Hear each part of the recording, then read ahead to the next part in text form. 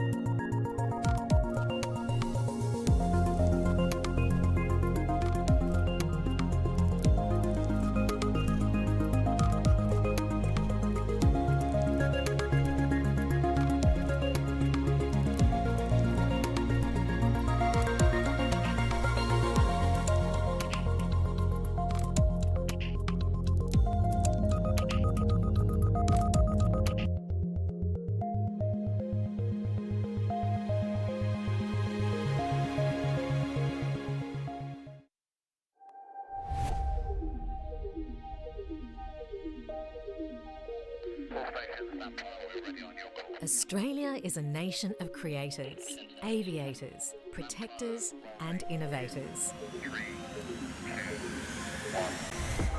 From aviation's first light to the dawn of the jet age and beyond, at Boeing, we're building the future together here in Australia.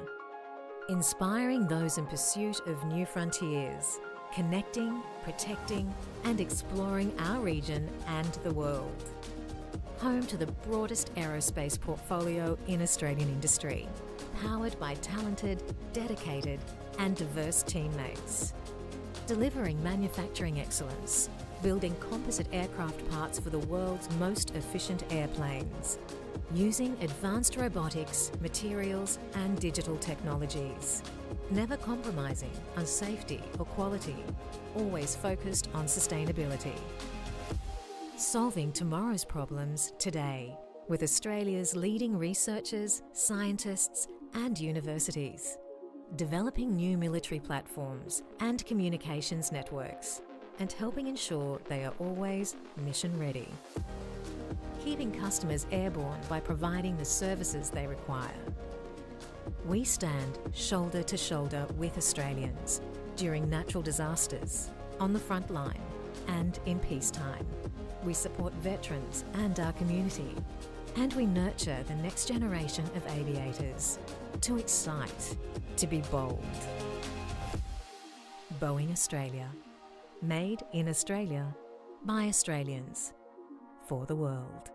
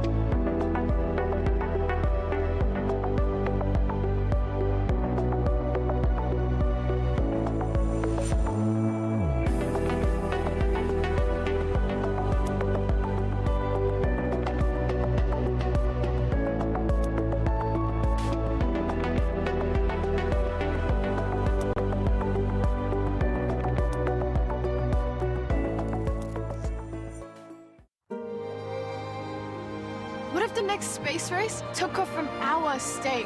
What if Whyalla powered the world with clean, green hydrogen?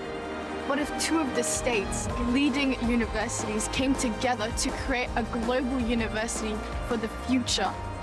Welcome to Adelaide University, a defining mark in our state's story of firsts.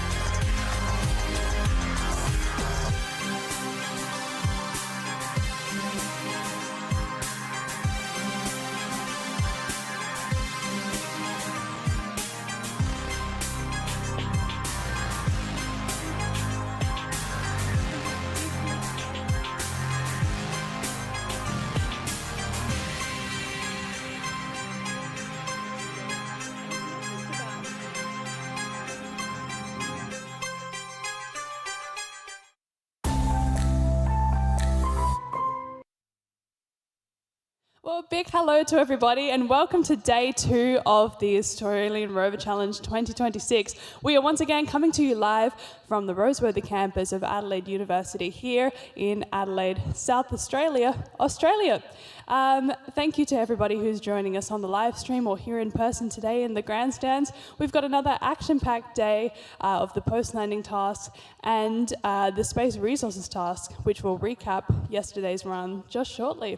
Today we're coming to you from the lands of the Kaurna people and we pay our respects to their elders, past, present and emerging. My commentary team today is joined by Profay and Grace. So Grace will be our roving reporter and Profay will be with me on the desk with a new lineup in the afternoon. So we're very excited to talk all things rovers, space and space technology. It's another sunny day here in Adelaide. The pitch is looking ready to go and we'll have some rovers out in T-minus 4 minutes. We'll be starting with Monash Nova rover in the post-landing task. So they are just gearing up now. Here's some cheers from the crowd there. Their team is out in full force today. And then over on pitch B, we will have the University of Wollongong attempting the space resources task at 9:15 a.m. local time. So don't go anywhere. We will have plenty of teams this morning, finishing at about 12:45 p.m. local time. So Profay, this is your first day out here at the Australian Rover Challenge. How are you feeling? What are you excited for? I'm feeling very excited to see. This is the first day I'm actually on the course. It looks like the teams are hard at work this morning. I had a little look around, but I'm excited to see the rovers actually go and do those tasks. And yeah, what about you, Grace? What are you excited about? I'm excited for a continuation of yesterday, more post-landing and space resources. Excited to have some chats with the teams over in the area where it's all happening, and for the interviews that are going to happen later today. I believe at 11 o'clock we have our first one. Yeah, that's right. So yesterday we spoke with Lee from NTEX about the work they're doing on radioisotope heating units and RTGs, which is a type of nuclear power unit for space applications, which was super exciting. And today we'll be joined by Aniket from the Australian Space Agency to talk all about Rover, which is Australia's national lunar rover mission. Super exciting, but we'll be covering plenty about that today. In the meantime, though, I believe we have a leaderboard following yesterday's tasks. So if we can get that up on the screen, we can see who's on top. There we go. So legendary rover team coming all the way from Poland are currently in first place on 169.6 points, followed very closely by UNSW RAS and University of Wollongong Transog. And then rounding up the top 5 is Adelaide rover team in 4th and BlueSat from Sydney in number 5. So the competition is heating up. We can see that there is not much in between these teams, reminding everybody that there are 100 points up for grabs for each task. Plus, this year, there are 25 additional points available for each task for something called an efficiency multiplier. It sounds a little bit fancy, but what an efficiency multiplier is all about is encouraging teams to design their rover to be compact, lightweight, and taking into account some of those real-life constraints that we experience with space. You know, space is at a premium, quite literally, and the heavier your spacecraft is, or your rover, or your satellite, the more expensive it becomes to launch to space. And of course, rockets only have a certain amount of volume available in what we call the fairing, the top part of the rocket. And that means the more compact you can make it, the more options you have available for launching to space. Now, Profay, you're part of the Adelaide University rocket team. What's your role? So I'm part of the flight systems team this year. We're looking into a new way to do recovery for the rocket. I was in the team last year and we did a dual redundancy drogue shot charge as the redundancy method. This year we're looking at potentially something pneumatic or even like a pop-out panel for the rocket, but yeah, really just starting to explore more options so we can develop our rocket further. That's super interesting, and you talked about a redundancy, which is super important for space, you know, having multiple backup systems should something go wrong. We can hear some applause from the audience, which makes me think that Monash are coming out onto the pitch, which indeed they are.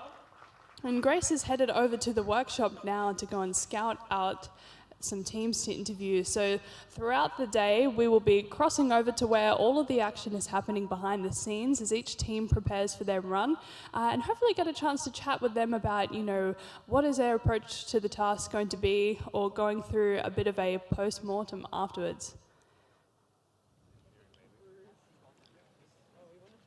Monash Nova Rover have a very iconic pink rover. It's been pink for about 3 years now.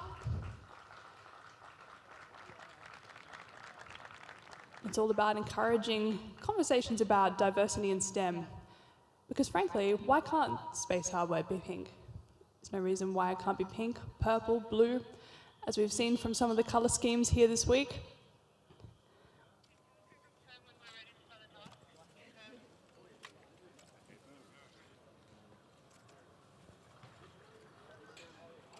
So they're now 1 minute into their starting time, and I'm sure we will see their rover. This year it's called Banksia, which is an Australian native flower. They'll be trying to get off of the lunar lander as soon as possible.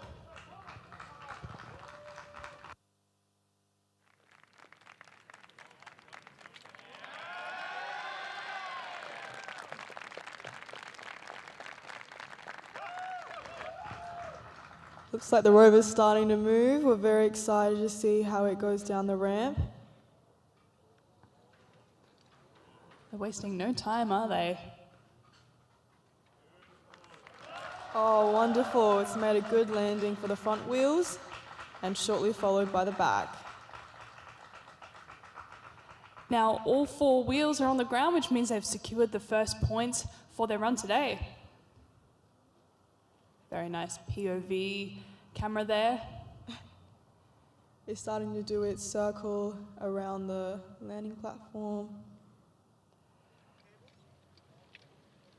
It's been driven very well.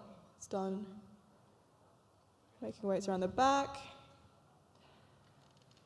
Now the teams can choose to complete the subtasks of any of the challenges over the 4 days in whatever order they like.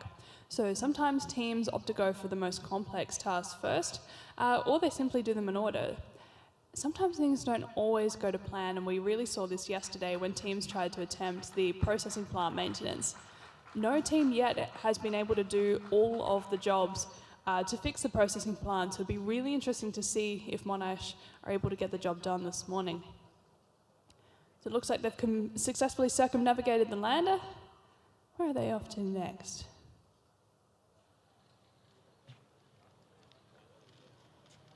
Can see once again a very nice GUI there. 8 simultaneous camera feeds.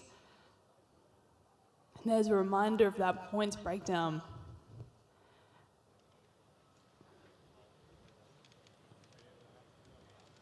It looks like he might be headed to reading the instruction panel. We'll see how they manage getting over this crater ridge. We've seen a few teams struggle with this over the past day. They're slowly being able to do it, slowly but surely. Slowly but surely. Nope, maybe not. Maybe they're just testing out their drive system. They have a pretty good strategy of rotating the wheels when they're trying to get out of a situation, but it looks like they're actually running on top of the craters and going around the slant, which might give them some advantage. Something that's quite challenging navigating through the sand is not getting bogged, and I think you're right, by rotating the wheels, they're sort of stopping themselves digging up the same patch of sand, or lunar regolith.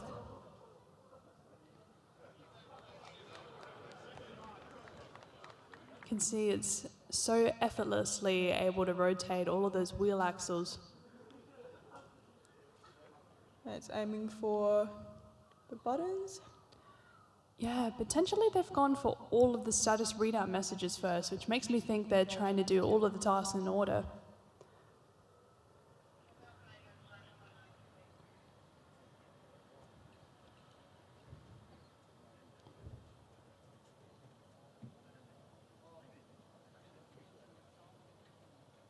Very intense, waiting to see what it's going to do next.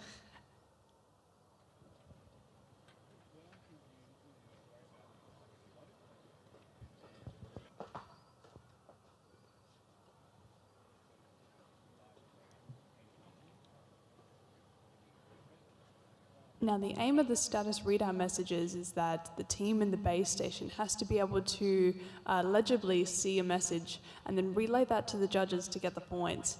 So we noticed yesterday there were some teams that, even though they did make it correctly to the site with the status readout message, their camera didn't actually have a high enough resolution to be able to read what was written on the message.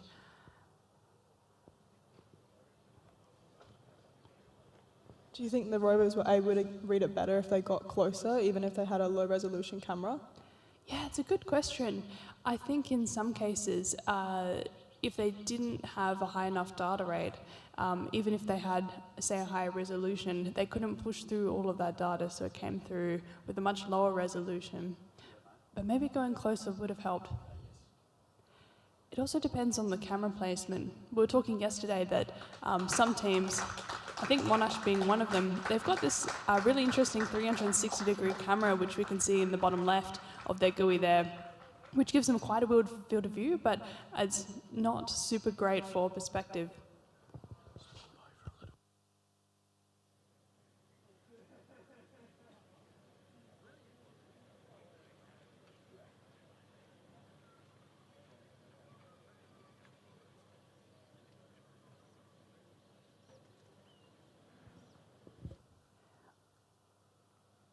I have a feeling, Profade, they're going straight for the processing plant maintenance. You can see some very precise movements there as they're choosing one of the buttons to activate.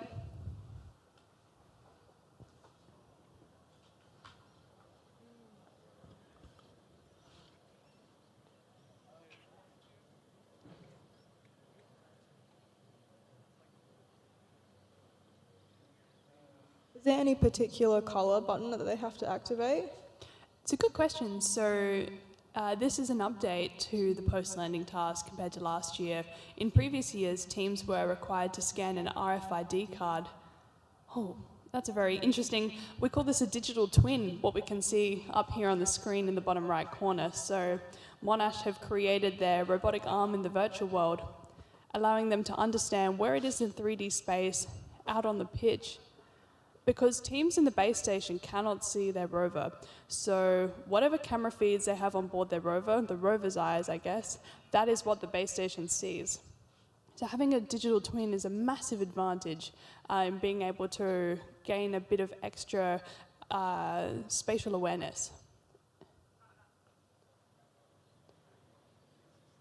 But teams used to have to scan an RFID card to be able to get the instructions to the processing plant. This year, they provided them beforehand. And they're a little different for each team. So it seems like they've successfully done the first task, but we'll be able to know because it'll light up on the processing plant.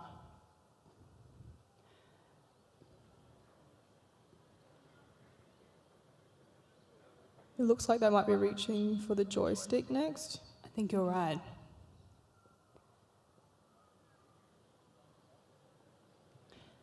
And depth perception is something that's quite difficult here, especially when you're just relying on those cameras. If you don't have one placed in quite the right spot to be able to see that joystick, it makes the task all the much harder.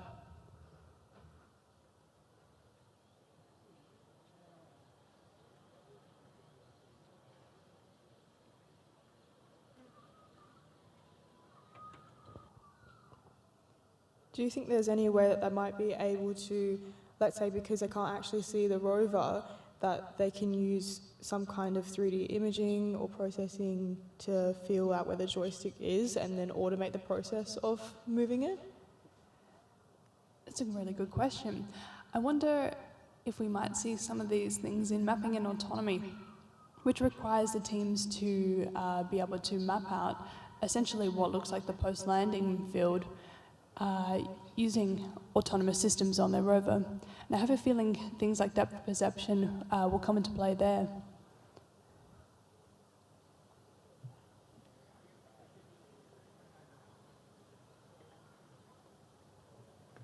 get a really good idea of just how difficult this task is by looking through those camera feeds. So sort of relying on the 360-degree camera in the bottom left, and then a single camera that's located just above the end effector on the right. They're doing a great job at angling it.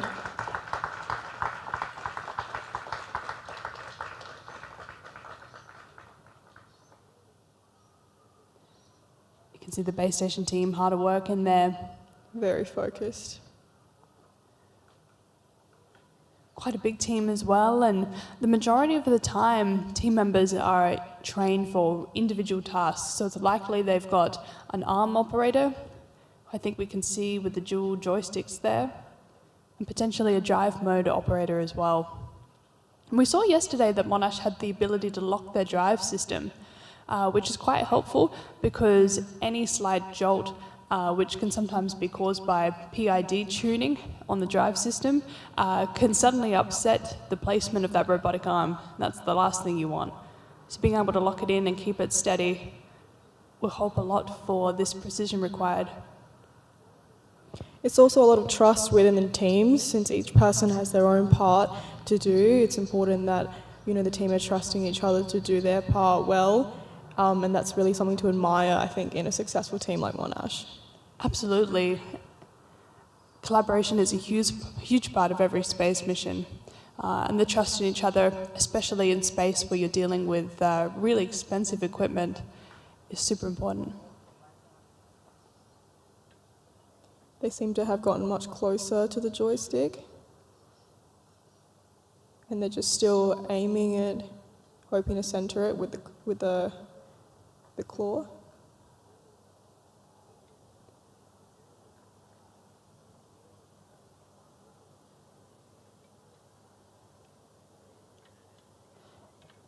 Now the teams have 40 minutes to complete each task, and though it might seem like a lot of time, there are just 30 or so minutes remaining. So it does go by quickly. And we've seen that teams might spend 10, sometimes even 15 minutes on a single task with this processing plant, only to abandon it because there's just not enough time.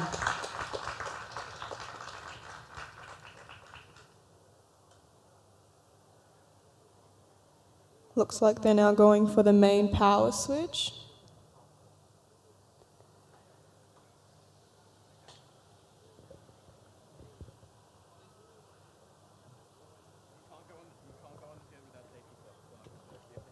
You can see a nice view there on the top and periscope cameras.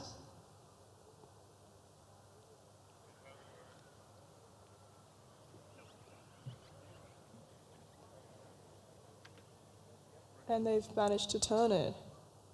That looks like the University of Wollongong making their way onto pitch B for the start of space resources. So while we watch Monash complete the processing plant, and there we go, we've got that visual indication there that they've successfully completed it.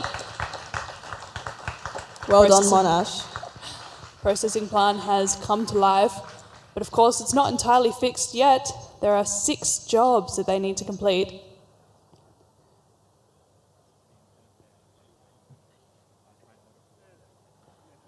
We'll be keeping an eye on Wollongong as they make their way over to pitch B.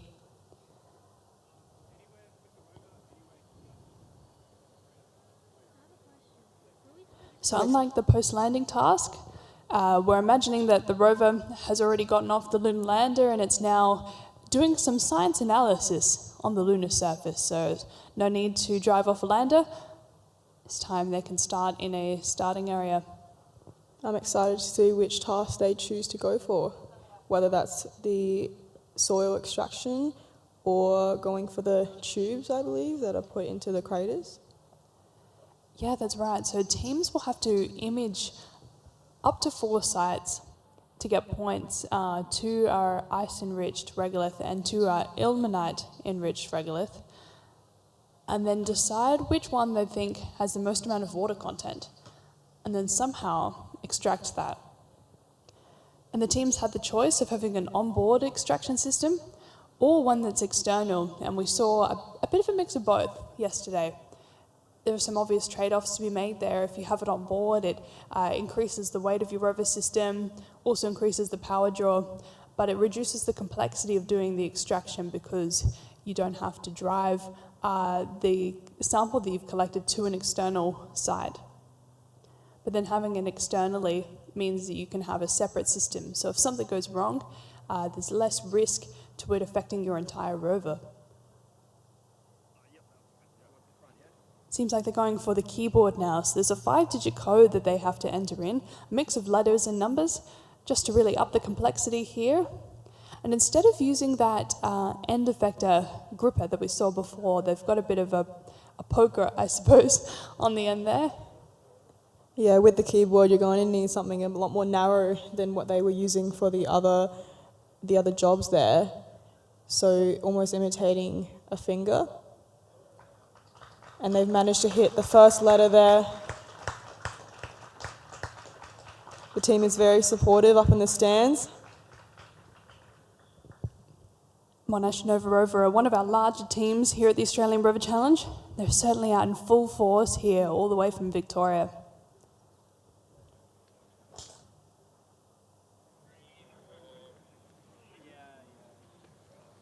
They're also one of the oldest teams as well.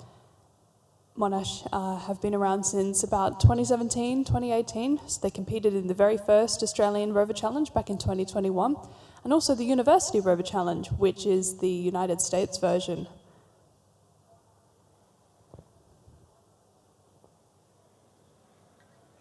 It's good to see there's been a lot of challenges and competitions going on about rovers, especially as they develop more in the space sector. And it would be really great to see even more to do with Rover. That's exactly right. We saw just only a handful of days ago, NASA's new priorities include rovers as one of the #1 fields that they want to develop for missions going back to the moon. So this is really just the beginning, I think, of what we're going to see with rovers in space, particularly compact rovers that complete tasks exactly like what Monash is doing right now, those foundational services, maintenance, and construction. Yeah, of course, and not even just being able to use rovers in space, but once they're more developed and more cost-effective, they might even be implemented on Earth for different services that can help humans, as they are robots. Yeah, exactly. We've been using robots or rovers for a long time now for sensitive situations, search and rescue. There were some cheers from the crowd there as Monash, I believe, are very happy with their run so far. Still have a few more tasks to go on this processing plant though.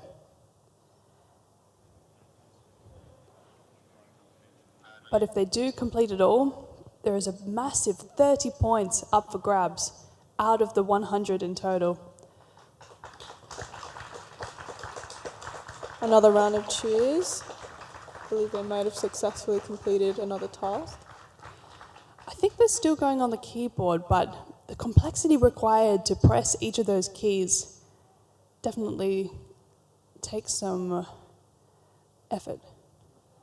I think they're really utilising that close-up camera they've got on the arm and finger to be able to determine which button that they're going for. That's right, and you can see how the resolution plays an important role there. You can distinguish between numbers or letters.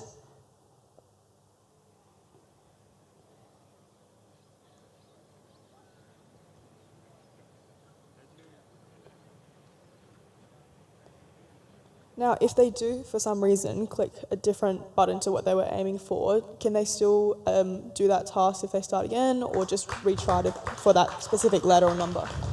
Well, it's 1 point for every correct digit that I enter. So I don't know if there's a penalty for an incorrect one. No, not for this one. We're hearing from the judges. But for the joystick, if they trigger any other direction, they cannot get the maximum points. So for some of them, it's a bit more sensitive than others.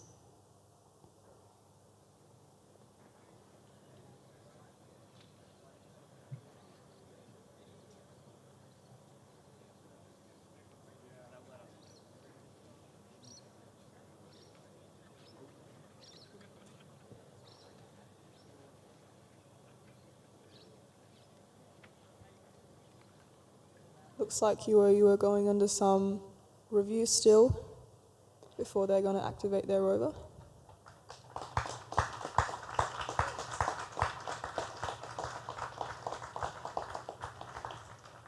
Yeah, that's a good time to remind anyone who's just joined that even though the task time might begin at an allocated slot, teams are allowed to call the task at any time. So they're allowed two-way communication between the field team and the base station, and they can call the task start in any time in their 40-minute window. And once they call it, then the two-way communication is cut off, and we go into our real-life mission simulation. Sometimes it's really good to be able to have that extra time to give teams to refine and really make sure that their trial goes exactly the way they want it to, and that time can be really used beneficially. Absolutely. We saw some great examples yesterday of teams coming out with the toolbox while their rover was up on the lander or on the space resources task, just making some tweaks that ensured that, all those wires were in place, the communication system was working, so that they didn't have to call an intervention. Because if an intervention is called, which the teams can do, they can send out some astronauts onto the surface to have a look at their rover, it will result in a penalty. So you really want to make sure you're confident that those core systems are working before you call the task, even if it means losing 5 or 10 minutes out of the possible 40. Yeah, it's a great strategy.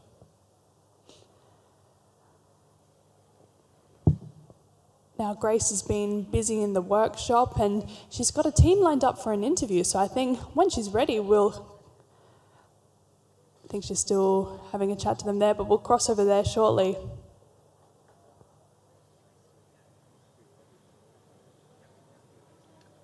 In the meantime, though, Monash have smashed out this processing plant maintenance. They're onto the hose connection.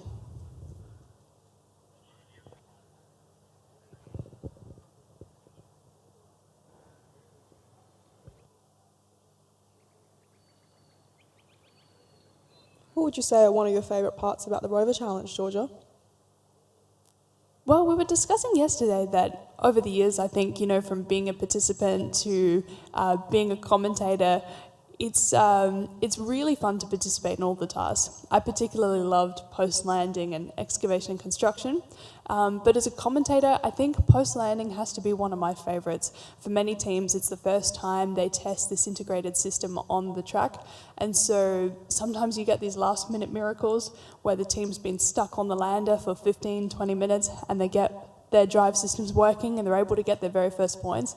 And I love seeing the excitement that happens with that. Yeah, that's really great. We always love to see something happen miraculously when we're not always expecting it. And I guess that makes it all that more exciting.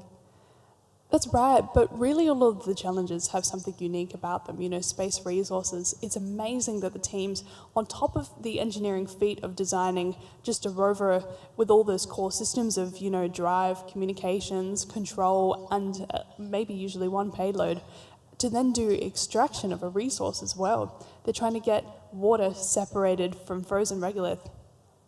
Then with excavation and construction, they're building berms, they're clearing debris, and mapping on autonomy. When you see the rovers operating by themselves, that's always insane because it's hard to believe that there is no human input there.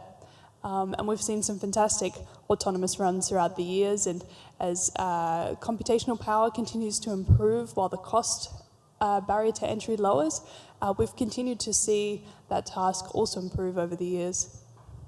It's really incredible to be able to see university students take time out of their normal courses to go and do extracurricular like the Rover Challenge and being able to learn all these skills alongside doing their degree. Yeah, it was amazing for me to be able to get this hands-on experience while I was studying. And, I joined the team at the end of my very first year of my engineering degree doing aerospace and computer science. They've got a handle on the hose there. Really well done, Monash. For me, it was amazing exposure to not only how the engineering design lifecycle works, but also just things like manufacturing processes, using tools, problem solving on the fly. They're all skills that I've used in the workplace and now for my master's degree. I think it's really exciting to be able to see something that you're able to apply your knowledge to come to life. And I guess, have a physical product in front of you of what you've actually managed to learn and make, and it's an exciting thing to be able to tell people about as well. Absolutely, and I mean, with a competition like this up on YouTube, you can show anyone you like, family, friends, people around the world. And that's the amazing part of this challenge too. Going to watch to see if Monash can connect this hose to the processing plant. Now, this is simulating fixing a gas line. Again, talking about critical infrastructure on the lunar surface.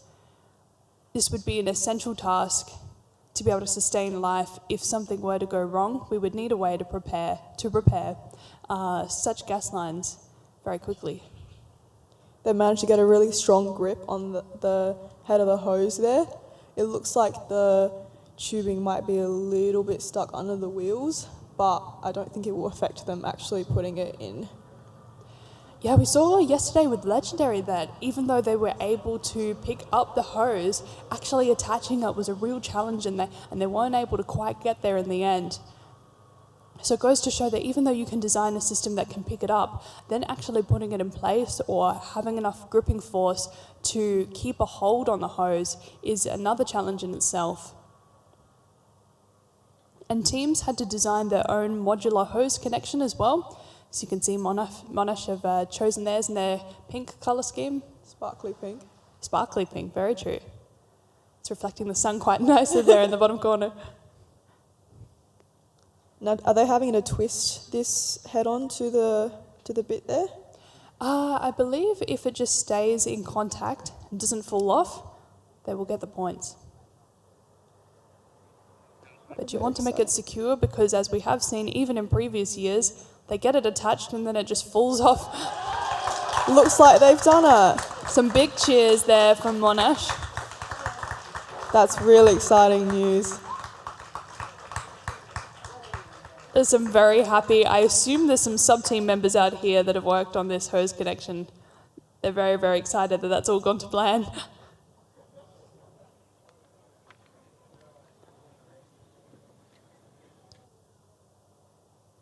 Carefully, carefully. The last thing you want here is to just undo all of that hard work.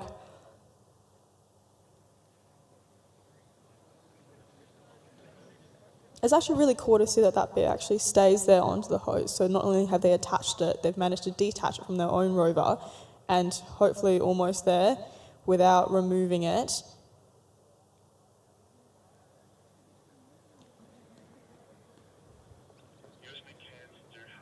Yeah, and with these 3D printed parts, something that you have to consider is tolerancing. So when you use computer-aided design software, or CAD as we call it, to generate your 3D model of a part that you want to design, you've got to be really careful that even though you might design something to fit to the other end of the hose, exactly the same dimensions, like say a 2mm diameter into a 2mm hole, you've got to account for the real life manufacturing tolerances, because the 3D printer will not print it exactly 2mm.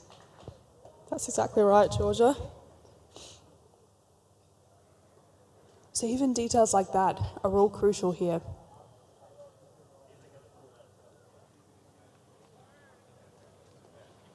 And while Monash deliberate what their next task is going to be, Grace has got an interview lined up. Grace has got an interview lined up with RMIT over in the workshop. So, Grace, I'm going to throw it over to you. Here from RMIT. We're just going to talk a little bit about what they're studying and what their roles are here on the Rover team. So Andrew, I'll start with you. What's your role? What are you studying, and what are you excited for today? Sure. So I'm studying a Bachelor of Mechatronics and Business at RMIT. I'm the lead payload systems engineer for the Rover team. So today we'll be competing in post-landing with our arm. Yep. Amazing. Yes. Yeah. And yourself?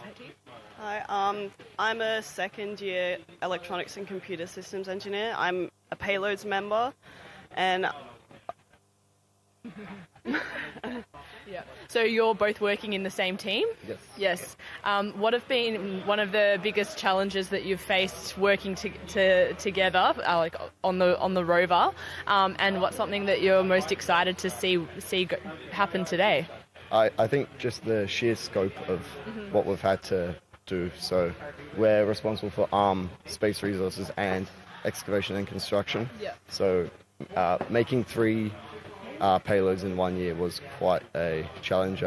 We're excited to see the perform today. Hopefully that performs well. That's been a complete redesign, so looking forward to seeing how it goes. Yeah, I was going to say, you've done 3 payloads this year. Does that mean that they've been totally built up from scratch in the last 12 months? So science was operational and went pretty well last year. So that was more of improving efficiency and just improving overall performance. Yep. The other 2 payloads, so the excavator and the arm, had complete redesigns. So yeah, that was. Wow. So did you work that up all the way from literature review, or did you start off just testing straight away? Yeah, so we originally did a performance review of the old payloads, what needed to be improved, what worked well, and then we started research into real-world applications and also what other teams have been doing, and then built off from there. All right. Yeah. Beautiful. And it looks like you're all very busy here this morning on not a lot of hours of sleep, working late last night. What's happening behind us? So we're currently just making sure the drive's working. We're setting limits for our arm and just making sure everything all works together. Yeah, amazing. Well, I know you're very busy, so I'll let you get back to it. I'll pass back to you over in the commentary box. Thank you, Grace and RMIT. It's nice to know that that collaborative atmosphere is in full swing there, with teams sharing knowledge from each of their tasks and helping everyone out there backstage. RMIT were one of the first teams competing in the Rover Challenge back in 2021, then took a hiatus for a while, and now they've been back every year since, which has been amazing to see. Now, while we were in the interview, Monash went over to the back of Pitch A to do a status readout on a broken down rover inside a crater. They did that successfully. Now they're heading back to the lunar lander to do the other side of the hose connector that supplies the gas line on the lunar surface. So they're going to need all of those skills that they just showed, being able to really precisely pick up the hose and connect it.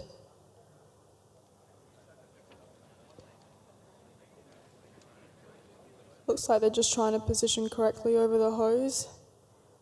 We might be running the wheels over the hose a little bit, but it seems like they're doing well in perfecting that position. And this has been quite tricky in the past as well. Last year there was an interesting incident, I think it was from Legendary Rover, where they got completely twisted up in this gas line, and then they actually used their robotic arm to, I guess, untwist themselves by gently lifting it up and sort of turning the rover around to get it out of their suspension system. That's such an impressive thing to be able to do with your rover. It's almost like being able to tie and untie your shoelaces. Yeah, that's absolutely right. Yeah, looking over there to Pitch B, still no sign of life yet from University of Wollongong, but you can see pretty clearly that they've got an onboard extraction system there. Oh, nope, there we go. There is some movement. I think they're actually over one of the sample sites.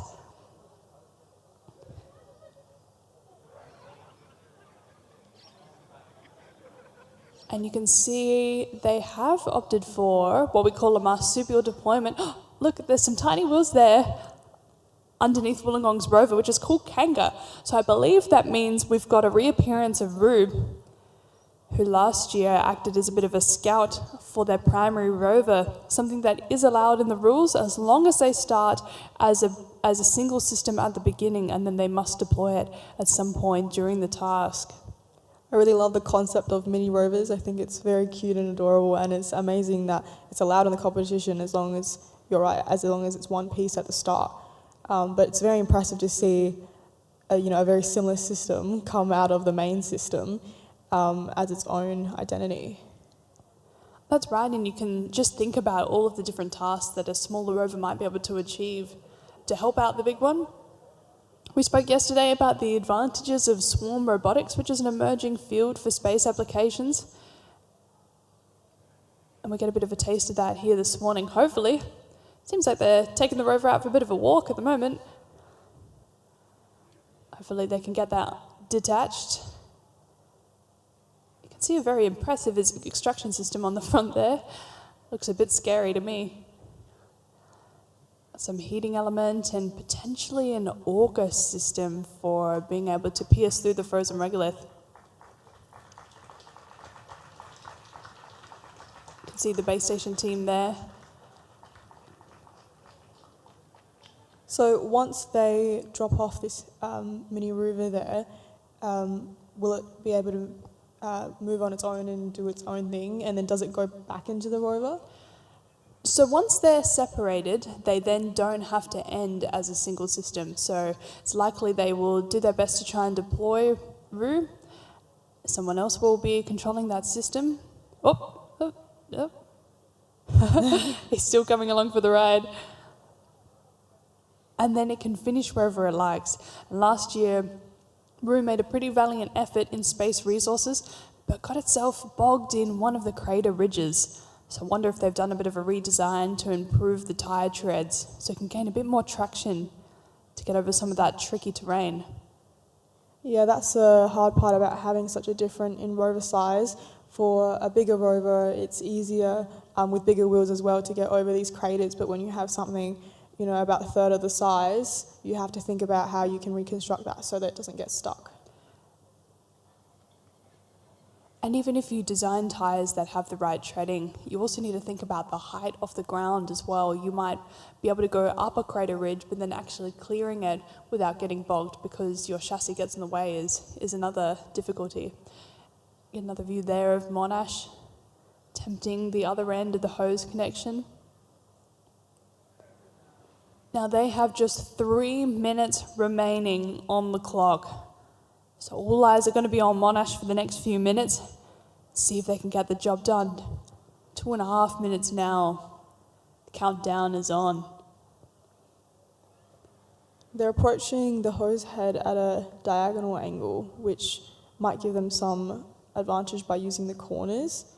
Yeah, we'll see how that plays out.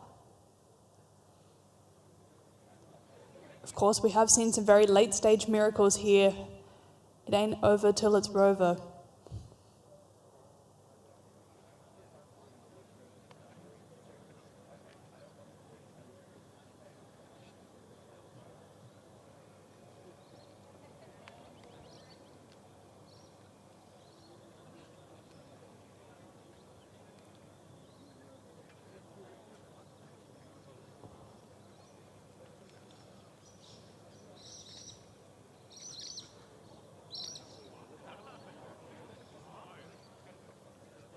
So it looks like they might have been able to just get it off the ground, but they haven't had a full grip on it yet. This is the part that really requires a careful precision, and potentially they can speed things up to get it over to the lander. Just 1 minute on the clock. It's a bit like MasterChef.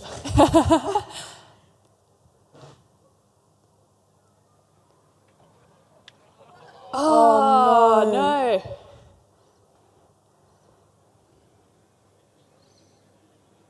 Are they going to make a last-ditch attempt? Some deliberating from the base station as they decide what to go for in the last 30 seconds.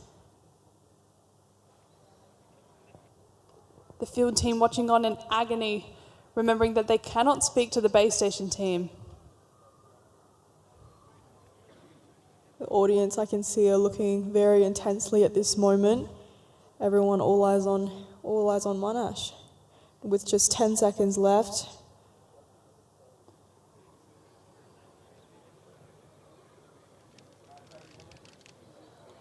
Oh no. And that is time up for Monash Nova Rover. And the post-landing task on day 2 the 2026 Australian Rover Challenge. A valiant effort from the team. They were able to get pretty much 90% of those tasks completed. Yeah, even though they weren't able to get the last hose there, they did all the other tasks very, very well, very efficiently, and yeah, a great effort. I'm sure they'll be very happy with the points that they've collected there. Of course, they're right in close contention with legendary Rover, who also struggled with this hose connection. They actually got the lander side completed, but failed to get the processing plant, and Monash have done it the other way around. So up next at 9:40, oh, and there's Roo. At 9:45 a.m. local time, we'll have UTS Sydney out for post-landing, but let's watch Roo at work. Hopefully they can get through the sand. Roo's making a strong effort to get itself out of that little hole it's stuck there.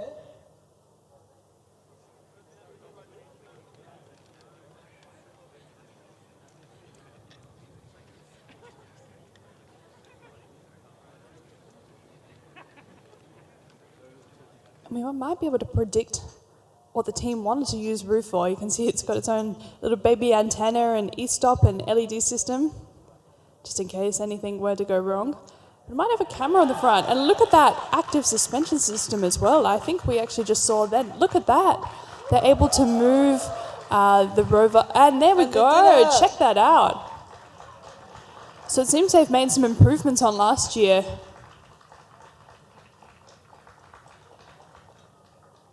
Of trying to think of creative ways for when it might get stuck in the terrain, how it can overcome that. We've just seen that in full force there.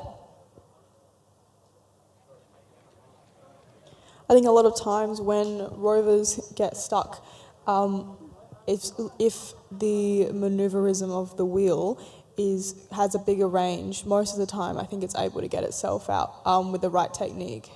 That's right, and yesterday Grace was discussing, some teams have opted for two-wheel drive or four-wheel drive, and then for some they have that individual steering for every wheel.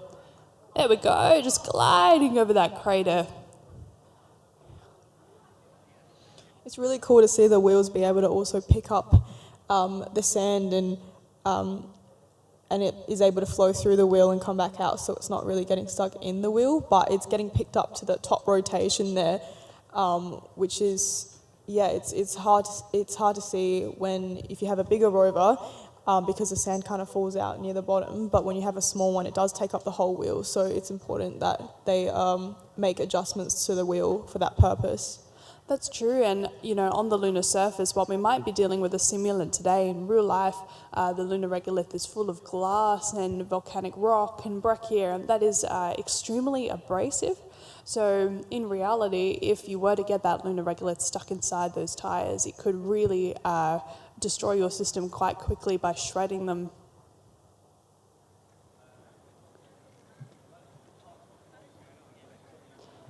Now, while Roo is going around the pitch, I wonder where Kenga's at. I think I can see it at the back of the pitch in the corner, maybe doing some imaging or extraction.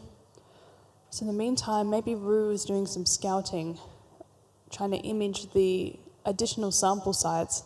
You can see there. They've paused for a moment. Got some camera feeds here. I think we're looking at that bigger screen there, Georgia. What are they hovering over? Yeah, and they've got movement again, so definitely no issues. They might be just trying to get the extraction unit going.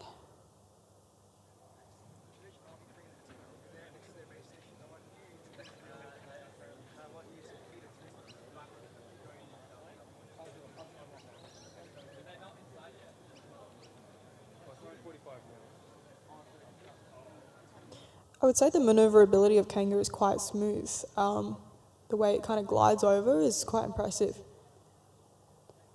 Yeah, and it doesn't seem like they've changed that tyre system much from last year, so it must have worked effectively that the team said, all right, we'll keep this system, and then we'll start iterating on other aspects. We've seen that a lot here with Roo. It's a completely different design to last year. It also looks like they've got a much lighter chassis too. probably accounting for those efficiency multiplier effects. Yeah, I really like how this year they've added the extra points for having a lighter and simpler system and chassis. I think it's a great way to get engineers to think about how they can simplify their model to kind of prevent over-engineering as well. Yeah, you make a really good point there about over-engineering. It was something that we definitely learned when I was part of the Adelaide Rover team way back in 2021. You know, the first year we had a really, really heavy chassis that was just designed with aluminium struts. And over time, you know, we learned from the other teams and coordinated sheet metal panels instead. Still provided good structural integrity, but it was much, much lighter and also easy to assemble. And because it is smaller, there's less material costs, which hopefully saves our team some budget money. Absolutely.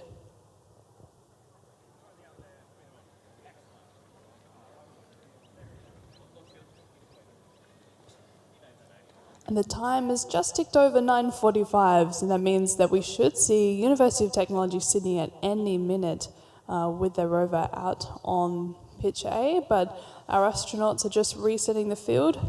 So I'm sure we'll see them in a moment. And it appears their rover Rocky is there waiting. Now yesterday, Rocky the rover ran into a little bit of troubles.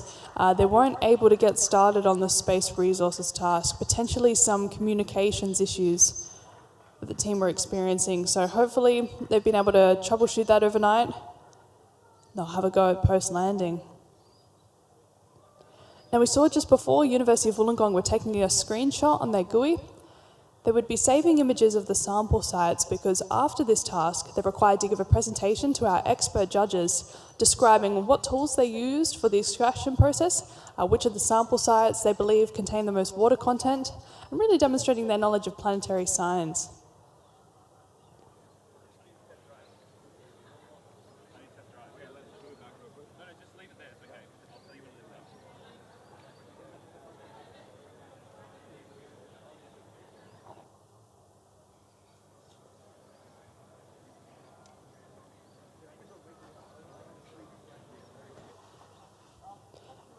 Georgia, do you think there's any benefit from choosing between the excavation task, as in between the water or the tubing? Well, there are multiple different ways that teams can do extraction and processing. We saw, it looks like they've actually called an intervention. Let's just watch this for a moment.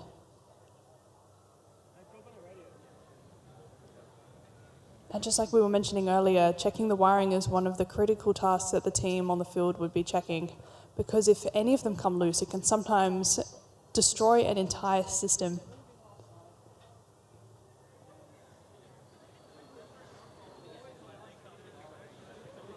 Yeah, with the simplification of the rovers, you'd also want to be simplifying the electronics and the avionics as well, which also makes it easier to find an issue if something does become disconnected.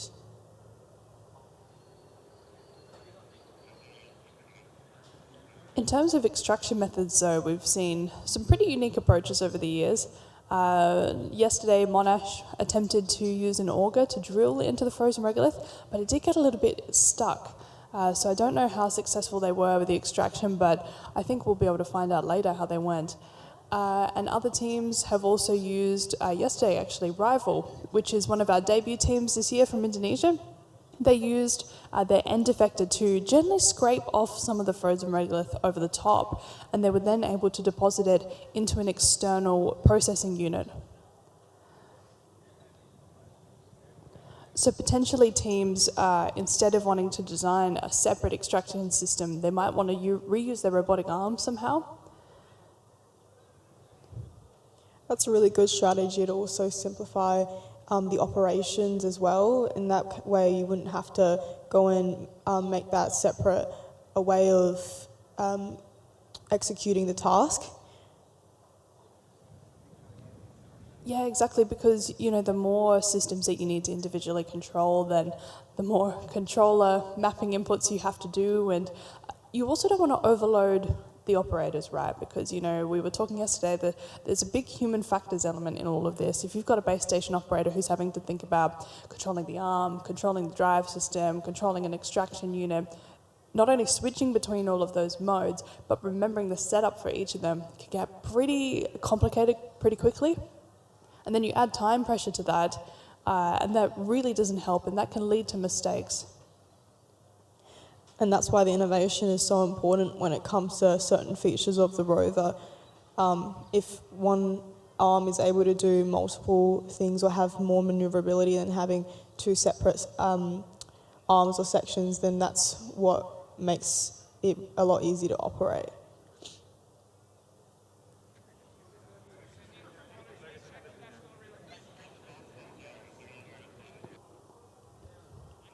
Now the pitch is cleared, so they are ready for Rocky the Rover, University of Technology, Sydney.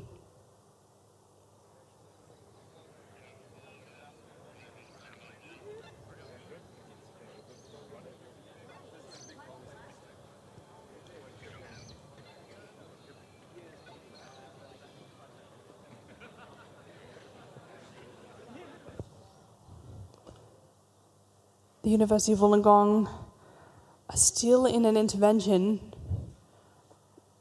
but their time is running out for the space resources task. Just a handful of minutes on the clock. It looks like they are trying to get things started. I've been in these situations before where we've had to call an intervention with, you know, less than 5 minutes on the clock.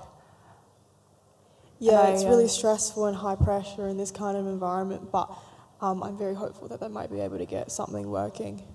Yeah, I really empathise with the team here about doing that problem solving on the fly, and even just having all of the tools with you. You know, the field team are allowed to take out a toolkit. We usually see a lot of duct tape in the works. And sometimes you're running around like, does anyone have that Allen key? Does anyone have that wrench? Because you've left it inside the workshop.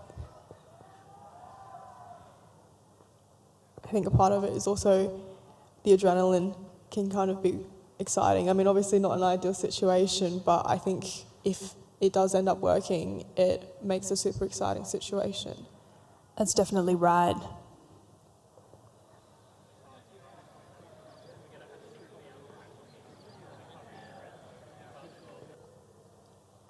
Mission Control here is working vigorously, trying to figure something out.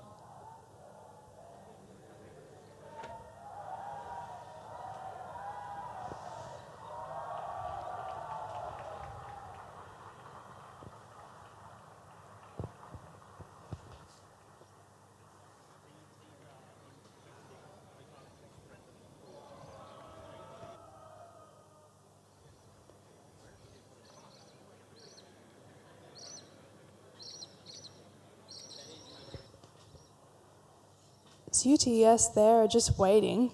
Now, each of the teams are allowed to set up their base station 15 minutes before their official start time. And speaking about high pressure situations, that's also something that's quite intense, because all of the teams bring their own equipment into the base station. Like, there's a few different, tables and monitors and Ethernet cables, but apart from that, it's really up to you to how you want to establish your mission control or your base station, as we call it here. So, running in at the beginning of that start time with everything adds a bit of pressure too. For sure, Georgia, for sure. And it seems that, how much time have I got left for the task? I think University of Wollongong are very, very close to time's up. So amazing effort by the team. And we can see there that UTS are about 10 minutes into their run as well. But that's okay, because we have seen plenty of miracles happen with even less than 10 minutes on the clock. There's Wollongong there in the last 40 seconds. I'm sure they'll be speaking together as a team after this to work out exactly what might have happened with their extraction system. I have a feeling there was potentially just a bit of a wire loose. And that can make all the difference. Even if a task doesn't go fully well the way we want it to when we're operating it, it kind of is a great lesson for also for the next task that they do and how they might approach that. And there's a Roo there.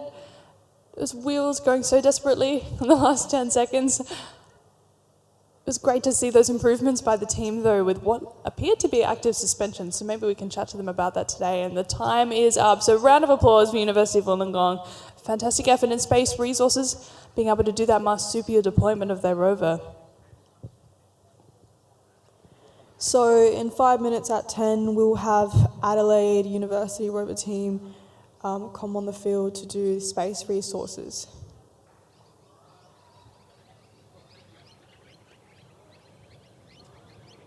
Now, Adelaide Rover team, they had a great run yesterday in post-landing. I believe they achieved about half of the points available, so the team were really happy with their run. Yeah, I had a chat with them this morning and they seemed hard at work. A lot of them stayed up late, and that's something that you would definitely be getting with these competitions, especially when you're staying near the ground site. But yeah, always like late night testing and making sure it's working well.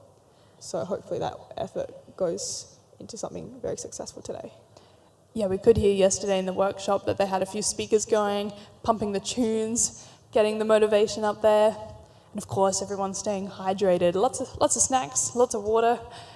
Even though it hasn't been as hot at Roseworthy this year, it can sometimes get over 30 degrees. And certainly last year, there were many days of about 30, 32 degrees. And while it's been a bit cooler this year, once you're out in the sun, it does get hot. So make sure, especially if you're in the audience out there in the grandstand there too, that you're having your water, sunscreen and wearing a hat. It's very important here in Australia. We've got that high UV. I think a lot of the teams might not expect it as well coming internationally with our weather here. It's always, especially Adelaide, it's always either really cold or really warm. It's super unexpected. That's right, and yesterday we had about all 4 seasons in one day, as we like to say. We had that rain and the wind. Speaking of international teams, this year we have about 14 teams from Australia, but also a team from Poland, a team from Indonesia, and a team from Kazakhstan. So it's been fantastic to have them here, and we give a very, very big welcome to them, and hope that they're enjoying their time in Adelaide, South Australia.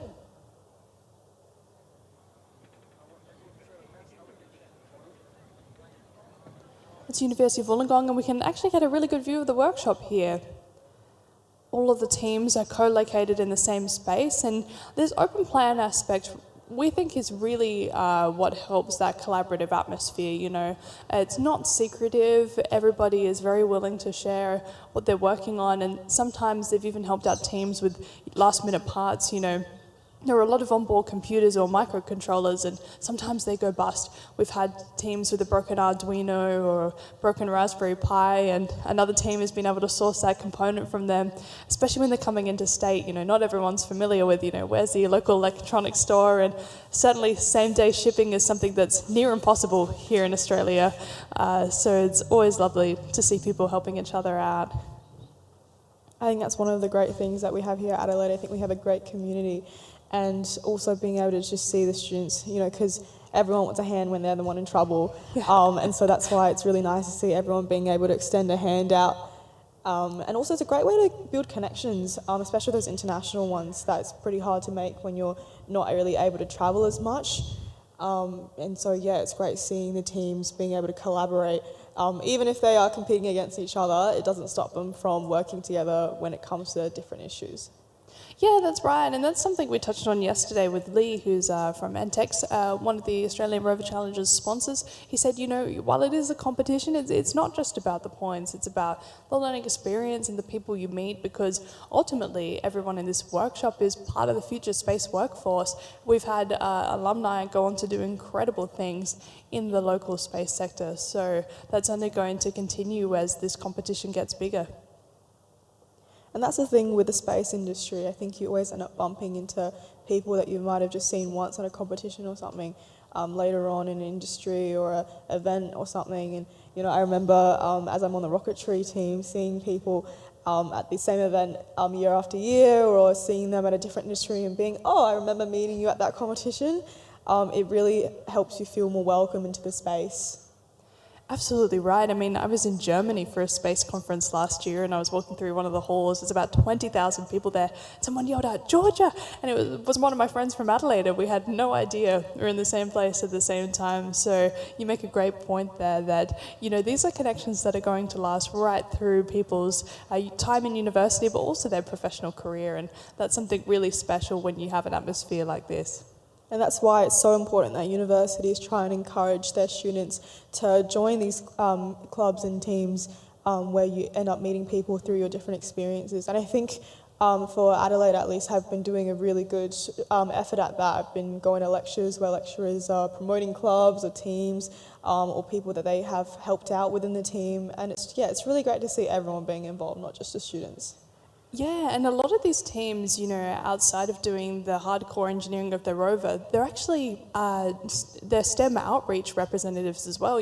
Many of them travel to schools and speak about what they're up to, and that's just an amazing way of spreading the word about the types of careers that you can have, not just in space, but in STEM in general.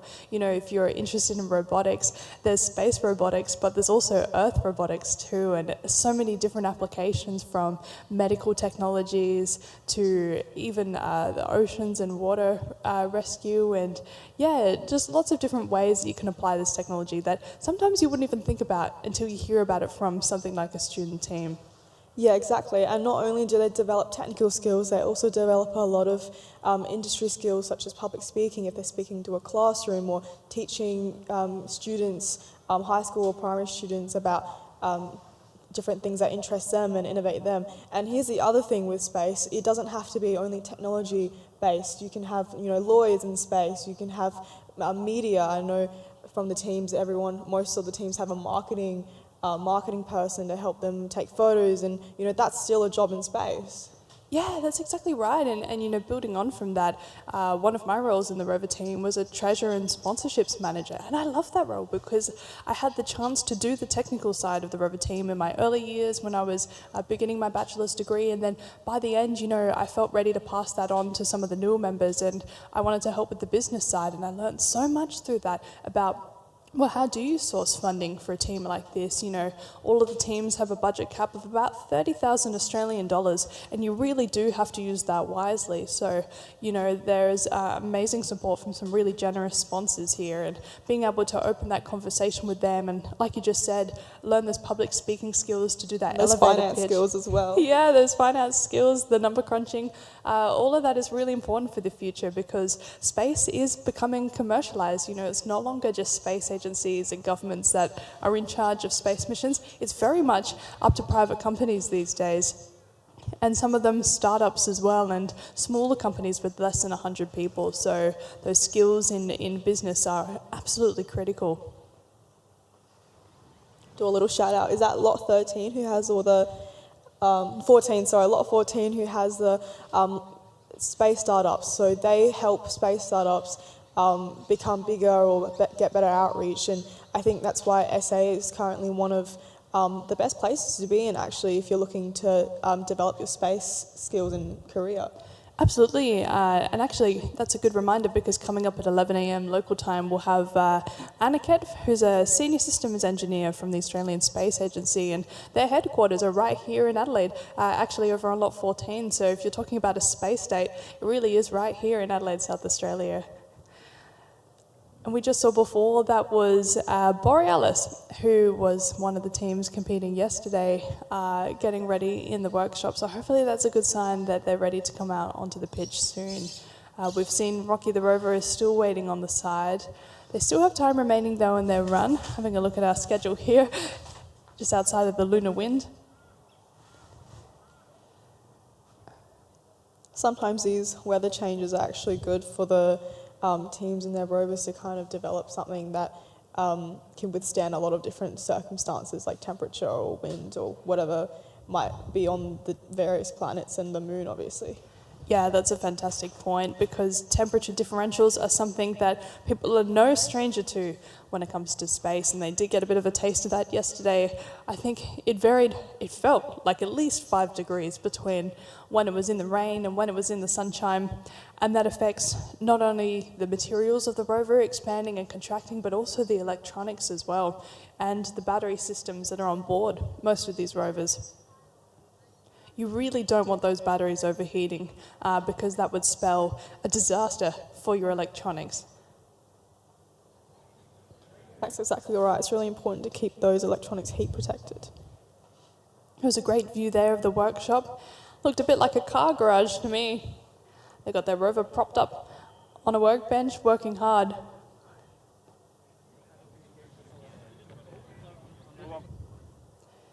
And speaking about STEM skills and space careers, do you have a dream job yet, Profe? Are you still figuring that out? You're third year university, if I'm not wrong. Yeah, that's right. I am in my third year of mechanical engineering and physics. I'm part of the AUSS, which is the Adelaide University Space Society, and as I mentioned before, rocketry, and I'm hoping to maybe see if I have a role in Rover, but I'm really interested in all of the different things that the space industry can offer me. Eventually, I'd like to start my own company or have something that I can innovate, but I'm really interested in being able to build something that can help humanity. Or, I had a physics teacher who told me in high school when I was kind of deciding my degree, he said, you could be a doctor, because he was saying in terms of making money at least, you could be a doctor or you could be an engineer, but being a doctor, you help one person at a time, whereas if you're being an engineer and you're able to create something or like a machine that helps multiple people at a time, maybe the engineer is the option to go for. Yeah, and certainly in space, you have the opportunity to do something that goes in low Earth orbit and beyond, which can help the whole world. We spoke yesterday that space really these days is another critical infrastructure, just like power and water. And so it's something that we rely on for our everyday life, from your morning coffee to working out how to get from point A to point B using Google Maps or something similar to that. Satellites are a really powerful way to help society. And, we have so much development here in South Australia and actually across the whole country in satellite systems. And we're a country that relies a lot on Earth observation for being able to do environmental monitoring and disaster management. So there really is a massive opportunity here to be able to be part of that. And that's amazing to hear that that's what you're heading towards in your career. What about you, Giorgio? What are you thinking of doing maybe down later in the future? That's a really good question. I finished my double degree at Adelaide University, or formerly the University of Adelaide, in 2024, and I had this amazing opportunity to work for one of the local space companies for about 3.5 years. I got to help launch some small satellites to space and also work on a lunar payload, and so that gave me a really good exposure to lots of different types of space subsystems. And then on the side, I was also working as a space communicator at the Australian Space Discovery Centre, and that was amazing too. And being able to get those two completely different sides of space, from the public speaking and the business side to the engineering side, left me in a bit of a pickle about what I want to do next. But I think a combination of the two is certainly something I would absolutely love to do.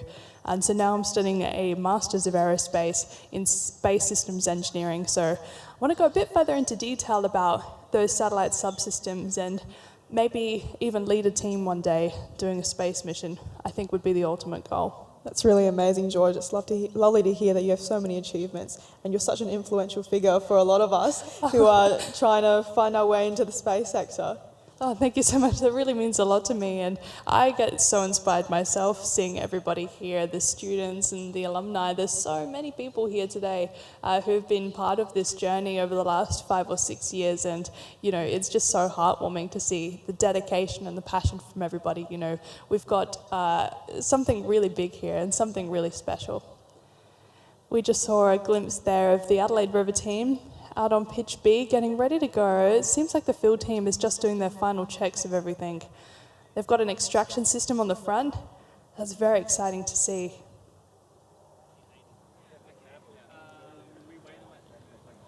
So I think we have another interview lined up back in the workshop. So we'll just see what is happening there. Over to you guys. Morning all, I've got James, Danny and Riley here from Swinburne University. First up, James, tell us about your Shrek combination going on. So that was actually a funny story. I got told early on in my career that my hands were absolutely massive. And then what happened was one of our crew members came in one day and was like, wow, your hands are massive. You've got Shrek hands.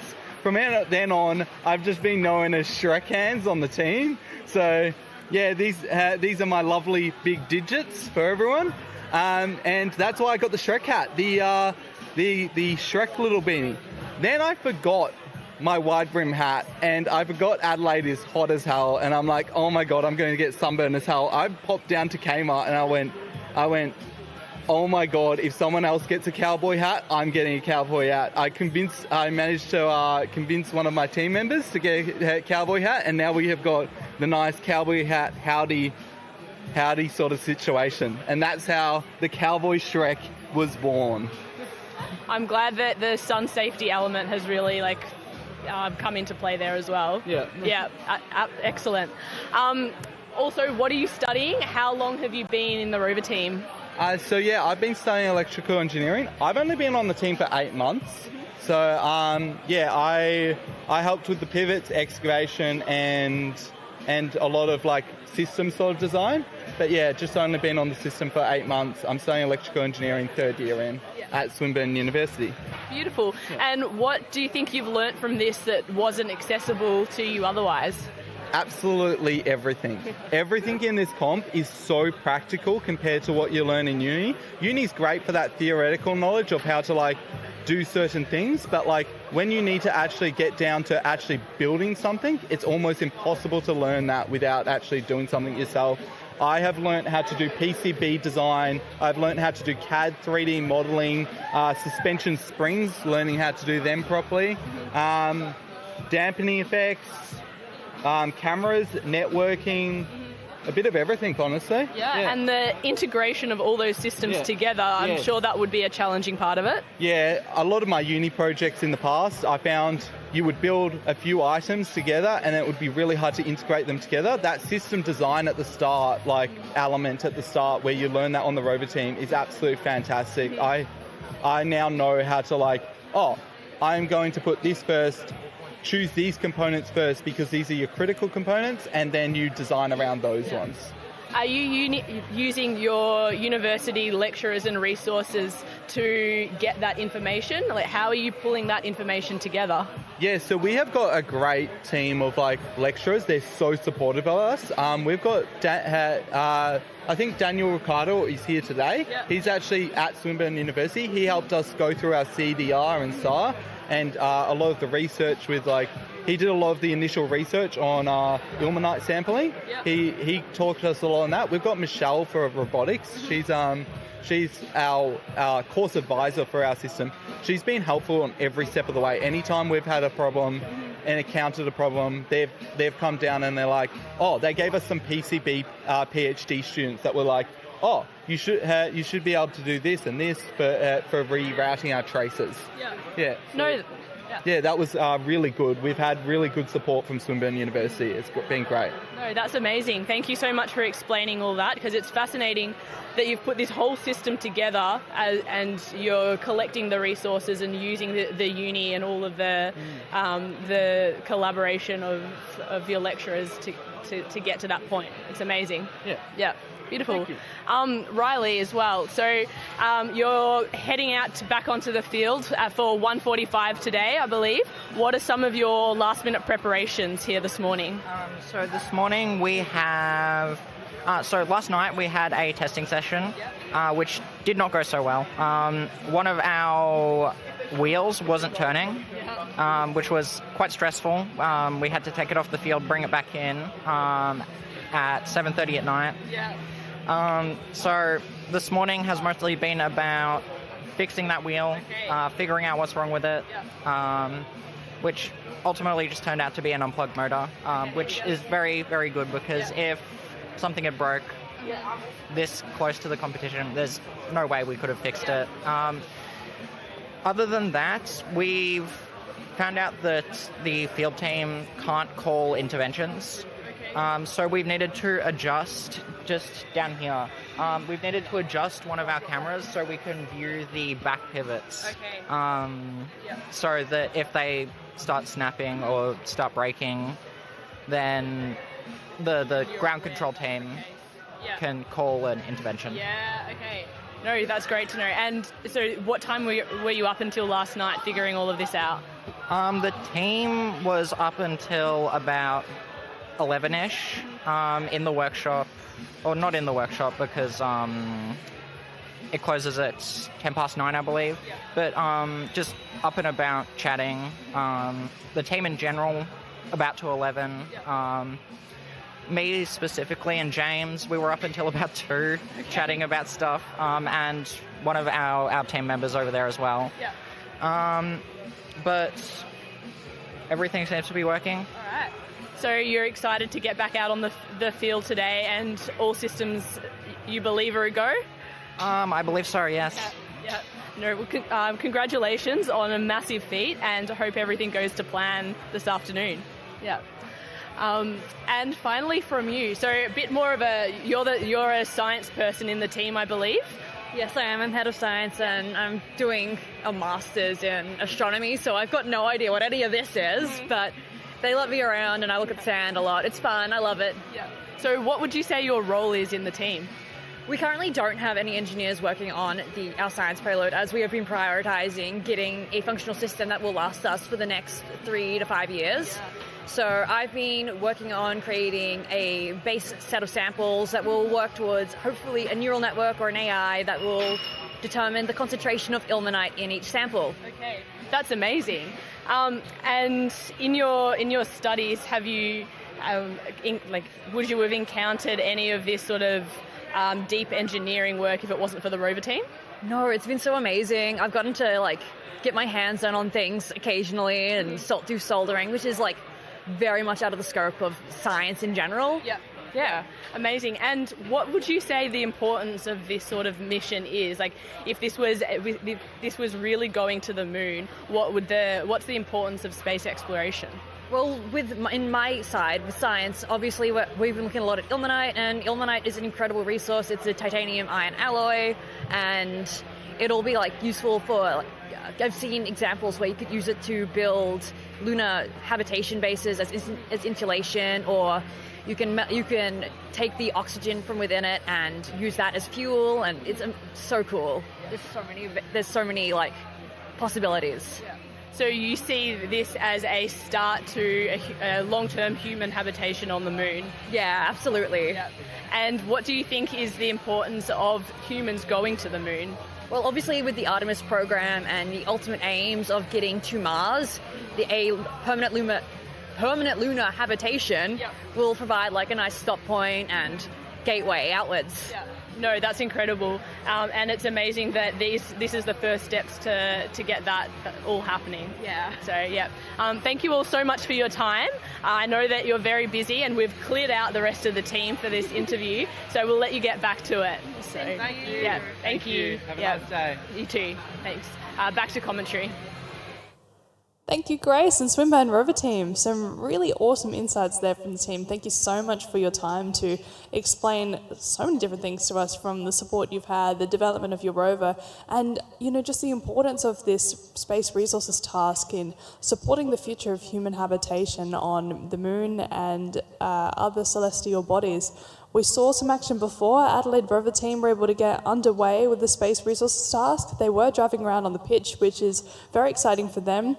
But it seems, unfortunately, Rocky, the rover, has had to retire again today. They did get out on the lander before, which gave us a sign that maybe they were going to attempt the task.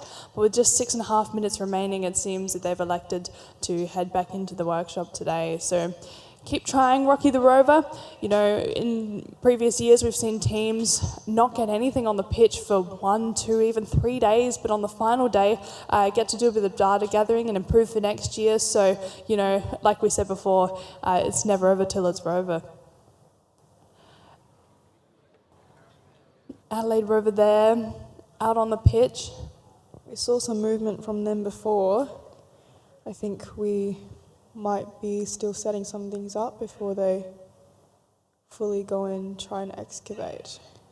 Sometimes it seems like the rover's stationary, but it's actually imaging a sample site, so we might be able to get a bit of a close-up in a minute.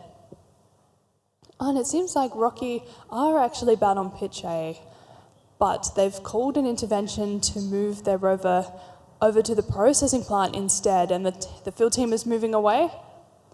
Maybe they're going to make a last-minute attempt to get some points here at the processing plant. That would be amazing from the team. Absolutely, I'm really excited to see how they do. And again, just the spirit of this competition, you know, they have not given up this whole way through. They've just kept trying. They've got what looks like such a robust system there. Maybe it's just a couple of little things that's stopping that whole system from working. But they've really done an amazing job to get a great-looking rover together. Absolutely, and that's what's so important about challenges like this, is that you just keep pushing. Even when it seems like things are not going to fully work out, you never know, because there's always a chance that a little miracle occurs. Absolutely. 4.5 minutes on the clock, so we're going to watch this now and see what happens.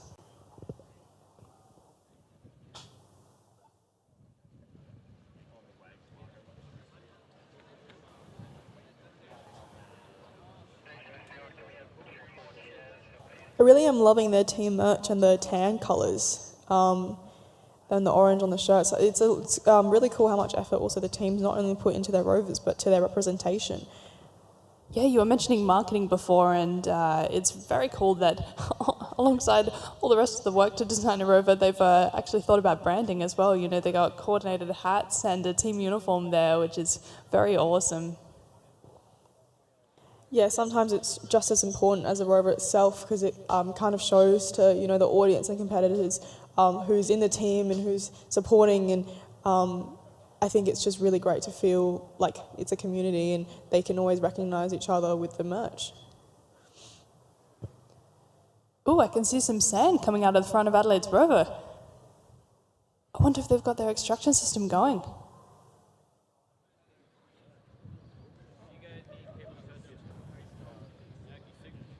Oh no, they've got a miniature rover. Look at that. Oh, and they've got the names of each of the people in their base stage up in the top corner. So got Cooper as the commander, Amelia as the pilot, Henry and Lockie. The team is off and away. And there we go, their primary rover is off on pitch B, hopefully separating from that miniature rover. Now, the primary rover is called Spyro, so I'm not sure what their miniature rover is called. We might have to find out. It seems Rocky the rover is doing some status readout messages by moving the rover over to each of the sites with the broken down equipment. And so if they're able to test their camera feeds, they will get some points for successfully reading out those messages. So a great strategy by the team to test out not only their communication system, but also their camera feeds. And they're still trying to get as many points as they can. They will take a penalty for calling an intervention, but it's definitely not going to be 0 points for them. And a great view of Adelaide there. Check out that GUI. Some really nice telemetry there about their wheels. I think they got a really nice set out of their data and their camera system as well. So they're in a strafing drive mode, which means they're kind of driving along like a crab, hence the name Crabman. And look at the actuation there from that camera. Very impressive stuff. That gives them a really easy way to be able to image the sampling sites, because they can face that camera straight over the top.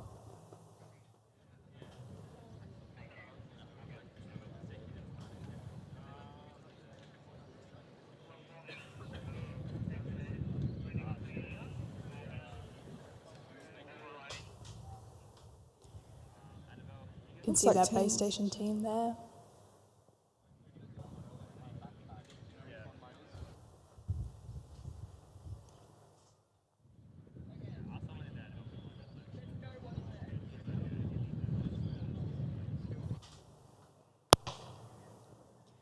The Rover this year also has, I think, the signature Adelaide colour on it. They've completely revamped the Rover from last year as well, and they've built a fully new system, much like the other teams. But yeah, I'm really loving the purple. That's right, I believe it's North Terrace Purple, celebrating the launch of Adelaide University. The team, of course, being the host university of the Australian Rover Challenge.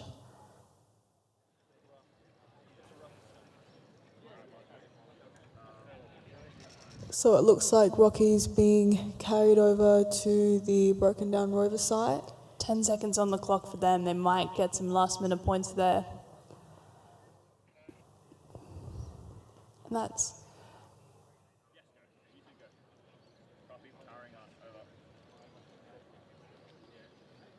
Oh, we can see there Rocky inside the crater doing a status readout.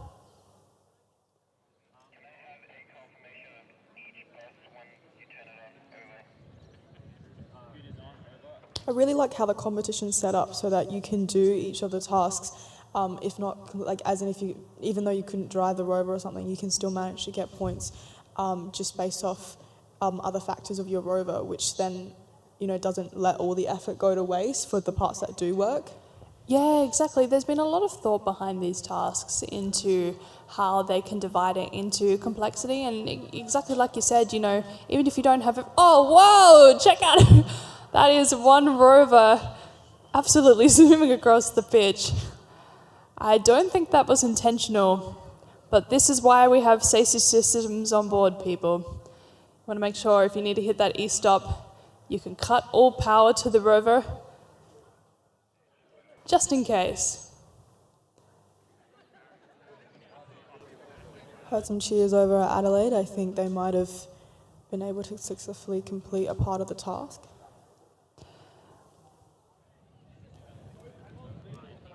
And the Scout Rover is also a new addition for the team this year. So for first time testing the system, I think they're really excited that they were able to get it driving and also deployed, two major achievements for an integrated system like this. We saw with Wollongong before, it's quite difficult to design a deployment system like that. You can see a swap over there of some teams, QUT Raw, waiting in the wings to attempt post-landing at 10:30 a.m. local time. That is just 3 minutes away. We'll see some more Rover action there. Now, their primary Rover seems to have been stationary a little bit for Adelaide, so I wonder what they're up to at the moment. That was a great effort from Rocky, I think, who've just headed off back into the workshop. Absolutely, never giving up until the very end. That is the spirit that we love to see here.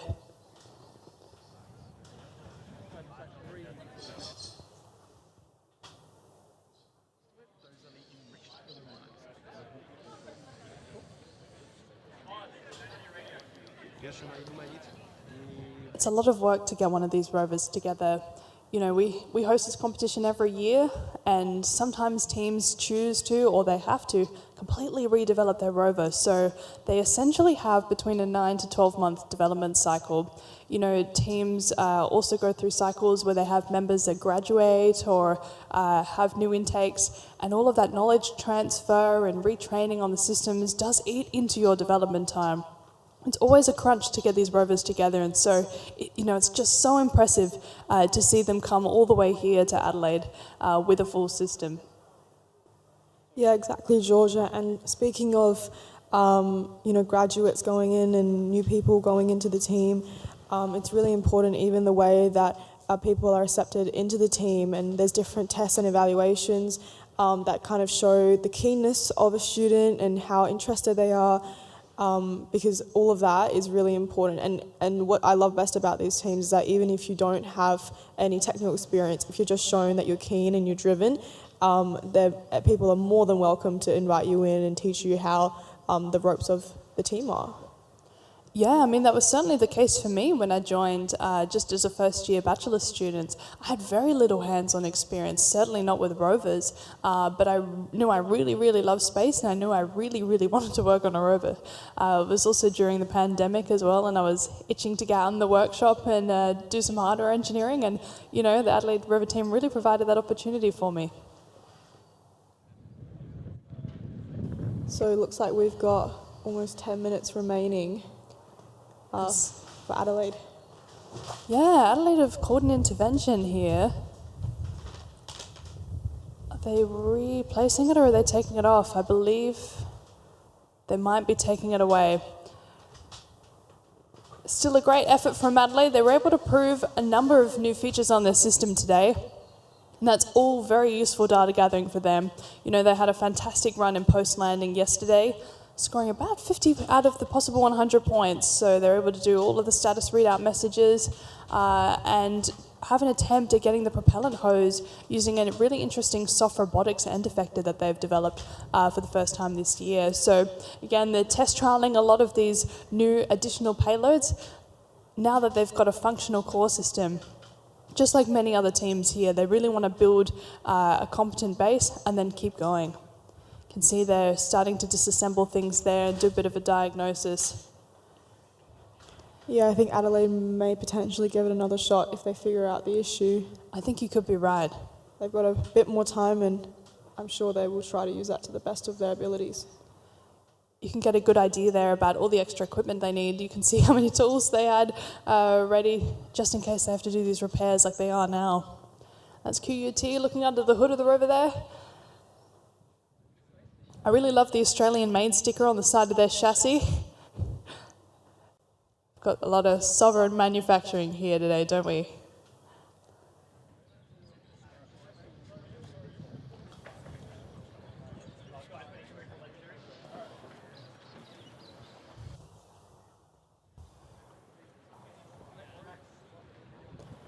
And you might be wondering what that dome is on top of the Rover. I think it's possibly an antenna or a status LED. Yes, it's an antenna. Got the nods. Because we've seen a few different versions of those throughout the challenge. A lot of teams tend to opt for the monopole antenna, but it seems like they've gone for a dome, so I wonder how that affects their communications robustness. Because that is one of the true challenges of this Australian Rover Challenge, because all of the teams operate using radio frequency, so trying to simulate real life as much as possible. There is currently no Wi-Fi connectivity on the moon, so teams are not allowed that either. There are other Rover Challenges throughout the world that allow Wi-Fi, and to be honest, that makes it a lot easier for communication. So by adding this complexity of RF, it's really exposing students to the constraints of what engineers are currently facing on the moon, and that is RF. And that's so important, Georgia, because as much as Wi-Fi also does help, then you have the other side of it where, you know, maybe you have an outage or something like that where they actually do need to learn to develop and be able to run it without the Wi-Fi as well. So yeah, it's really important to know a variety of techniques. Yeah, and we spoke a little bit yesterday about where this research is headed, and optical systems are something that is being examined for replacing RF, but there are also difficulties with the weather. So if you use laser, you have the advantages of you can have higher data rates, so you can push through potentially more video streaming, you can have multiple camera feeds, less latency or delay, but as soon as you get a cloud or some kind of unusual weather condition, maybe if you're talking about the space side, there's a satellite in the way of your connection, the link will be lost, whereas RF is much more robust to some of those changing conditions. But you don't get as high data rate. That's exactly right, Georgia. And it looks like I think some might be coming out a little bit more now. So, loving the conditions. That's right, certainly today the weather conditions have been favourable so far. I think around this time yesterday is when the rain settled in, so we're grateful to have blue skies. Only a handful of clouds. I just want to say the Roseworthy campus is really great to have this competition on as well. It's got so much space, and although it's a bit of a trek from the city, I think it's definitely worth it to have something so efficient. It is a gorgeous location, and of course this field that you see here is not just purpose-built for the Rover Challenge. This whole area here is the Xterra's analog facility. Now what they use this site for is real life rover testing, including Rover, Australia's first ever lunar rover and first ever national lunar mission in general. Rover actually gets tested right here along with other commercial partners. So that is very amazing for the teams to not only have this amazing site up here at Roseworthy, but to know that when their rovers go out on this field, it's taking the same place that rovers that will eventually go to the moon or other celestial bodies have also been tested on.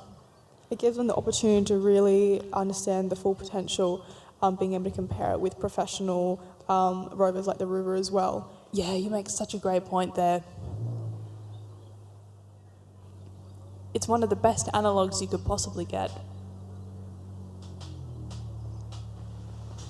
And you mentioned too that Roseworthy is a bit of a drive from Adelaide, so for anyone not quite familiar with this geography, South Australia is at the very bottom of Australia near the Great Australian Bight, if you know the outline of our country. So there's nothing really separating us and Antarctica except for the ocean. So we're right at the bottom of the world, down under, and we have Adelaide CBD, which is the capital of South Australia, and Roseworthy, it's roughly about an hour's drive north. So you're headed further into the country, and that means that this site is so quintessentially Australian. You've got gum trees and glass and cockatoos. You can just really be immersed in nature, and this area is quite close to a dark sky reserve, which is a heritage listed site for preserving our skies. You can actually see the outline of the Milky Way on some evenings, and last night I was able to see that, and it was just absolutely stunning. That's really amazing, and it's great that we're provided with these facilities, and also if anyone is interested in coming up here and doesn't have a way of transport, Adelaide University does provide a shuttle bus and that runs once in the morning from the city straight up here. So yeah, if you're keen and able to wake up early, it's great to come check out the site. Yeah, and that's a good reminder too that if you are based around the city or in the outer suburbs of Adelaide, the Australian Space Discovery Centre, which is the public science centre for the Australian Space Agency, they're located on Lot 14 on North Terrace, and you'll be able to catch the live stream in their Mission Control Theaterette for all 4 days of the Australian Rover Challenge. And of course, we're going to be streaming each day on YouTube as well, so there are plenty of ways to feel part of the action, even if you can't quite make it up to Roseworthy, or perhaps you're on the other side of the world. You know, I'm sure there are many friends and supporters of the teams here who are watching from those international partners. And we say a big hello to you if you are. I know it's probably close to midnight for you right now.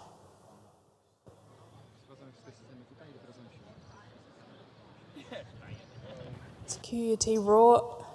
I think they're making an entrance onto the field. Yeah, they might be doing a quick test of their drive system just before they get started.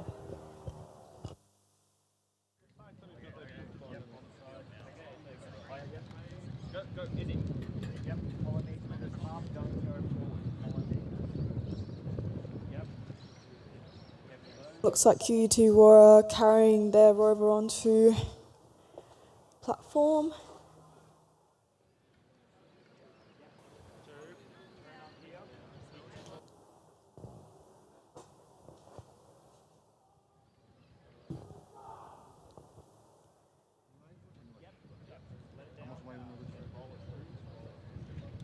And they're just preparing to start their rover for the post-landing very, very soon.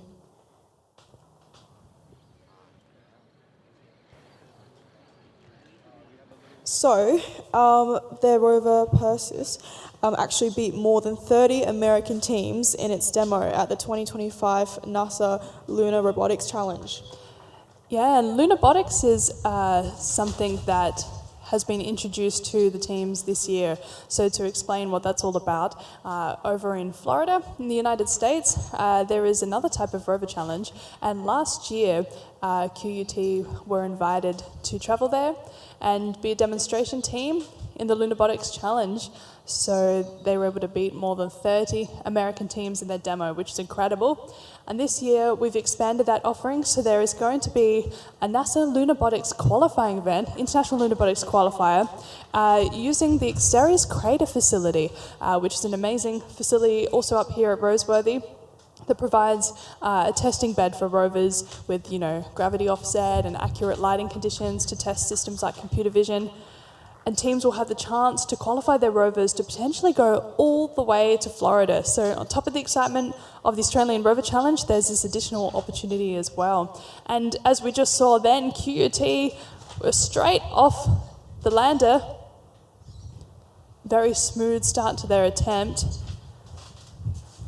Now it appears they're heading around for the circumnavigation of the lander. So far, so good.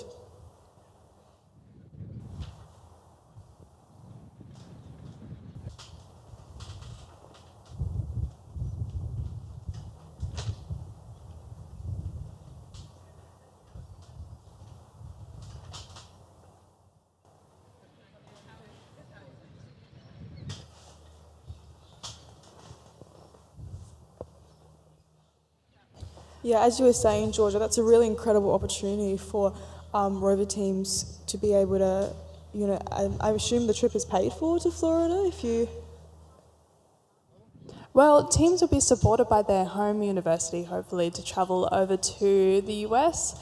But if they get that opportunity too, I believe 2 Australian teams will be invited based on their results in the qualifier.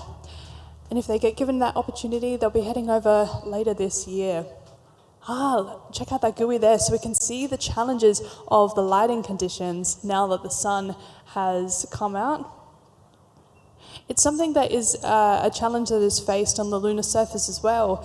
We were mentioning yesterday that, the moon has no atmosphere, so it's highly, highly reflective on the lunar surface. So if you don't have polarizing filters on your camera lens, then it makes it almost impossible to see. You would just see basically white light or complete shadow, depending on where you are. And we saw before for some of their cameras, the ones that are more directly in the sun, it's really, really hard to see the defined features. It's basically just white with a little bit of a shadow outline, whereas some of those ones that are a bit more shielded from the sun, they can see things a lot clearer. So that adds another challenge for the team. I remember last year some of the teams might have used something like a sunglasses lens to put in front of their camera. And as tacky as it might sound, it actually works really well for stopping those reflections.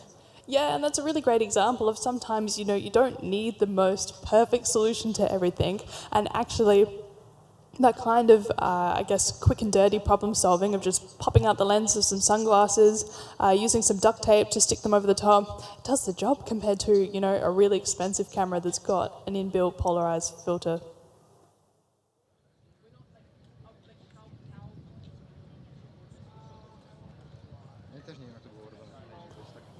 Now, QUT have also told us that they have developed a marsupial rover as well called Kibisis. So we might not see that today because it's not necessarily something you need for post-landing, but we certainly might see it later in the competition, which will be very exciting. I think that's a record number of teams this year with marsupial rovers, so amazing to see the teams quite clearly learning from each other about the advantages potentially of having a Scout rover.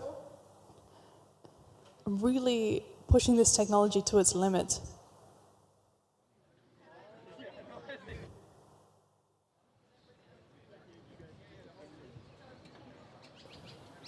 So QUT potentially might be having a little hiccup, but they had a really successful trip down the ramp and they've made it halfway around the landing.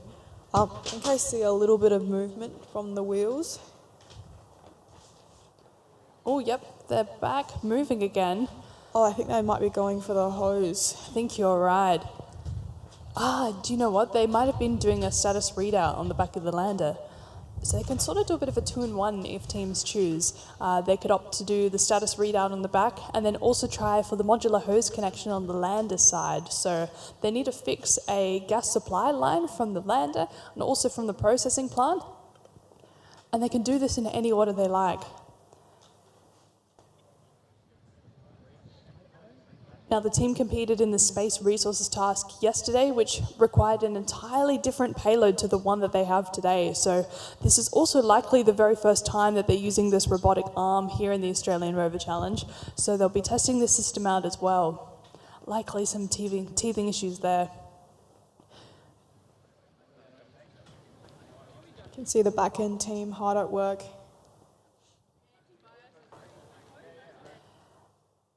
Speaking of space resources, at 10:45 a.m. local time, legendary Rover team coming all the way from Poland will be heading out onto the pitch very soon. We can see them waiting on the side there. I'm sure they're very excited to get underway. They had a super successful run in the post-landing task yesterday. They're currently first on the leaderboard, so they are the team to watch. You can see their rover, it's called 3.0. This is, of course, I believe, their third or fourth time at the Australian Rover Challenge. One of our very first international teams.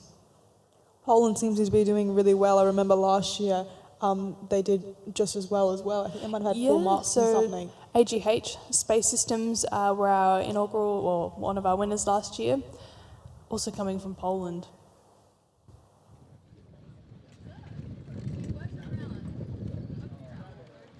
Looks like QUT Roar is preparing to handle the hose. Yeah, that would be really one to watch as Legendary come out onto pitch B there. Now, Legendary compared to the other rovers looks super tall. I love the functionalities they've got going there. I'm excited to see how they will implement that. Yeah, they've got this robotic arm that has the ability to be stowed, and then they can move it laterally there. No time wasted from Legendary. Time is now 10:46, so of course they are off and away on the Space Resources task. Now, you were saying earlier about combining payloads, and it seems Legendary has opted for that. So they've kept their robotic arm that we saw yesterday, but they have changed out the end effector. I think they have gone for a drill. It'll be really interesting. Yep, it does look like they have. Okay, that'll be really interesting to see how effective that is for the extraction of the frozen sample. That's really great that they've been able to make that arm and then just replace the head of it with whatever tool they need to perform a task, and that kind of shows what we were saying before about being able to use a single part for various different abilities. Yeah, and that's no small feat either, because your robotic arm, you know, if you design it to, say, execute the modular hose connection task in post-landing and do excavation and construction, you then have to think about, well, okay, how many degrees of freedom do I need? Do I need that end effector to be able to rotate around 360 degrees, or, you know, in the translational and rotational directions? So, yeah, they're all things that they have to think about when they do these dual-use systems. And you can see there that QUT have successfully picked up the hose. Great use of their end effector. They've got a very strong grip on that hose. A lot of precision required there to get it snug over the diameter of the hose. But can they get it connected? There are only points for connection, potentially also making contact with the hose. Yeah, that's a super strong grip. It reminds me of the claw machine you see at the arcade, except I wish they were that strong there. You're right, it is a bit like a claw machine. Now, they've kind of grabbed the hose further away from the head, so I'm keen to see how they are going to actually attach the end of that hose there. So 5 points will be awarded if the hose connector makes any physical contact with the lander side. So they just kind of have to make physical contact. Ooh. But then if it stays connected, they will get the maximum 10 points. Agony from the team there. So close. But they've still got plenty of time to give it another go. At least hoses are an inch closer to where they want it now, so hopefully if they give it another go it'll be easy, but it just looks like the way that the hose has landed, it's a bit hard to grab it without treading over with the wheel. Yeah, that's right. Even though they might have just lost it, they've definitely still made ground. It is a lot closer to the lander. Potentially even puts them in a good position too if they can just sort of re-angle how they grip it. Might help them with making a secured connection to the back of the lander. Looks like Legendaries made a lot of movement over there. They might be undergoing some imaging.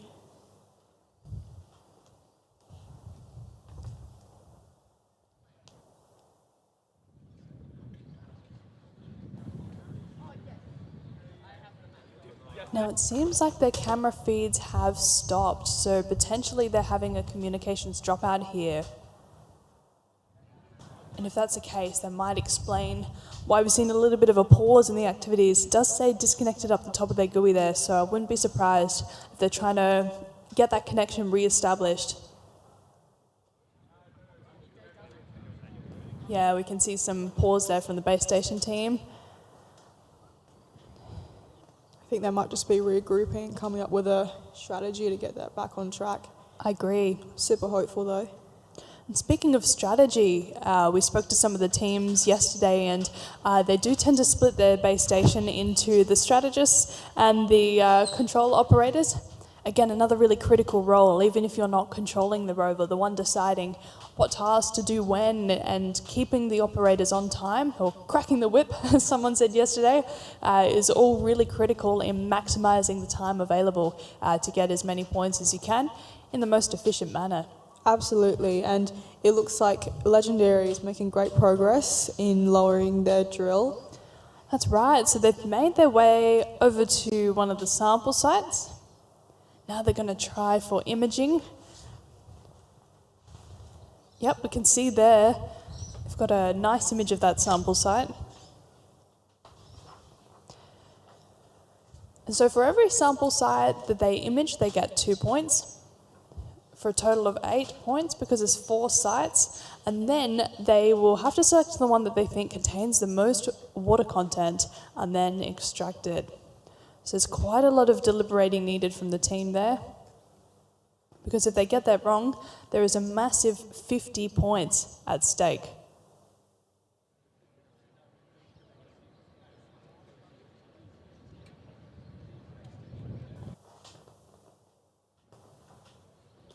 Looks like they've got some more movement going on. I believe it's the drill.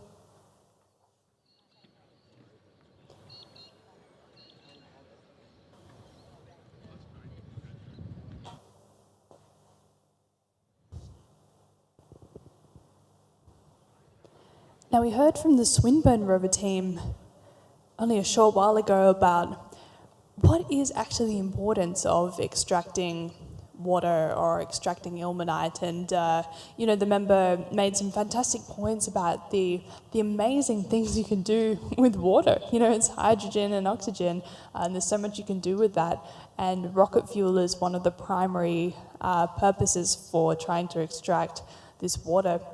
And of course, in the case of ilmenite, that's a mineral that can be used for construction. Absolutely, Georgia. It's so important to be able to extract these kind of materials, like how they were looking for water on Mars a while ago. It's a sign that there could be life there, or we could, have more experiments, or be able to just make more scientific progress on other planets, which might give us more knowledge about how we can go about our current experiences with chemicals and things like that. Yeah, because of course, if you're trying to do resource extraction off Earth, you're limited by power, you're limited by mass and size. So if you can come up with an efficient way of extracting resources on another planet, that can lead to more sustainable operations on Earth.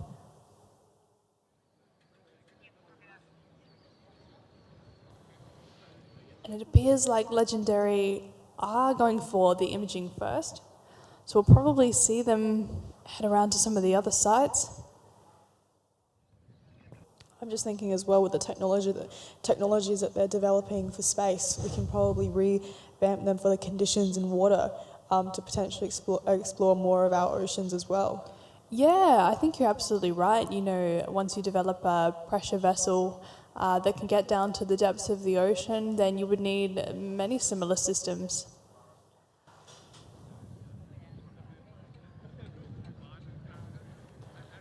Amazing clarity there from that sample. So they'll be trying to identify if that's ilmenite enriched or ice cemented regolith. It's a very incredible close-up. Well done, Legendary.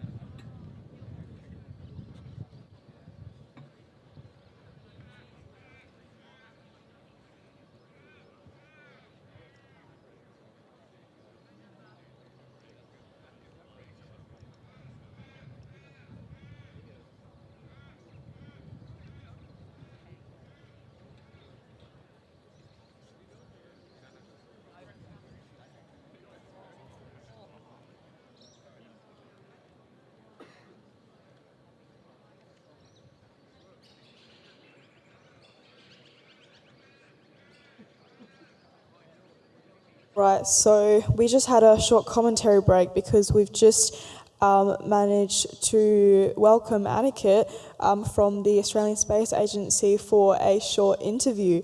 So thank you for coming, Aniket, first of all. Maybe just introduce yourself a little bit before I get started with the question. Yeah. So I'm Aniket Jagtap. I'm the Senior Space Systems Engineer within the Australian Space Agency. I'm currently working on the Rover mission as a systems engineer, and along with that, we recently had a transition to spaceflight safety team. That's amazing. That's amazing. Thank you, Aniket. So I'll start off with our questions. Just over a year ago, the ASA and the ELO2 were in the Xteris lab announcing you would be building Australia's first lunar rover, the Rover, as you mentioned before. Could you explain to the audience what the objectives of the Rover are and what tasks it will undertake and how it fits in with NASA's and others' efforts to return to the moon? Yeah, so basically Rover is Australia's first lunar rover that would be going to the lunar surface by the end of this decade. It was under the Trailblazer program, wherein you had Rover plus Moon to Mars supply chain and demonstrator grant program. The main aim of the whole Trailblazer program was to make the Australian space ecosystem take a step forward and move ahead from there. In terms of Rover, the primary objective of Rover is to have the foundation services demonstrated on the lunar surface. And along with that, we would be hosting a NASA payload that would be analyzing the surface regolith composition after the landing. Absolutely. That's really great to hear about the progress that Rover is making. So the next question I have for you is, one of the most exciting aspects of this work is the diversity of contributions coming from industry, research institutions and educators across the country. So I know Adelaide University is very excited to test its prototype in the lunar regolith simulant environment at our crater facility in Roseworthy. How important is it to involve such a broad and skilled range of partners in a project like this? It's absolutely important because the Trailblazer program was formed to make sure the industry participation is to its maximum level. With the Rover program, we went ahead with consortia selection. So right now, ELO2 is our consortia member who is looking after building, designing, and testing the Rover in Australia itself. When I say a consortia, it's brilliant to see like you have some of the subject matter experts, the startups, along with the leading Australian universities who are partners of that consortium. And all these facilities which are coming through, like the Xteris facilities, are initiative because of those things. So it's fantastic to see how it has grown in last 4 to 5 years. and I'm more than sure that it will grow ahead in future as well. Yeah, you're right. It's so important to be able to have the input from so many supporters as well. So Rover is such an important and unique national space initiative, and we know mission partners have the Adelaide Rover Challenge alumni as part of their teams. So reflecting on that, how important do you think events like the Rover Challenge are in energising students and more broadly on other young space enthusiasts? I think the first word I should say is a stepping stone. Events like these are where you would see the young talent performing the things. I'm pretty sure people who are in the official tent right now used to be someone who were on the Rover teams. They passed on those batons to the incoming teams and things. More along that line, you would see all the sponsors over here. There would be representatives of the sponsors who would be coming in and observing all these young talents. When they see all these things, it's an opportunity for people to go in and maybe have an internship opportunity with the sponsors and things. So I feel it's a great platform like Australian Rover Challenge or the Rocketry Challenge that's happening in Australia. And more of these events should be coming through. Yeah. Of course, it's a known cycle for students, for sponsors, people who are really successful now to all have started from a place of being a student in a technical team. All right, and for the last question, as you walk around the Teams 10 and speak with the students, hearing that their stories and excitement about Rover, what words of encouragement would you like to pass on? And do you have any final comments to share with our audience? That's a great question because I myself was a student at one point, right? Events like these are, how I should portray, they are something where you go, you perform, right? And nowadays, if you see space is growing, by 2035, we are thinking about having more than $1 trillion in this sector, right? The other factor is that it's not just about engineering anymore. Whenever someone comes in, I have heard some great stories, and they are present over here who have come through different backgrounds into space, and now they have become professional in the space fields. You now have space medicines, you have space architecture, you might also see space botany, wherein there would be more focus on hydroponics and aeroponic plants. Space law is there, so you just name it and everything would be there. So I think it's ever-growing field, and we need more and more subject matter experts or the STEM people coming into the space sector. Yeah. That's such great reassuring advice, and definitely right, as me and Georgia were speaking about before, how there's so many sectors in space, so it's really important that everyone has their place in space. Exactly. Looking forward for it. Well, thank you so much for joining us today. Annika, you've been such a great person to interview. I really loved hearing your answers. Thank you. Thank you for having me over here.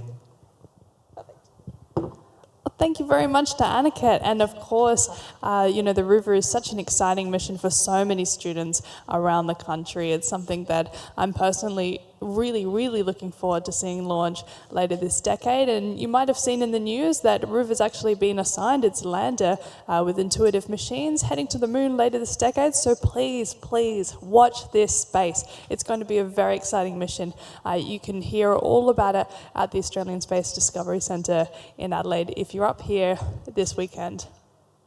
So there was quite a lot of action on the pitch just before.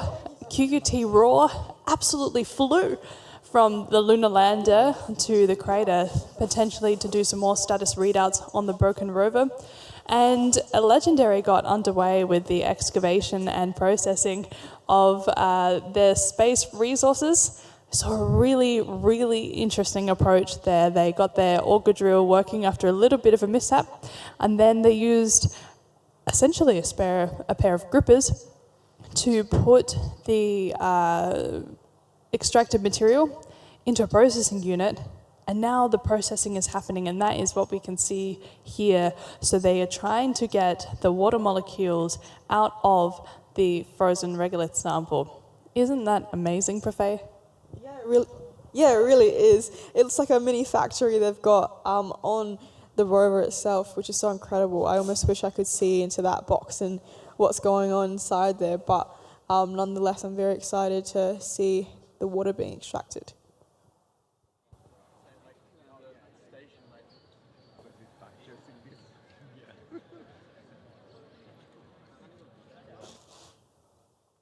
The team has actually been super successful so far. I don't think they've had any bumps, and everything has been actually going according to plan. Yeah, it's been quite a smooth run from Legendary. They are, of course, one of the more experienced teams here. They're actually just in Japan last week, competing in another Rover Challenge, and they're also alumni of the European Rover Challenge. But the rules and the regulations are different for every single one, and the Australian Rover Challenge is definitely one of the more challenging, if not the most challenging in the world. We have multiple different tasks. There are some Rover Challenges that are focused entirely on just one of the days that we have here at the Australian Rover Challenge. You can see they're a great example of that robotic end effector depositing material into a hopper, which is that funnel-looking thing on the right-hand side of the screen there. Yeah, it's really great that they are doing so many different challenges, and I guess that's also where their high experience comes from. You know, by doing more challenges with different conditions, that's one of the best ways to improve your skills. Yeah, exactly. Practice makes perfect, and a really interesting end effector design there. You can see they've got the extraction unit just to the left, and then they've got the, I guess, the depositing end effector. Very complicated but well-working design. And the teams will get points as well for the mass of extracted material. So it's highly likely that they're going to continue this exercise for as long as they've got time. I like how their extractor is almost like a pinching mechanism. I know a lot of teams tend to go for a scooping mechanism. So I think this way it's they probably is able to get more force and also be able to contain the material very well with the fully enclosed extractor there. Yeah, that's true. While it means they can't get as much material in each run, they've certainly been successful. It's been quite a reliable system for them. It's a good approach because the processor is able to be processing while they continue to put more material in. So they're not actually wasting any time. Or using it more efficiently, I should say. Yeah, exactly. Here we go. They're going to go back for another round of extracting. We saw a little bit of this before in our interview with Aniket.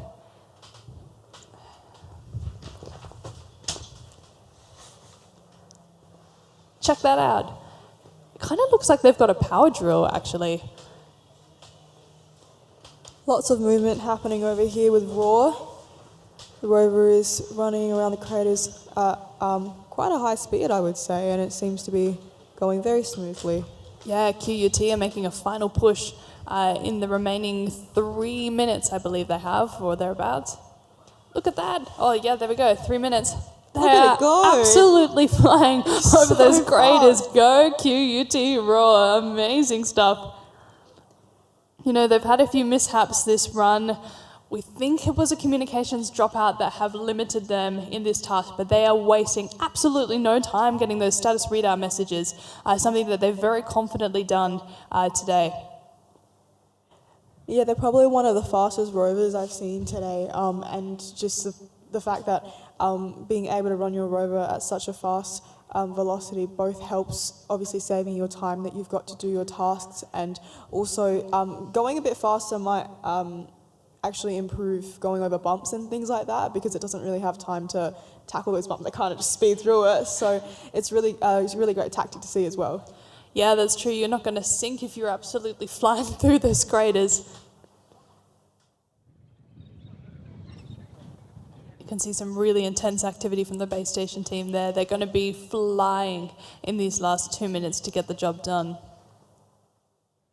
Yeah, props to the rover controller as well. It's not easy to be manoeuvring the rover on something like a Xbox controller or whatever other controller that the teams decide to use.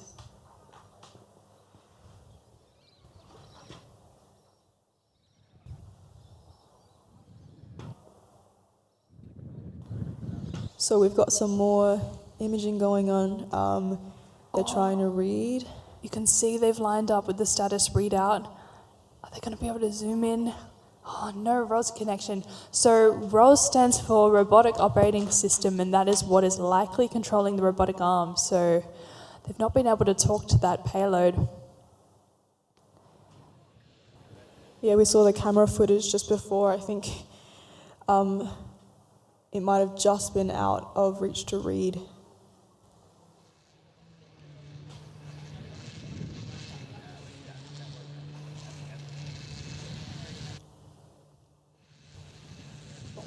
Now we can actually hear the drill from Legendary Rover Team all the way here from the commentary box, which is about 100 metres away. They are trying to really extract that regolith.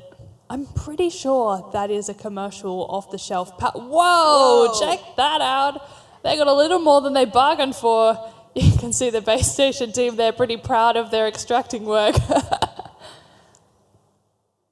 Can't get any more mass in the whole box, hey? This is a bit of a sticky situation they're in now, because if they want to get that material out, they're going to have to get that drill free. I wonder what tactic they're going to use to do that.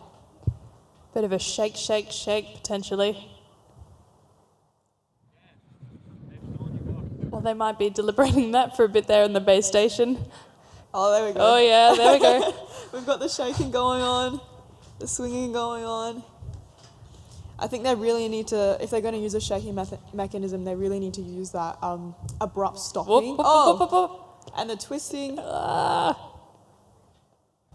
Is this the first time this has happened in the competition? Absolutely not. I think this has happened every year for a number of years.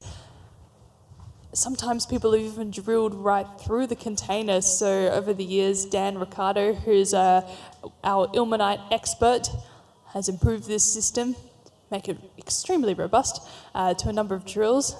Hey, and there they go.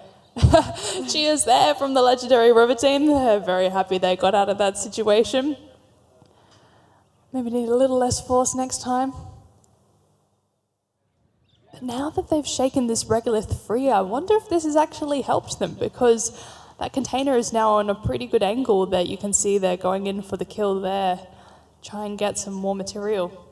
Yeah, they've also shaken up the material in the container, which makes the things more loose, and I reckon that's going to help them extract it easier. Yeah, you're absolutely right about that. Considering it was frozen before, you know, using that pincher would have been difficult. They would have had to wait to warm up the regolith a bit more. It almost acted as like a blender, like a KitchenAid action there, blending it up before they extract it, which is actually a really good tactic as well.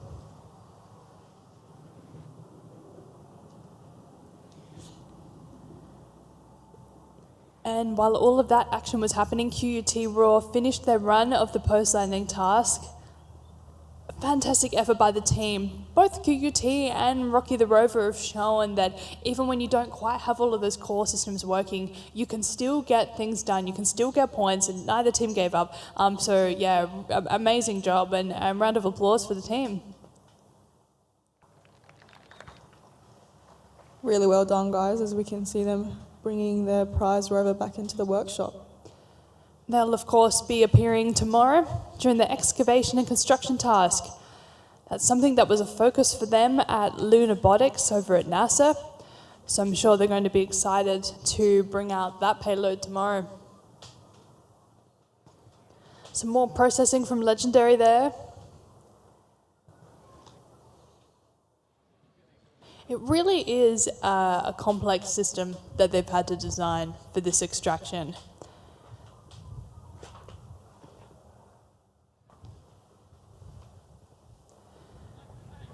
Coming up on the post-landing pitch next, we'll have Rival from Indonesia. But in the meantime, Grace has been back in the workshop and she's been speaking with Deakin Rover Team. So Grace, how's it going with Deakin? Hi all, I've got Arden, Ewan and Bon here with me from the University of Deakin, here to answer a couple questions. They've got the day off from competing today and they'll be into the excavation task tomorrow at 10:30, I believe. So I'll just go through, get you to introduce yourselves and what you're studying. Sure. My name is Nguyen. I'm doing electrical engineering at Deakin. My name's Bon. I'm a third-year mechatronics engineering student at Deakin. Hi, and my name's Arden, and I'm in my final year of mechatronics, and I'm the team lead as well.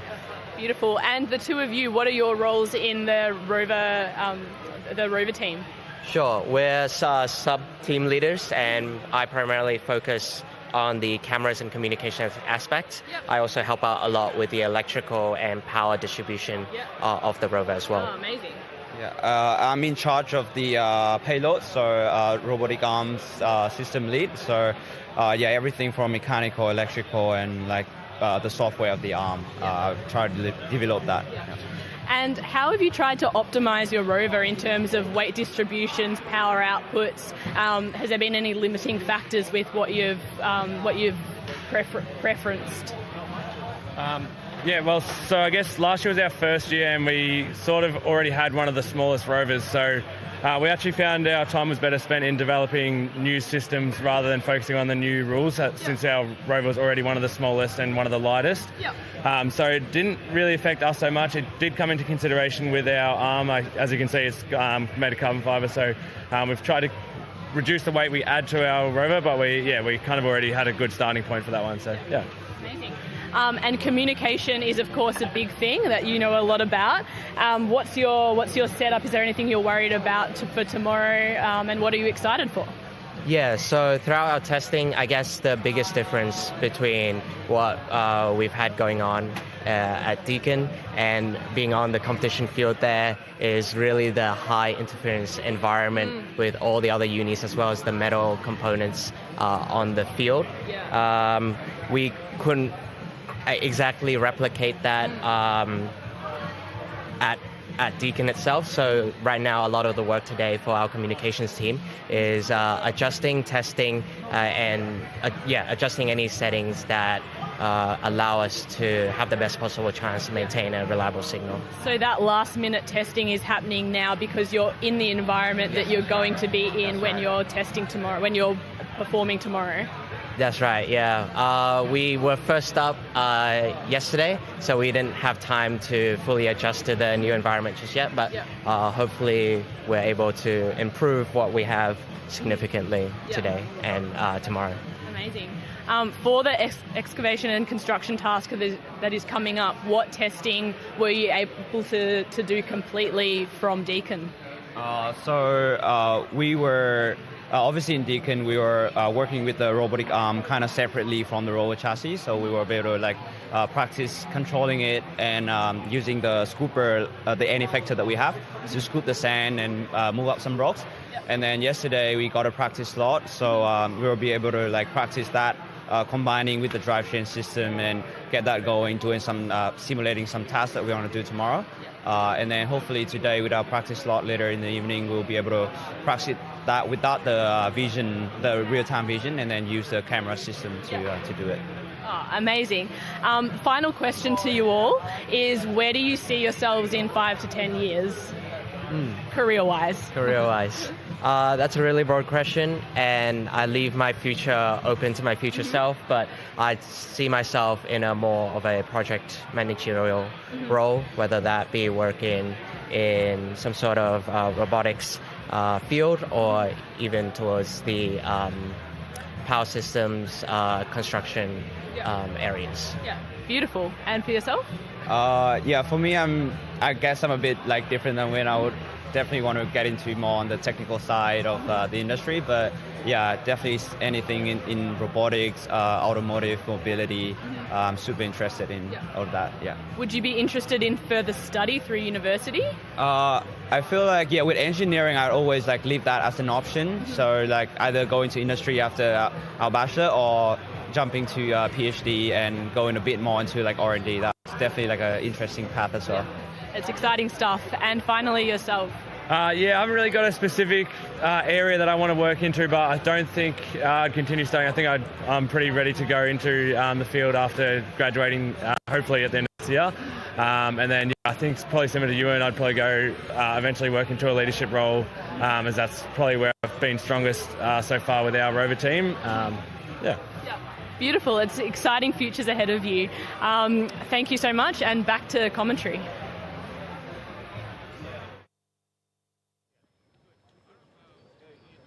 All right, thank you, Grace and Deakin Rover team. Back to Legendary, and they've well and truly cleared that sample site out of the lunar regolith. They've taken a bit of a pause.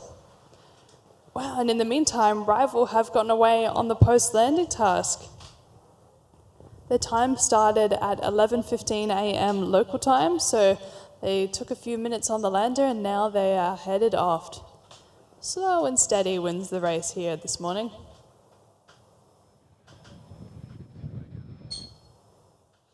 Really well done, Rival. They've completely been able to come down the ramp onto the crater.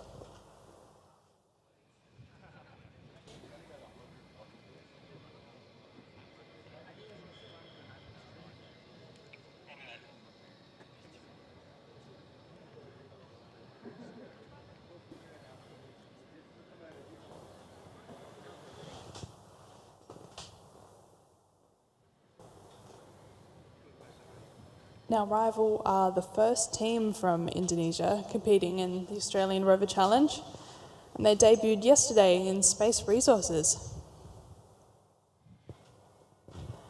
We were speaking to a number of the teams about the complexities from a logistical side travelling here to the challenge, and something that teams have considered is a chassis that actually fits inside their suitcase. And that's not too far of an analogue away from imagining how you would fit inside a rocket too.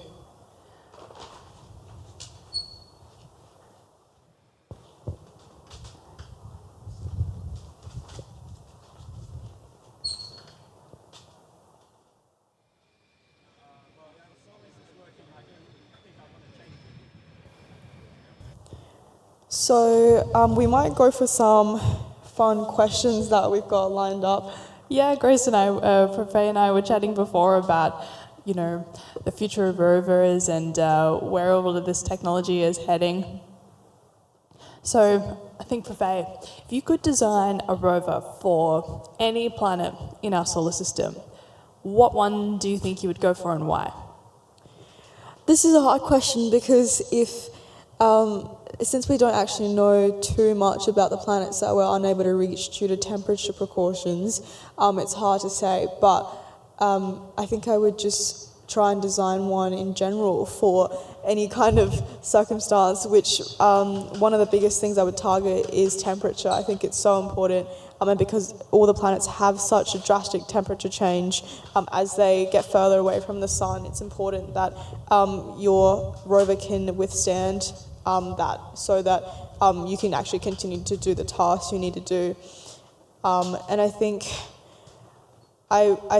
that it's important to be able to have something that you can control, as you said before, like without Wi-Fi. And I'm not sure if, especially if it's so far away, if connection even would be feasible. So something that would be able to run off solar or whatever resources there is on that planet would be really good. And finally, it would definitely be maneuverability. You never know the kind of texture and surface on what planet you might be on. So it's important that it can do various number of types of maneuverability. Yeah, that's interesting. So you want to go for a bit more of a generic approach rather than designing something that's purpose-built for each planet. And of course, in our solar system, we've got these sort of terrestrial rocky planets like Earth and Mars. But as you move further out, we've got the gas giants, which don't really have a landable surface. So rovers might not be great for that, but you could have planetary probes that can do atmospheric measurements. And then extending even further out, you've got the icy planets, which we really don't know much about yet. And in fact, there are many planets in our solar system that we don't even know what the core is made of. So that makes it really unpredictable when you're designing a system. It doesn't just have to be a rover, it could be any kind of planetary science mission. If you don't even know what the planet's made of, that makes it incredibly difficult to design a mission. And so that's why when we're exploring our solar system, missions often opt to go for something first that can, fly by and image the planet, or it can be non-contact, like it could be an orbiting spacecraft to get measurements, and then they might try for an in situ landing in the or in future. situ measurements. Yeah, exactly. And you might even need to combine the concept of like a drone and a rover. For example, for some of, as you said, the gas giants, where it can fly around, but also have these like an arm onto the drone so that it can actually approach those tasks. But yeah, as you said, definitely right. It's very hard to design something without full knowledge, and that's why research is so important. Yeah, and we spoke a little bit yesterday about ingenuity, and that's just one of the groundbreaking methods that people are designing for exploring these unknowns. And Rival, in the meantime, have been making great progress in the post-landing task. Got a bit of a nervous robotic arm there. It's a little bit shaky. Maybe it's cold. The weather's taken a bit of a turn for the worse out here. The sun has gone away. Hopefully it's still able to do that imaging and read out that instruction. Yeah, I have a feeling they've had success with the first two locations. They're headed out of the crater, so I'm guessing they might go next to the processing plant. Legendary have also moved on from that sample site they were at before. They are getting very, very close to the end of their run for space resources. And actually, that might be time up. No. So they've taken their extracted material. They will now take that to the judges for assessing. Time up for Legendary Rover. Round of applause for them. Fantastic effort. Really, really successful extraction and processing of the resources there. They got a little bit more than they bargained for, taking out the entire sample site, but I'm sure they'll learn for next year they might need a little less talk.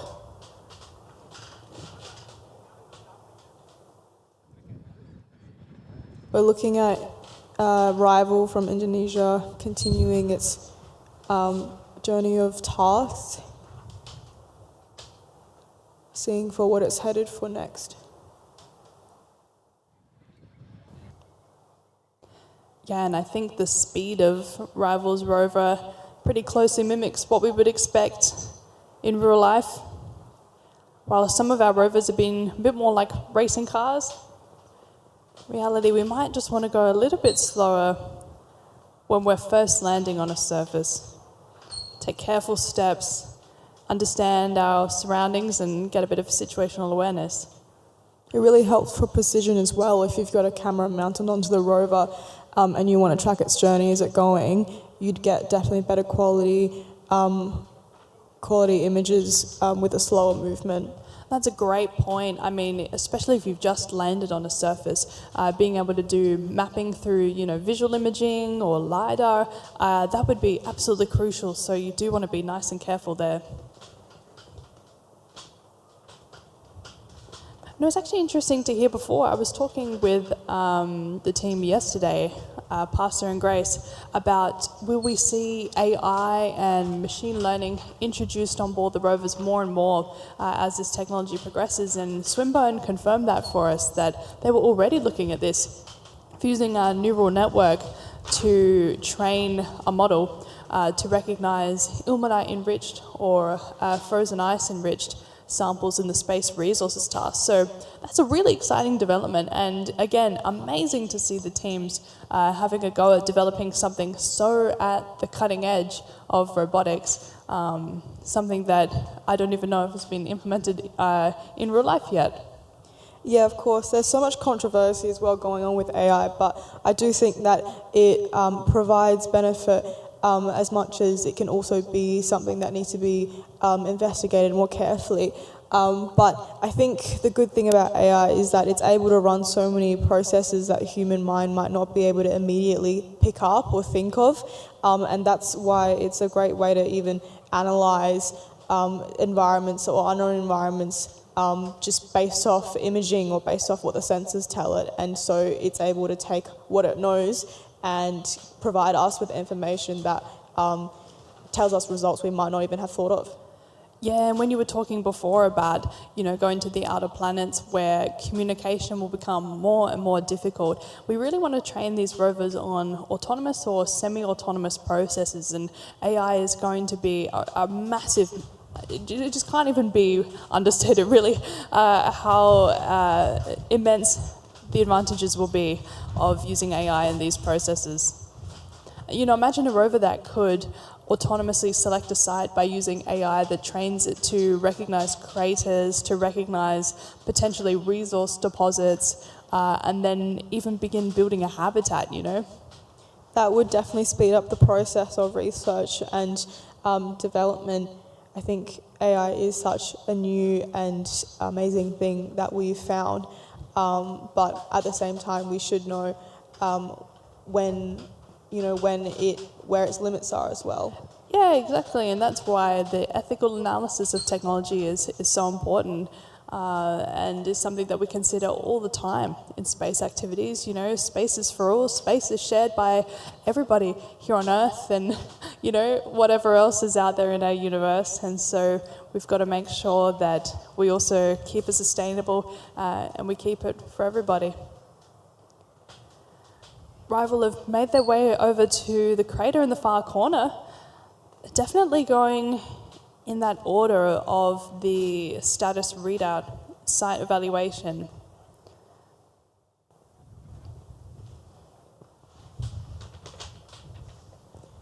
So Georgia, how did you actually get into space? What made you like it, and what made you go down this path? Yeah, I think for me, space was something that I really gravitated towards when I was in primary school, when we were learning about the Apollo missions for the very first time. But, some people are attracted to space because they look up at the stars and they just think, what else is out there, and they learn about the planets. But I just remember so distinctly learning about how astronauts breathe in space. And they've got those, well, at least on the Apollo side, suits, they had the water line, the oxygen line. And I was like, oh my God, how did people create that? How did people figure out that is how we breathe in space?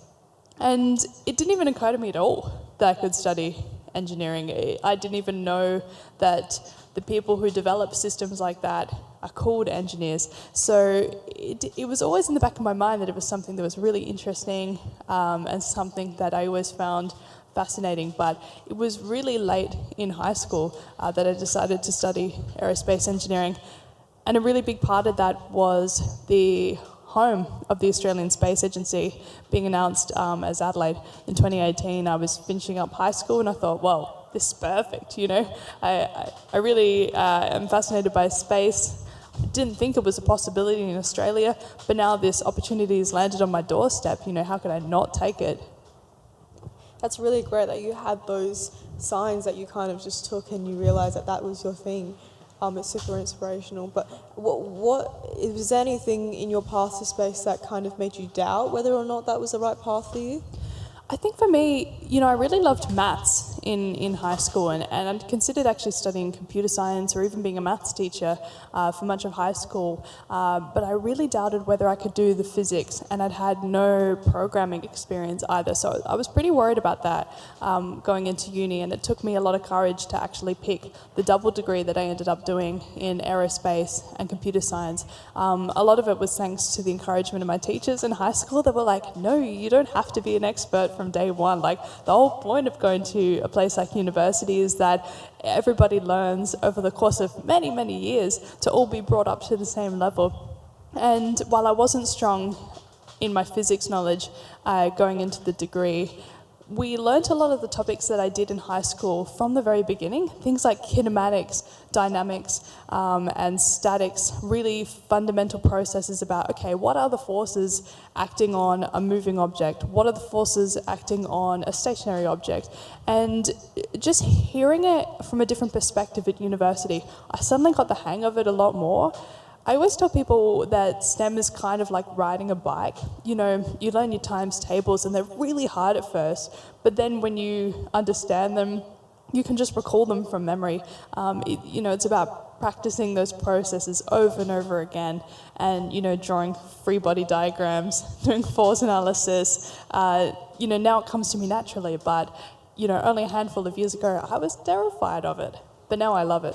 Yeah, absolutely. I totally agree. I feel like sometimes you do a course and at the end of the semester, you think back to your first test or your first assignment that you had and you wonder, what was so hard about this? Because I feel like if I did it again, I'd be able to do it quite a lot more easily than I did at the start. So it's for sure an experience to feel that progress.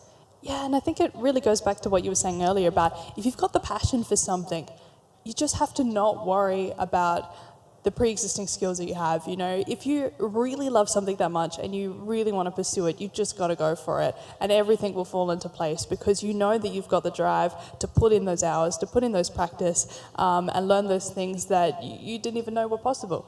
Yeah, sometimes doubt is the biggest thing that's stopping you, self-doubt. But for sure, believe you can do it, and you'll do it, because that's how the astronauts did it. How did you think the first astronauts went up thinking, I'm the first person to leave the Earth? What's going to happen to me? No idea, but they didn't doubt themselves, and I think that was what made them so successful. Yeah, and all the people that were involved in designing the system, like the people who designed the first space capsules, the first suits, and thought, oh my gosh, we've got a person's life in our hands. We've got to trust in our assumptions, trust in the methods that we've learned, and trust in those fundamental physics as well. Absolutely, it's so important. I think we've got another team up here. Yeah, it looks like University of Western Australia have come out onto the space resources pitch, and they're already underway in the task, heading towards one of those sample sites. I'm really loving this blue. I think the blue looks really good with the yellow. So I'm quite visual on these rovers. I'm really noticing how they're looking this year, because I think last year everyone was worried about technicals, but this year I think people have put some thought into the aesthetics of their rover. So it's kind of exciting to see what they chose.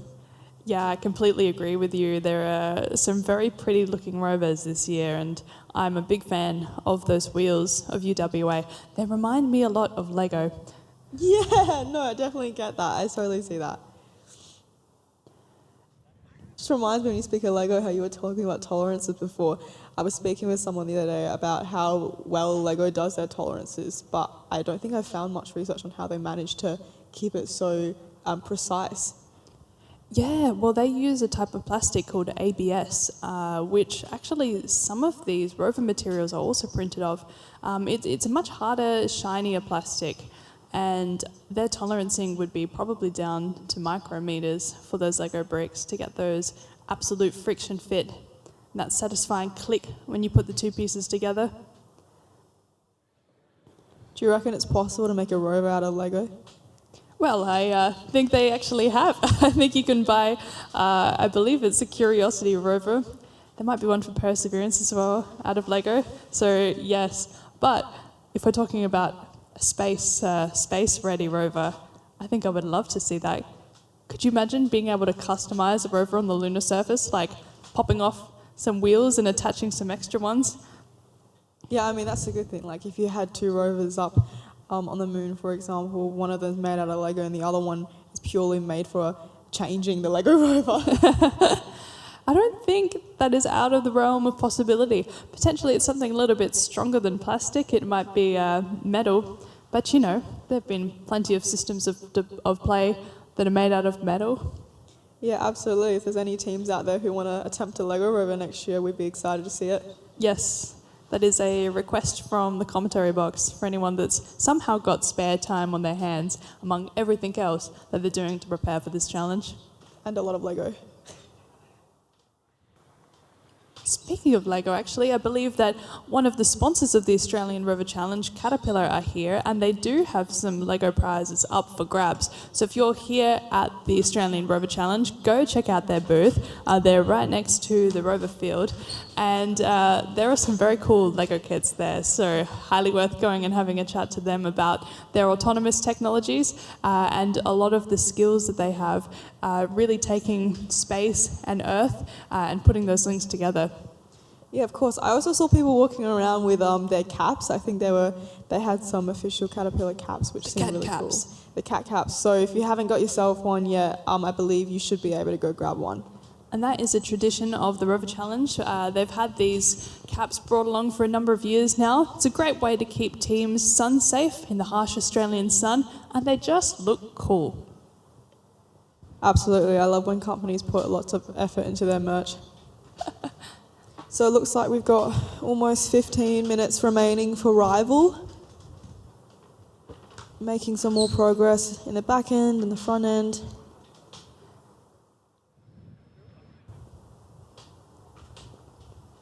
They might be doing the loop around the ramp now. Again, slowly but surely.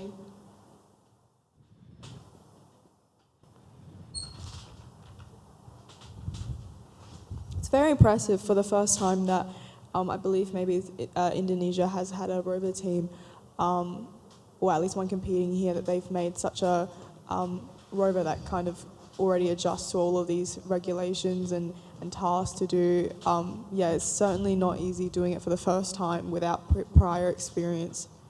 Yeah, they were really going in blind here and also being potentially unfamiliar with the Australian conditions as well. We were saying yesterday that humidity can sometimes affect these systems, and knowing it's very different in Indonesia compared to here, it's a lot drier out here in Australia. So their electronics seem to be really robust to the changing environment. Do you think a drier or more humid condition is better for a rover?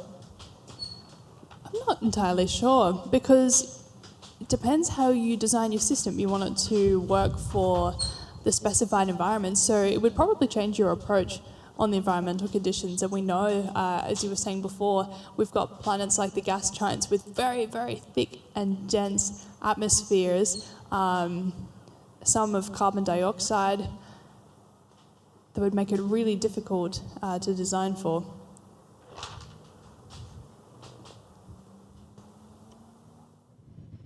Rival going back around the lander. They've almost made a full circle around. We saw that their robotic arm has been a little bit shaky. I think that might be down to PID tuning, which is proportional, integral, and derivative control. It's something that we use in the field of engineering to smooth out our control input. So when you send an electrical signal to a mechanical system, you get overshoot and undershoot when you tell it to go to a particular value, and you can tune that using PID to make it as smooth of a transition as possible. But sometimes that takes a little bit of effort, and so I think that shaking was potentially from the PID. Absolutely. I've just actually started learning about PIDs in my degree, Georgia, and I'm definitely finding that even if you do have the optimal tuning, it still has to have some give and take.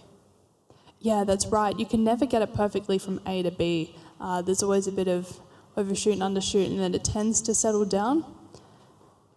But there's no strict formula for getting there. It's all a bit of experimental testing. Lots of trial and error. Yeah. So UWA making their way still around the space resources task. You can see their base station team there. They're looking at something at the screen. All looking very intently. I believe they're trying to read the instructions. Yeah, I think you're right about that. I'm not sure if they can zoom or get a closer look, but they might be trying to read it from where they are.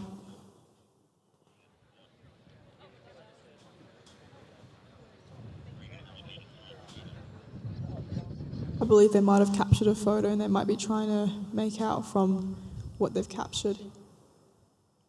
Yeah, that's a good strategy. If you can't see it on the stream, take a screenshot and see if you can zoom that in. Yeah, maybe that is what they're going to do.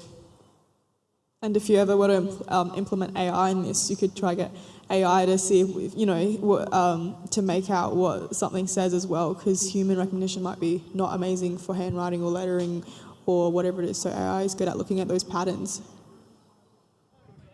Zach, drive it over the crater. I want to see you drive.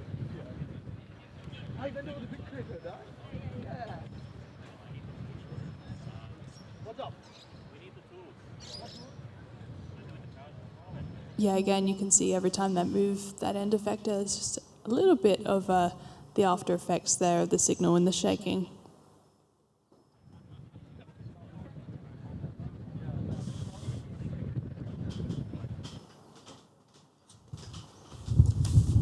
Looks like they're going for some of...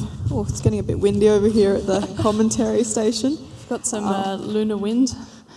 Of course, wouldn't have that in real life with no atmosphere, but we certainly do here at Roseworthy today. If it can survive the wind, I'm sure it will do even better at surviving no wind. I couldn't agree more.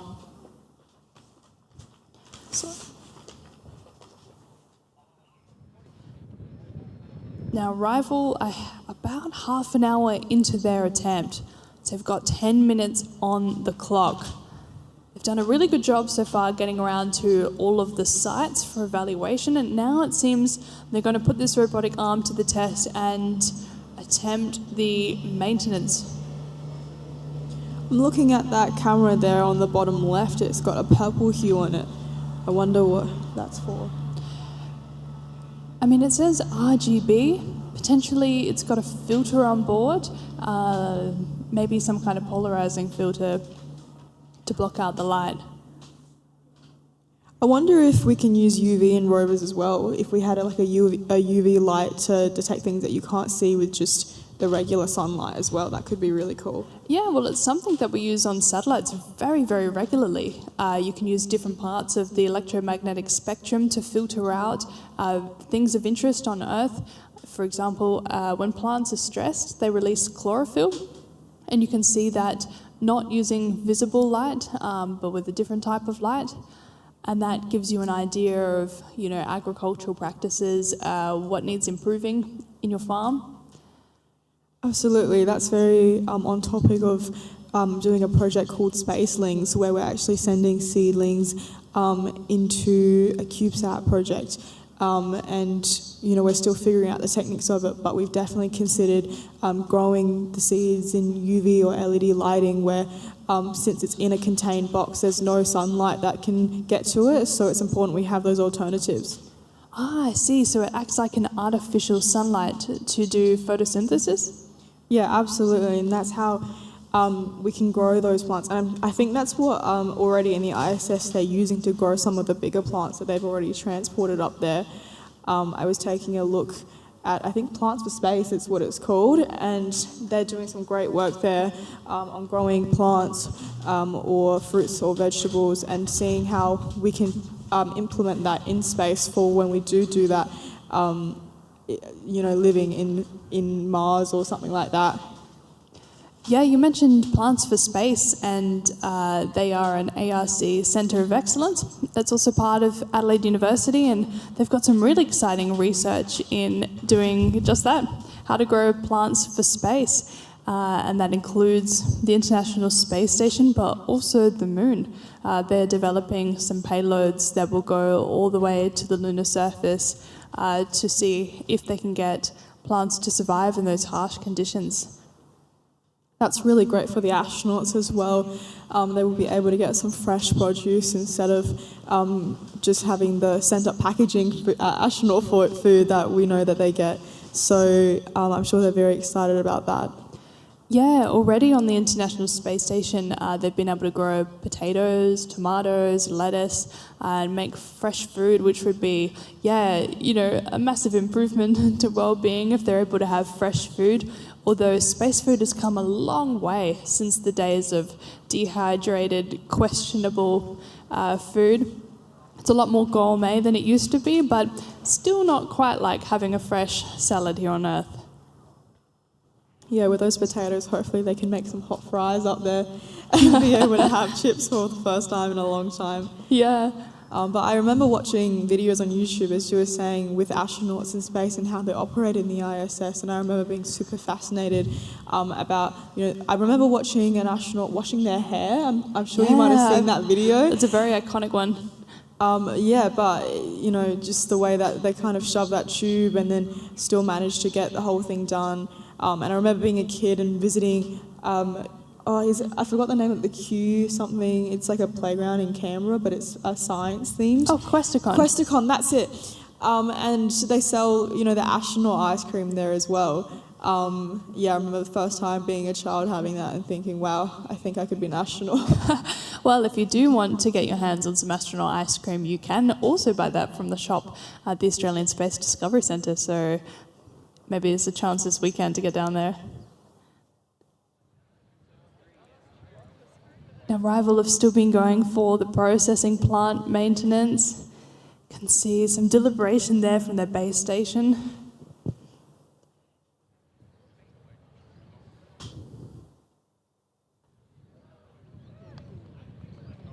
Even with the slight shaking, I think it's definitely possible to hit some of those tasks. Meanwhile, UWA have still been making their way around for the sample sites and space resources.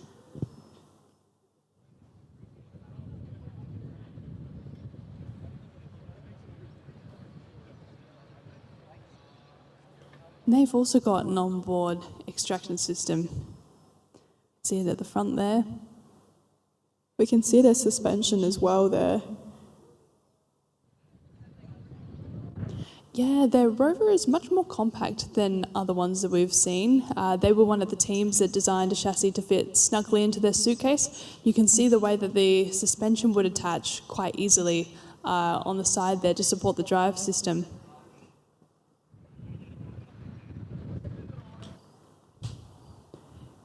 Yeah, and actually comparing to Rival, which is a much bigger rover, but all the teams do have to stay within a specified volume of 1.6 metres cubed.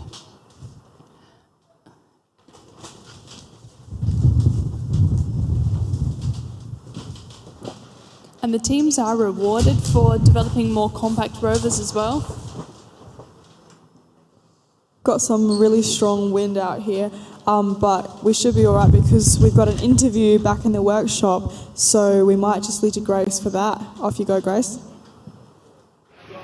Hello and welcome back. We are here with the University of Queensland. I've got 3 of the team members lined up to speak to you a little bit about automation and then just the things that they're most proud of working through this competition. So firstly, I'll get you to introduce yourselves. So yeah, go for it.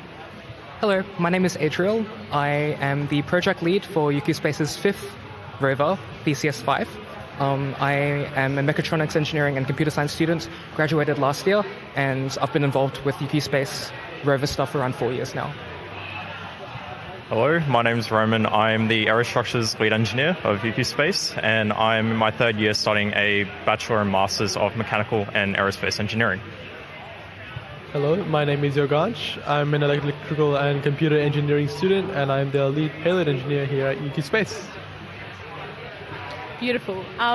Automation is such a big part of this this competition. Can you explain for the audience what automation is and how far along the spectrum of automation your rover is for this competition? Sure thing. So automation is essentially the process of removing humans from decision-making and operating various vehicles or machines, anything that could move. So, for instance, in this challenge, 3 out of the 4 tasks, we have our very talented previous rover lead driver, Zach, who is manually controlling all aspects of our rover. But for the autonomous challenge, literally we have to have hands on heads.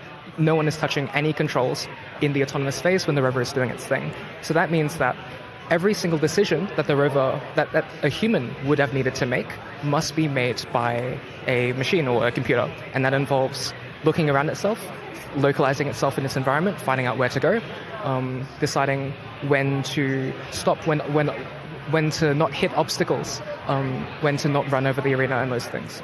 So this year, I am really excited for what we're doing for autonomy. We've completely overhauled our previous autonomy stack, and we should have, or we're hoping for at least, autonomous exploration and navigation of the environment as well. So the rover is going to be plonked into an area that it hasn't seen before, and it's going to move around, look at the craters, look at obstacles, and try to map out the area, identify all of the landmarks that we need to go to. So the people sitting in the base station, what is their role? So they have multiple roles. Firstly, they need to initialize all of the autonomous systems correctly so that when we are ready to move, it does its thing. So during setup time, we'll make sure that all of the sensors are functional. We'll make sure that all of our code is ready to go.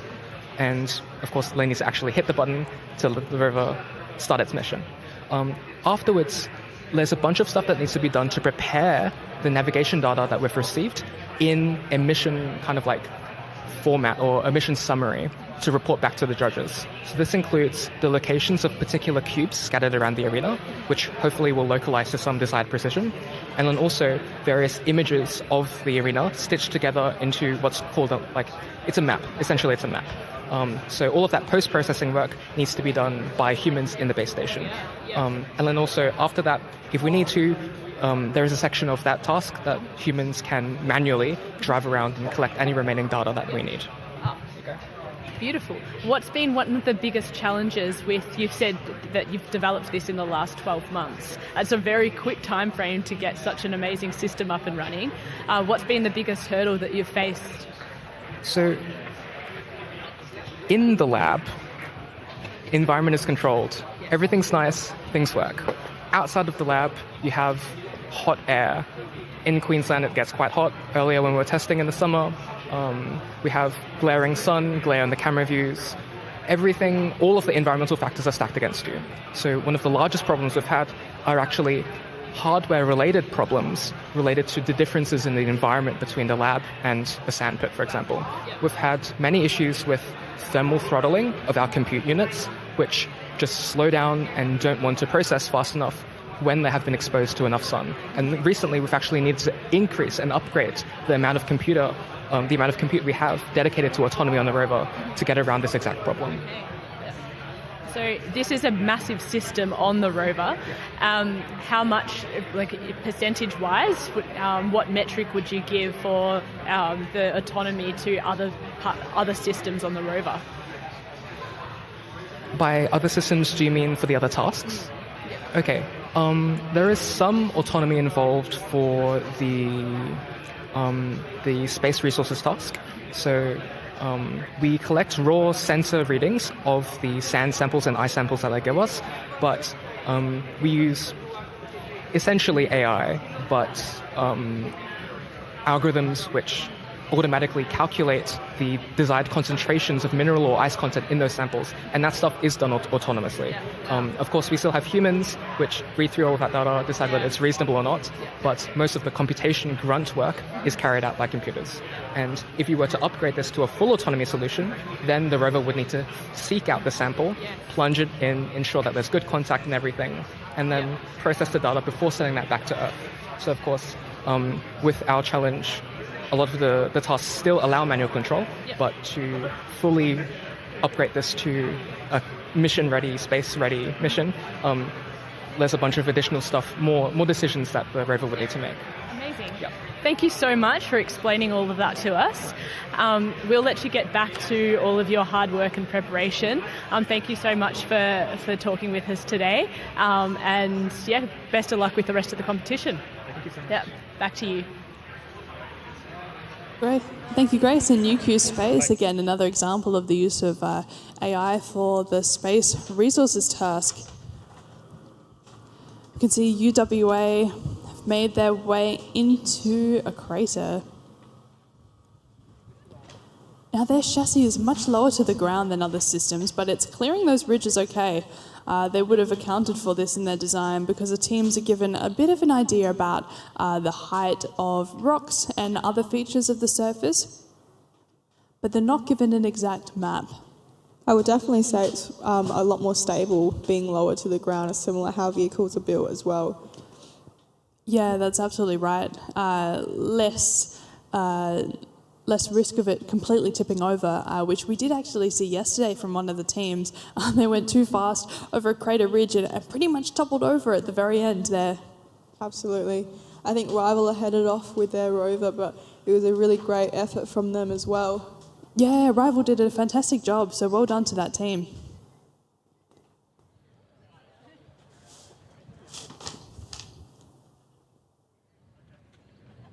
So I think we will have RMIT coming up for post-landing at 12. 12 p.m. local time. They're our final team for this morning block of post-landing. And similarly, UWA are the final team for Space Resources this morning. So coming up very quickly to the break. The break will start at 12:45 p.m. local time, where we'll have a 1 hour pause in the live stream to be back on at 1:45 p.m. for Swinburne, who will be kicking off with post-landing. So wherever you are today, or maybe at night time somewhere, don't go anywhere because the action does not stop today. Absolutely, and don't forget to get a Red Bull during your lunch break. I think I can see the car coming in with the big can on the top. I think you might be right. Get some energy.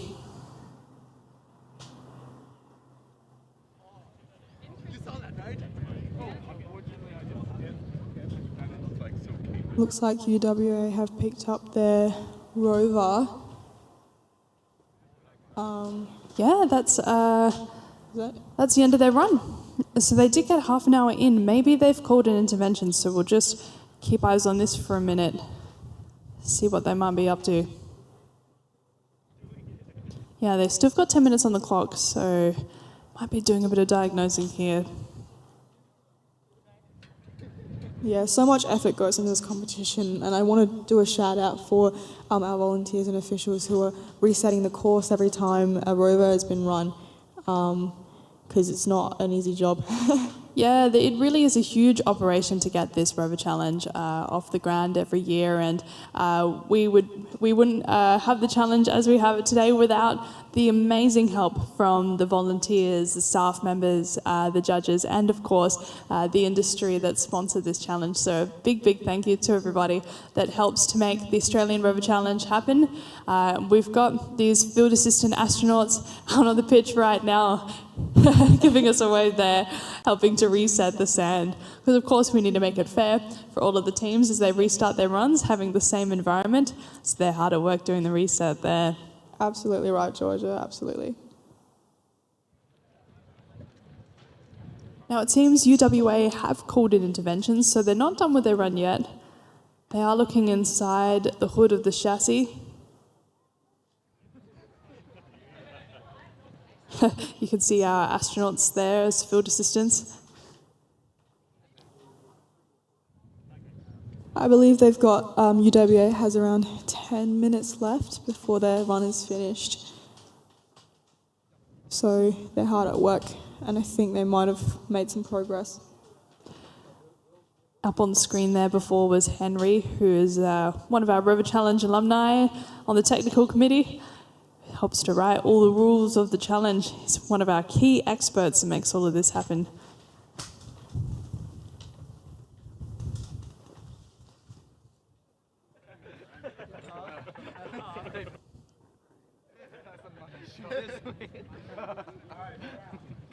It looks like UWA might be going back to the workshop, so that finishes their run today of Space Resources. Round of applause for the team. They got out on the pitch, they got to drive around.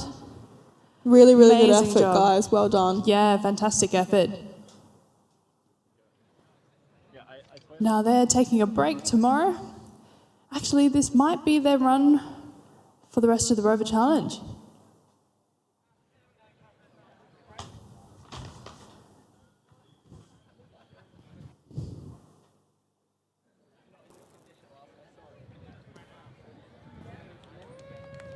I think we've got some cheers going on. Yeah, great work, UWA. With RMIT and the base station there, they're getting set up for the final post-landing attempt for the morning slot.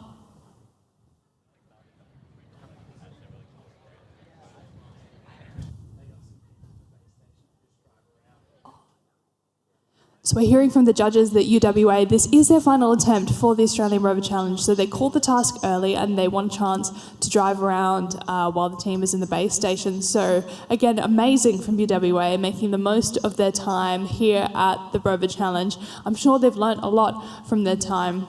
They'll come back fighting with an even better Rover next year. Absolutely, cannot wait to see it.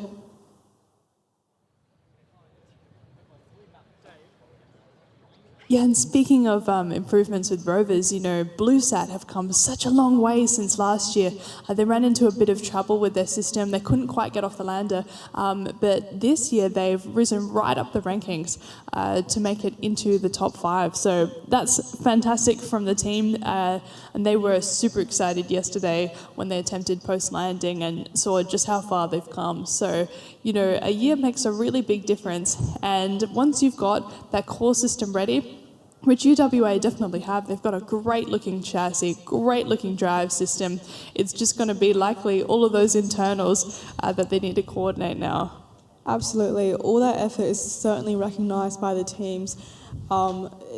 People watching the Rover Challenge from last year to this year and remember what's happened, we can definitely see the difference and progress that a year has made, and none of it has been wasted, for sure. And there's so much that you learn by coming out to the pitch as well, because you can simulate this all you like. You can, drive on analog type surfaces. A lot of teams go down to the beach and they drive it around on the sand, but there is something different about just actually being here and driving over the craters and the lunar surface, which the team here, Kevin and his lab, have done a great job of trying to recreate the feel of the moon. So it's not quite sand, it's a little bit heavier, it compacts a little bit differently, and so that affects the drive system and how you navigate around the surface. So, putting all of those challenges together here really gives them a lot of data and a lot of insights to go and improve for next time. Yeah, of course. The experience feels so real. You have an imagination when you're working on the rover all year on what the final competition is going to be like, and you've got all these expectations, and then you actually come here and you're like, wow, this is actually happening. We actually made this rover and we're about to compete it kind of suddenly hits you, and it feels quite surreal, especially for those who've just joined a rover team and haven't been to the competition before. So yeah, even being able to be here for the first time is such a huge achievement. Yeah, that's absolutely right. It is a massive achievement just getting here, and so props to all of the teams for making it happen and keeping the dream alive. And there's so much to learn the first time you come here and in the years beyond as well. So we saw RMIT waiting in the wings just before, and they are getting ready to head out onto the pitch. You can see the nice red Rover. RMIT were one of the 3 founding teams of the Australian Rover Challenge. It's Adelaide Rover Team, Monash, Nova Rover and RMIT way back in 2021. And wow, has the competition grown since those early days. We went from just 3 teams, all Australian, to now a whopping 17 this year from 4 different countries. Isn't that amazing, Profe? That's incredible, seriously, the growth just over a few years. And that, honestly just demonstrates how fast the space sector is growing. If student team societies for a local competition are growing so fast, the space sector as a whole is growing way faster than anyone could imagine. Yeah, and speaking about the growth of the space sector, I remember when I started the Rover Challenge, we didn't have the Rover mission. There was nothing about that. We were just designing rovers because it was an awesome thing to be part of, to design. But then when, Trailblazer or the Rover mission was announced just a couple of years later, that was like, oh wow, we've kind of been training exactly for this moment. And of course, we've seen a number of the alumni from the different teams go to work on Rover. So it was really the perfect testing ground to go and apply it to this real life project, which is just about the best thing you can get. Yeah, I remember Rover first launching as well. I was super shocked because I don't think I was super, at the time, I wasn't really informed about what was going on in space. And then I heard about it from a physics teacher in high school, and I was like, wow, it feels like, we just discovered the moon and now we're already putting robots on it. So, it's really incredible. And how did you get involved in the space sector? What got you interested in STEM or space? So I have a bit of an interesting story. Mine's quite different to yours. When I was in middle school, I was trying to pursue a career of music. So I'm the first in my family to go to school here in Australia. Amazing. And so I guess like my parents believed in me, but I guess I didn't have any super high expectations because it was already a brand new thing to be doing education here in Australia. And so I was going to pursue a music or a teaching degree. And I got really good at it in middle school, but then I think it just felt a lot of pressure, and then I had this period in year 10 where I just felt super lost, and I remember picking my subjects and people telling me that I should be picking things that, for example, you know how if you don't do SACE 1 or something, you can't do that subject in year 12. Yeah. And so I was just picking the things that I had to pick. But I did want to do a science because I did like science. But I wasn't sure if it was going to be chemistry, biology or physics, but I think physics resonated most with me because I felt like being able to understand how the world works through physics, especially like the movement and things, rather than like chemistry, something that's more like you can't see it or understand it with the naked eye. And so that's why I thought physics was so incredible. And then I had a really inspirational teacher who inspired me. And the thing is, he was super into space, like huge. And every question that we had, every example, he'd always make it about a national or like about a rocket. No or way. You know, if we're learning velocity, it had to have something to do with like rockets. So that's what it was. And I remember him setting up like a water bottle experiment with a pump. I'm not sure. I think you definitely heard of it. I think so, for sure. Yeah, and sending that off. So it was that, and then I guess it just kind of flowed naturally. So once I dropped music, I just kept getting more and more into space. And then as I hit uni, and I kind of became a part of the Space Society and learning all the technical teams we had for offer. And this is the other thing. A lot of like high school students or first year uni students don't think that they're allowed to be in a lot of these clubs and technical clubs because they think they either aren't qualified enough or don't have the skills or need to go through some process. But it's a huge misconception. And I guess I just had to try it to find out, and I'm so glad I did because I definitely wouldn't be here today without it. That is just an amazing story, and I think it just shows the power of teachers and educators in inspiring people to just follow their dreams and follow their passions, even if they're not sure about it. I mean, the teachers that I had in school had a massive impact on my career trajectory, and the same for you. So a big shout out to all of those teachers and educators across the world who are out there inspiring all of us to go and put rovers on the moon. Absolutely. Huge props to teachers. Yeah, go teachers. And, you know, you're part of the rocketry team. So what have you learned since joining that at university? So when I first joined rocketry, I had no idea what anything was. I had no experience in any kind of technical team. And so when they were talking about dual redundancy or droid shots, you know, or even like apogee, like the only word I knew were parachutes and rocket. I think that's all I knew. And so I didn't really know how it worked. And I think being through the team, I think like as someone who has been in it for a year now, and I remember having new people come in who were in first or second year who've also never heard anything about it, that I take extra care to explain to them the definitions that I think most people who have been in the field think are so basic, and you know, something that doesn't even cross their mind is a word that people might have not even heard about, to make it clear for them that, you know, like redundancy means backup, and like droid charges is made from gunpowder or whatever it is that that you think. It's never a dumb question. You know, people sometimes when you're new in clubs and you think, oh, like it's a silly question because everyone else seems to know. It's absolutely not true. But you know, not only have I learned that, I've learned how rockets operate. I've also learned how to write progress reports and how to present in a field of people who are more knowledgeable than me, who do know better than me. And being able to stand up there and explain to them the research that I've learned and been able to take constructive criticism has been so powerful. And it makes me feel really like respected as well, that my research is being heard and that people are interested in the progress of a team. And I think I've definitely found like a little family there as well. You just listed off so many crucial things. I don't even know where to start. I think I really resonate with a lot of what you've just said, particularly on the side of explaining terms to people. You know, I found when I joined the Rover team, I was feeling very, very similar. Like, I had barely used tools, let's face it. I did not know what a torque wrench was. I did not know what Allen keys were. But the team really took the time out to explain to me, like, even the sizing system, like, what's M3, M4, M5, Allen keys, and then I got used to the language, and then I was fluent in the language, and then you pass that knowledge down, and you're right, it really improves the accessibility to these teams and making you feel like it's all about a learning journey. You don't just have to be an expert from day one to be part of these projects.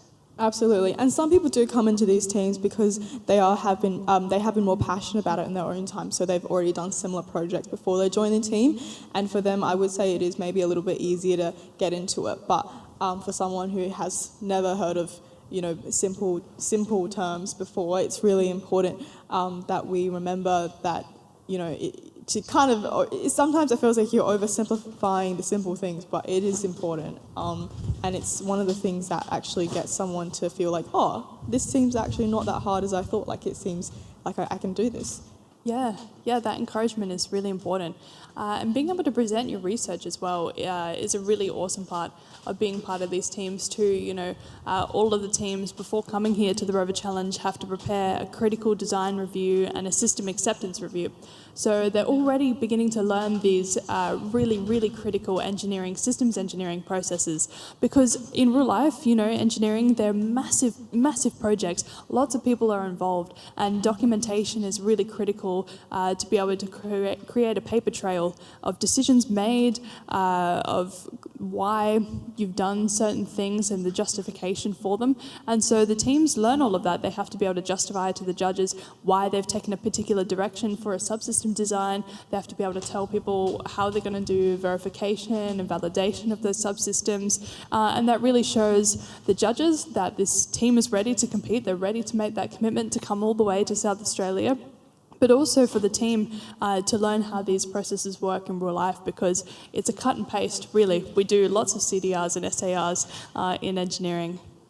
Absolutely. I think it's so important to document these things. You know, if you had a team who came here that was super successful but hadn't actually documented all the effort and work that they've put in, it's hard for people to imagine how much work and effort they've put in, because, you know, everyone knows that there's trial and error in everything, and sometimes you have to do so many attempts on something before you actually figure it out.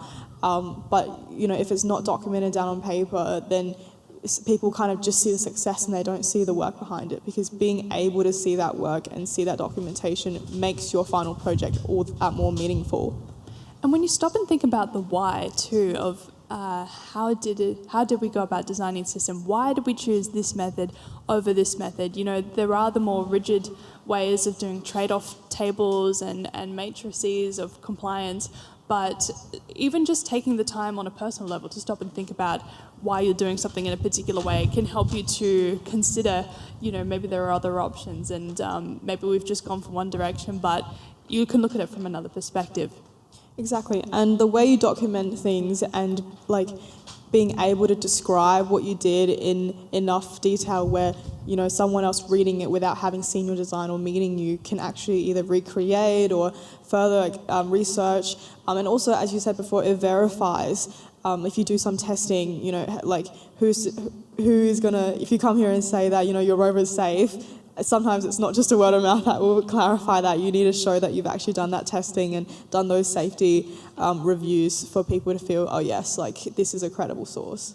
Yeah, then that's a great point. You know, one of the criteria was that the teams had to be able to convince the judges that they had ticked off all of these essential criteria, and those were exactly the types of things that they had to do. So we've heard that there's another interview lined up in the workshop, so when they're ready we might... Oh, not yet. So we will get back to them shortly, but in the meantime, we've got RMIT here out on the field, and they are the last competitor for post-landing here in the morning block. While they get set up, we will head over to the workshop in a little bit.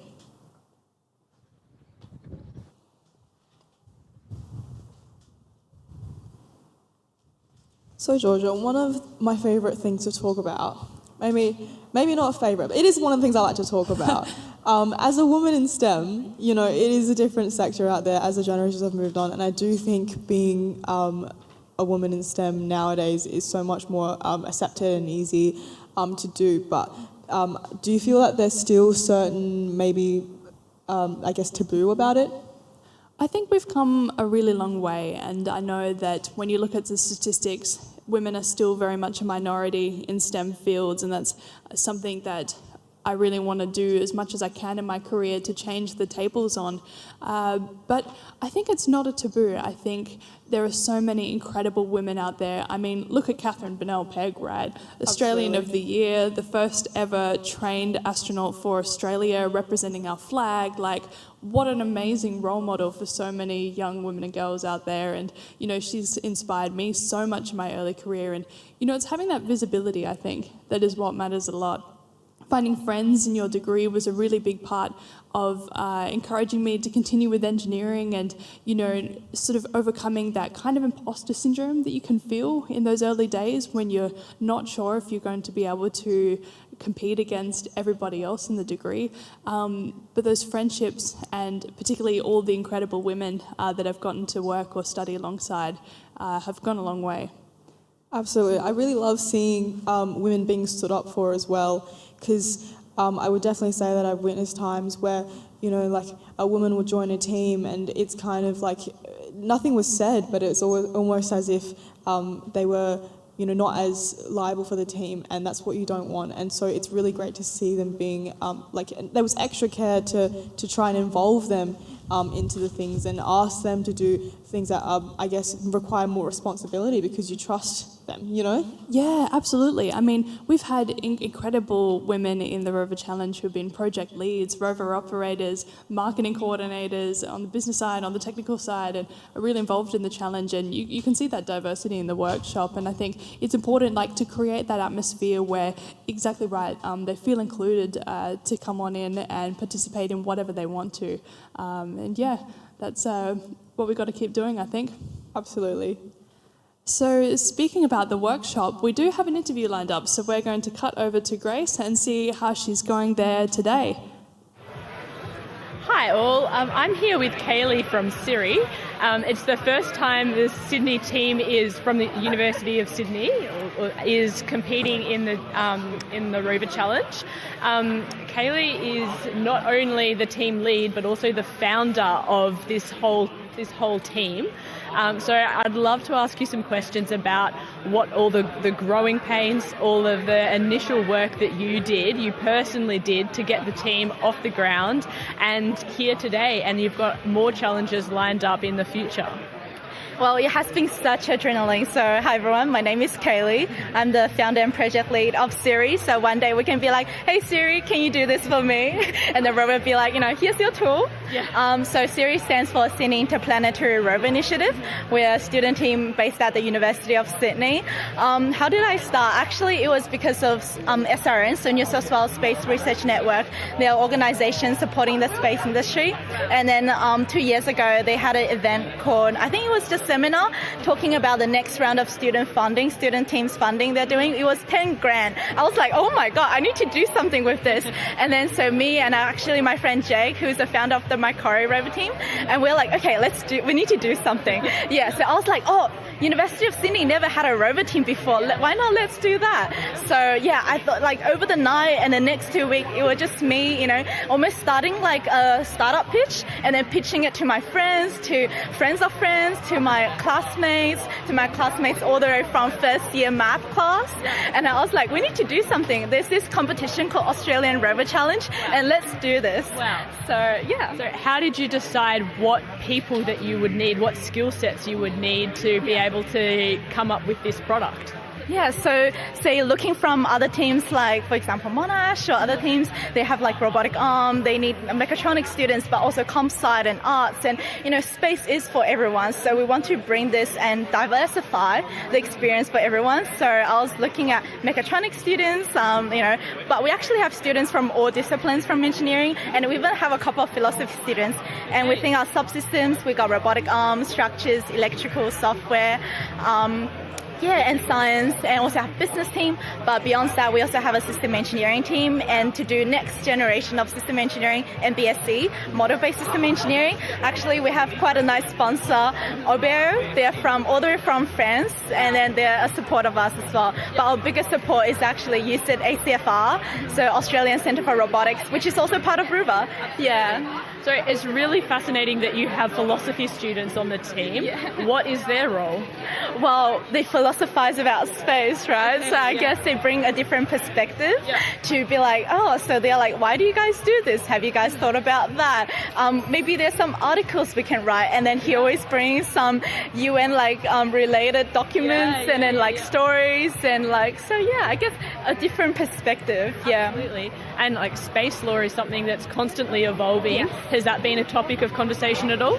Yes, it has. Actually, so one of his area of study is law and policy. So, and he's looking into advance into the space law and policy side in the future. Oh, amazing. Thank you so much for introducing yourselves. And you're here, you're doing all the things. What are you hoping to get from this competition this time round? Okay, so it is our first time competing, and we're actually very excited. So the goal for this challenge is to get the rover moving. So we have a moving rover, and everyone would be so happy. I'm sure ACFR would be very proud, and all our sponsors will be very happy to continue to support us. Yeah, so we actually have a lined up on Saturday night. So instead of doing a practice run, the judges have been so lovely. We will do a mock competition to see how many points we could get, in a post-landing task. That's great. It's such a supportive environment that you can feel everyone giving each other advice and hyping each other up. So all the best, and we're all in your corner and wishing you success. Yeah, so thank you so much. Best of luck with what's coming up. Thank you. All right, back to you. Thank you, Grace. And speaking of women in STEM, what an absolute powerhouse there with Kaylee, who's very involved in the Australian space sector. And well done to her and her team. They're working really hard there to get their rover together. So hopefully we'll get to see them later this week. In the meantime, we did have RMIT out on the lander, but they have just taken it off. I think they're evaluating it. Potentially they may not. Oh, yep, the base station is packing up. So I believe that means they have call time on their run today for the post-landing task. Sometimes this happens. They had time yesterday where they're on for space resources and they're able to get their rover running, but today it just didn't work out for them. So that's all right. They're going to dust themselves off and brush up to come back again tomorrow, where they're on for excavation and construction just before lunchtime in the morning. So, it wasn't quite the result that they were hoping for today, but they've still got plenty of opportunities throughout the rest of the weekend to get some data on their rover and to have some time to operate it. We'll just wait a couple of moments to see if they're going to come back out. But if not, that would conclude the end of our morning block. Still a really good effort from RMIT. It was great that you guys could bring your rover out and show us a design anyway.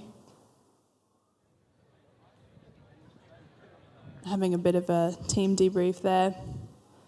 And a big thank you to everybody that has come out to Roseworthy this morning to join us for day 2 of the 2026 Australian Rover Challenge, or has joined us online on the live stream. I know a lot of people have been sending in lovely words of encouragement or showing me where around the world they've been watching from, and that's been amazing to see. So really big thank you for the support.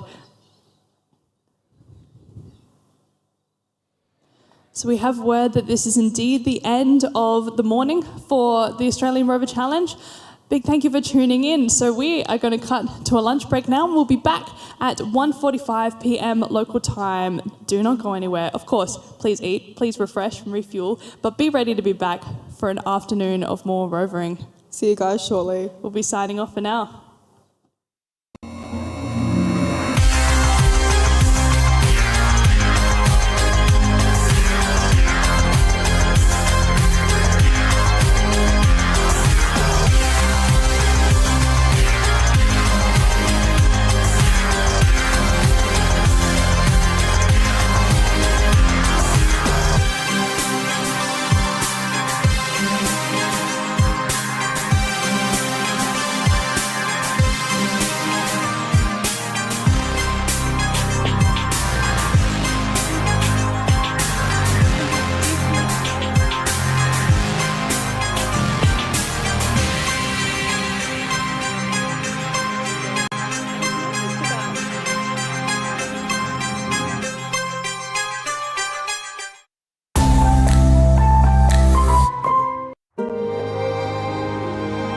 the next space race took off from our state? What if Whyalla powered the world with clean green hydrogen? What if two of the state's leading universities came together to create a global university for the future?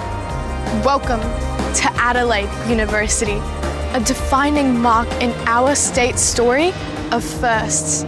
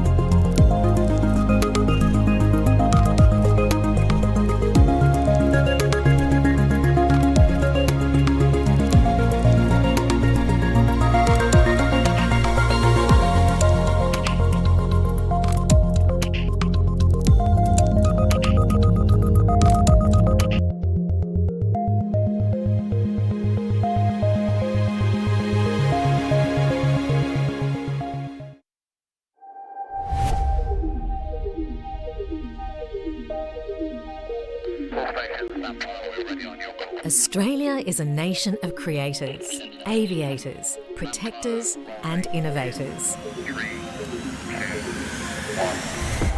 From aviation's first light to the dawn of the jet age and beyond, at Boeing, we're building the future together here in Australia. Inspiring those in pursuit of new frontiers, connecting, protecting and exploring our region and the world. Home to the broadest aerospace portfolio in Australian industry, powered by talented, dedicated and diverse teammates. Delivering manufacturing excellence, building composite aircraft parts for the world's most efficient airplanes, using advanced robotics, materials and digital technologies. Never compromising on safety or quality, always focused on sustainability. Solving tomorrow's problems today with Australia's leading researchers, scientists and universities. Developing new military platforms and communications networks and helping ensure they are always mission ready. Keeping customers airborne by providing the services they require. We stand shoulder to shoulder with Australians during natural disasters, on the front line and in peacetime. We support veterans and our community, and we nurture the next generation of aviators to excite, to be bold. Boeing Australia. Made in Australia by Australians for the world.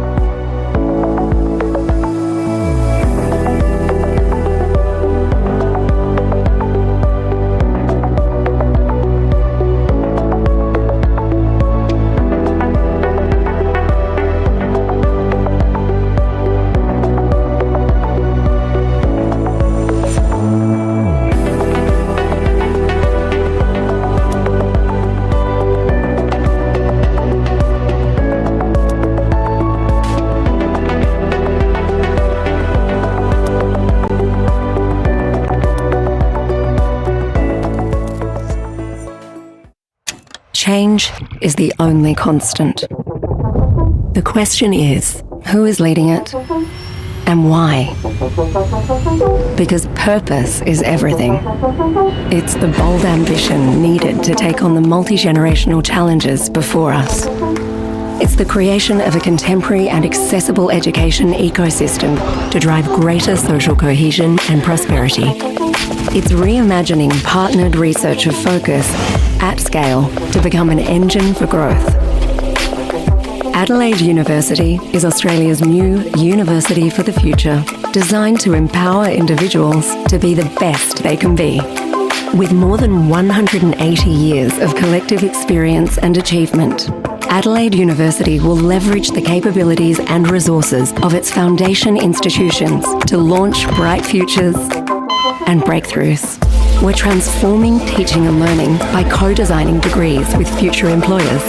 Our students will be equipped with an entrepreneurial mindset and will be ready to take on an AI world.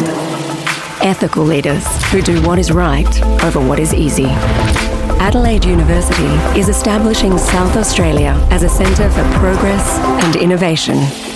As a group of 8 university, we're combining the investment and infrastructure needed to accelerate future-making research that is nation-critical and globally relevant across defence and national security, creative and culture, food, agriculture and wine, personal and societal health, and sustainable green transition. From society to seas to space. We're partnering with industry, communities and regions to create impact that transcends borders and time. As an exemplar for excellence and equity, we bring together the esteemed and enterprising to prepare a diverse next-generation workforce that's adaptable and ready to respond to an ever-evolving world. To provide a nation-leading student experience that unlocks individual potential and passions. To connect an inspiring global community of over 400,000 alumni. To contribute an estimated $4.7 billion a year to our national economy. And to deliver value across the full chain, from research translation to commercialization. Adelaide University is a force for positive change. Together, we'll shape what's next for a better Australia and a better world.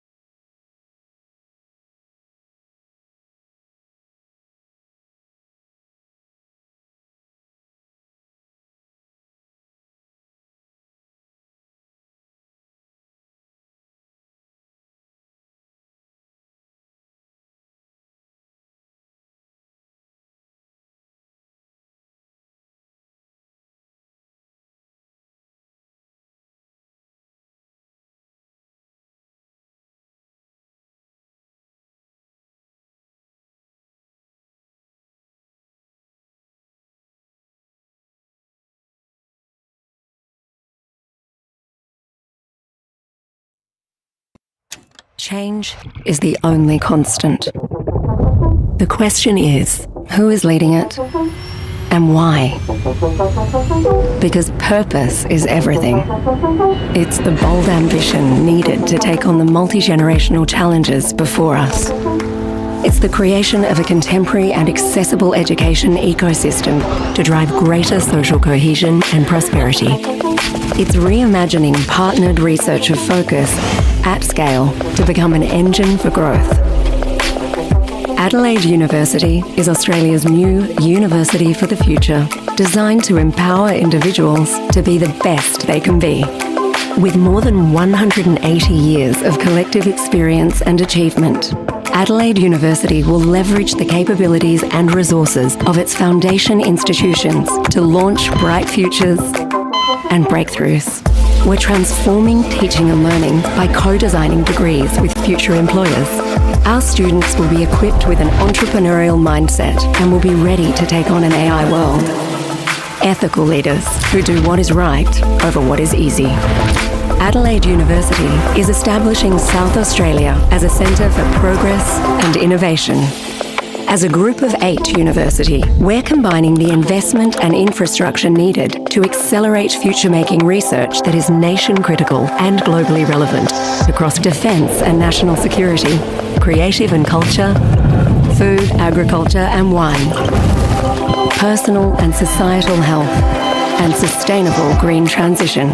From society to seas to space. We're partnering with industry, communities and regions to create impact that transcends borders and time. As an exemplar for excellence and equity, we bring together the esteemed and enterprising to prepare a diverse next-generation workforce that's adaptable and ready to respond to an ever-evolving world. To provide a nation-leading student experience that unlocks individual potential and passions. To connect an inspiring global community of over 400,000 alumni. To contribute an estimated $4.7 billion a year to our national economy. And to deliver value across the full chain, from research translation to commercialization. Adelaide University is a force for positive change. Together, we'll shape what's next for a better Australia and a better world.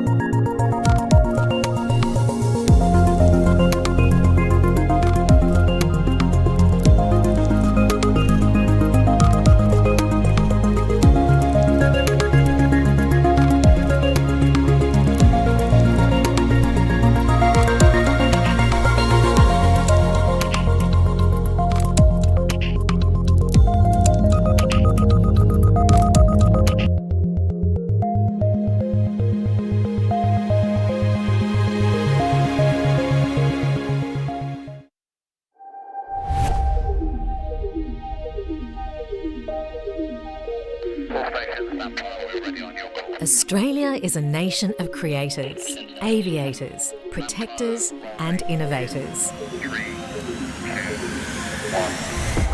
From aviation's first light to the dawn of the jet age and beyond, at Boeing, we're building the future together here in Australia. Inspiring those in pursuit of new frontiers, connecting, protecting and exploring our region and the world. Home to the broadest aerospace portfolio in Australian industry, powered by talented, dedicated and diverse teammates. Delivering manufacturing excellence, building composite aircraft parts for the world's most efficient airplanes, using advanced robotics, materials and digital technologies. Never compromising on safety or quality, always focused on sustainability. Solving tomorrow's problems today with Australia's leading researchers, scientists and universities, developing new military platforms and communications networks, and helping ensure they are always mission ready. Keeping customers airborne by providing the services they require. We stand shoulder to shoulder with Australians during natural disasters, on the front line and in peacetime. We support veterans and our community, and we nurture the next generation of aviators to excite, to be bold. Boeing Australia. Made in Australia by Australians for the world.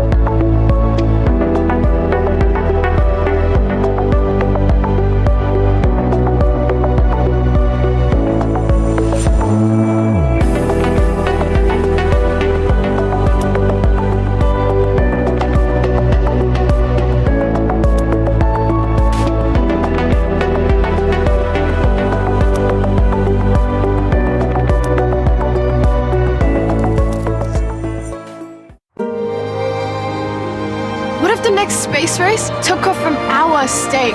What if Whyalla powered the world with clean green hydrogen? What if two of the state's leading universities came together to create a global university for the future? Welcome to Adelaide University, a defining mark in our state's story of firsts.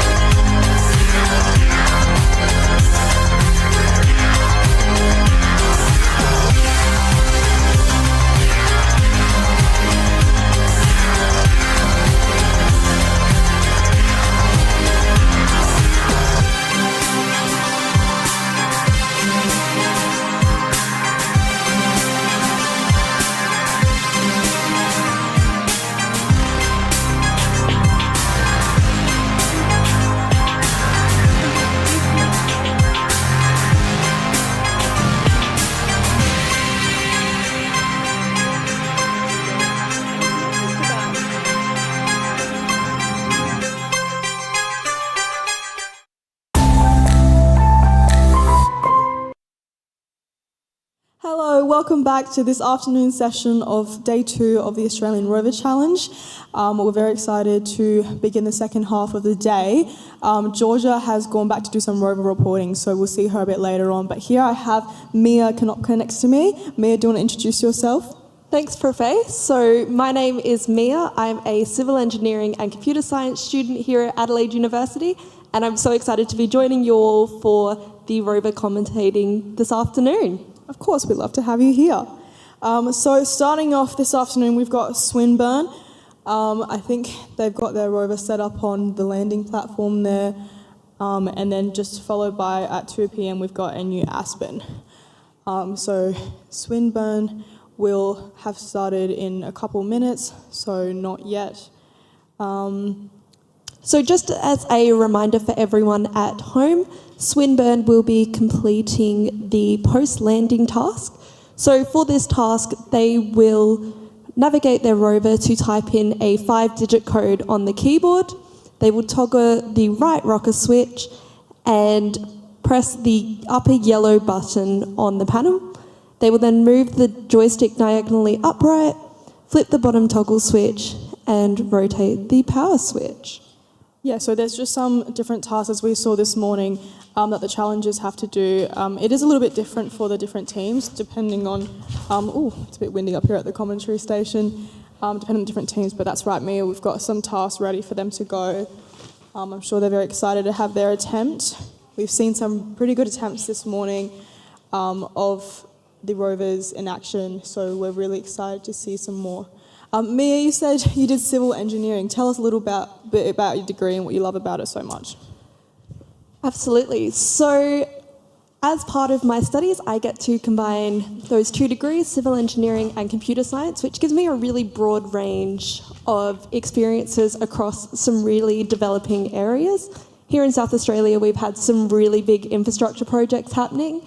And obviously with South Australia's involvement in the space industry, there's a lot to do in terms of civil engineering, looking at things like infrastructure, particularly lunar infrastructure, how you make things livable for those people who will be travelling in outer space, as well as looking at the computer science side, which, as we can see here, is a significant component of what happens in space. Absolutely, Mia. It sounds like a lot of development is going on in the civil side of the space sector, which we don't actually hear too frequently about. So yeah, and I reckon the rovers that we see today, of course, as well, can be developed to help build and to help, and you know, with the excavation testing and things like that, that's how we know what materials we have and what we can use to do those infrastructures. Absolutely, and a big part of what we're looking at when we're looking at civil engineering in space is looking at using the materials that we have available to us wherever we're going. So if we're looking at constructing on the moon, rather than trying to take concrete or the very conventional civil engineering materials, we'd be looking more at, can we use lunar regolith? How can we compact that to make the roads so that our travel on the moon doesn't look like the kind of journeys these rovers will have to be taking today, which is going to be a very complicated process. So whether we can grade some roads, whether we can create infrastructure out of the materials that we have available. Can we create bricks out of lunar regolith? Can we build houses? So trying to use what we've got available so we don't have to take as many flights, use as much fuel, reduce our costs, and make sure that any expedition is sustainable. That's really interesting, Mia. I'm really excited to see where the space sector goes in that area. And the Andy Thomas Space Foundation has a lot to do with the civil side as well. Can you tell us about them? Absolutely. So the Andy Thomas Centre for Space Resources is a part of the Adelaide University, but they're actually part of the civil engineering faculty. So that's something that, you know, highlights how important it is for that collaboration between civil engineering and space. And the Andy Thomas Centre for Space Resources is actually a sponsor of RoboGals, which is a club I'm quite heavily involved in. And Profe, you've been a part of as well. I have definitely been a part of RoboGals. Those little robots that are kits, what are the kits called, Mia? Those are the VEX robots. So For those of you who don't know about Rover Gals, it is actually an international organisation. So wherever you're based in the world, there's very likely to be a Rover Gals in your area. So Rover Gals is about inspiring young people, particularly women, to get involved in STEM from a very young age. So we run workshops for primary school and high school students, often robotics, but across a range of areas. And we actually do our own kind of mini Rover challenges as part of that. So doing line following challenges, doing like robot battles. It's about some of that very basic coding stuff that once they get a little bit older could very much be applied to a challenge like the Rover Challenge. And we're very lucky to have the Andy Thomas Centre for Space Resources sponsoring us. So something that it's about encouraging the next generation to pursue STEM and to take up opportunities like this in the future. Absolutely. It is so important for the young ones, especially primary school, middle school, to get an early start on what coding is. I'm not too sure about the robots. And speaking of robots and rovers, I think we've just got some movement here from Swinburne. It is making its way down the landing platform, slowly down the ramp. It looks quite steady, and we're just seeing if we can make it fully down onto the craters. So we can see this very controlled descent here, not wanting to run too fast, otherwise we will likely see this rover tip over. So just making sure we're very slowly going down this ramp to make sure we've got a controlled start to the challenge. Absolutely, and they're making a really good start. Quite slow, but that's how they're going to have to do it so that they don't tip over. It's a very good strategy to have. And I'm looking at this rover, and it looks like there's sensors on the front side, or potentially, I'm not sure if they're sensors or cameras, but they look like some of the things you might have in your home. I'm not too sure what they've used there. Maybe we can get some backstage feedback from that. But they have just successfully fully landed on the craters here. So very well done, Swinburne. Looks like we're very lucky to get some of the feeds from their cameras so we can see what the team is seeing as they navigate. So yeah, it's got slow movement but steady, and we'll see where they're heading next or which task they're choosing to do first. So in a bit of a simulation of how things would work when we are exploring different planets or lunar surfaces, we have our team sitting remotely and controlling the rover using those camera feeds that we saw. So the team is unable to see what the rover is doing except from those camera feeds. It's not easy to stay communicated when the same team at two different sections have different understandings and views of the robots. So it's very impressive how our mission control team can manoeuvre that rover just through the cameras. One feature of this rover that's very interesting is those rotating wheels. So I don't know if you can see from the camera feeds here, but those wheels can rotate. So I saw them rotating almost 90 degrees to be able to navigate this very uneven terrain.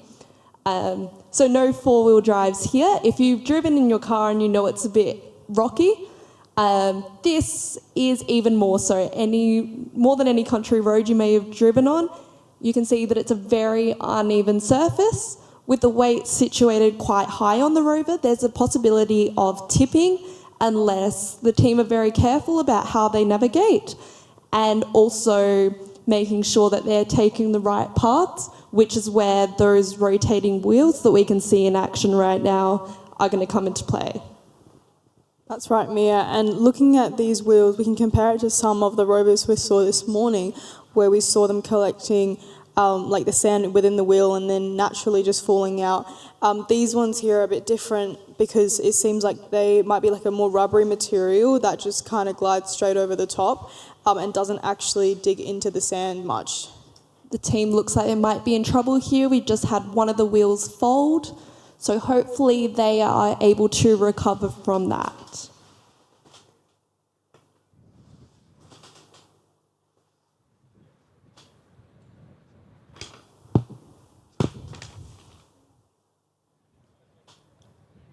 Absolutely, Mia.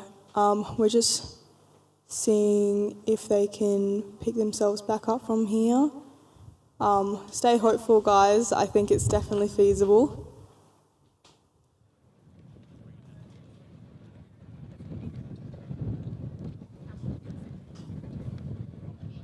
So looks like maybe the judges are going over to have a look at what's going on with the rover. Not sure if we might need an intervention, but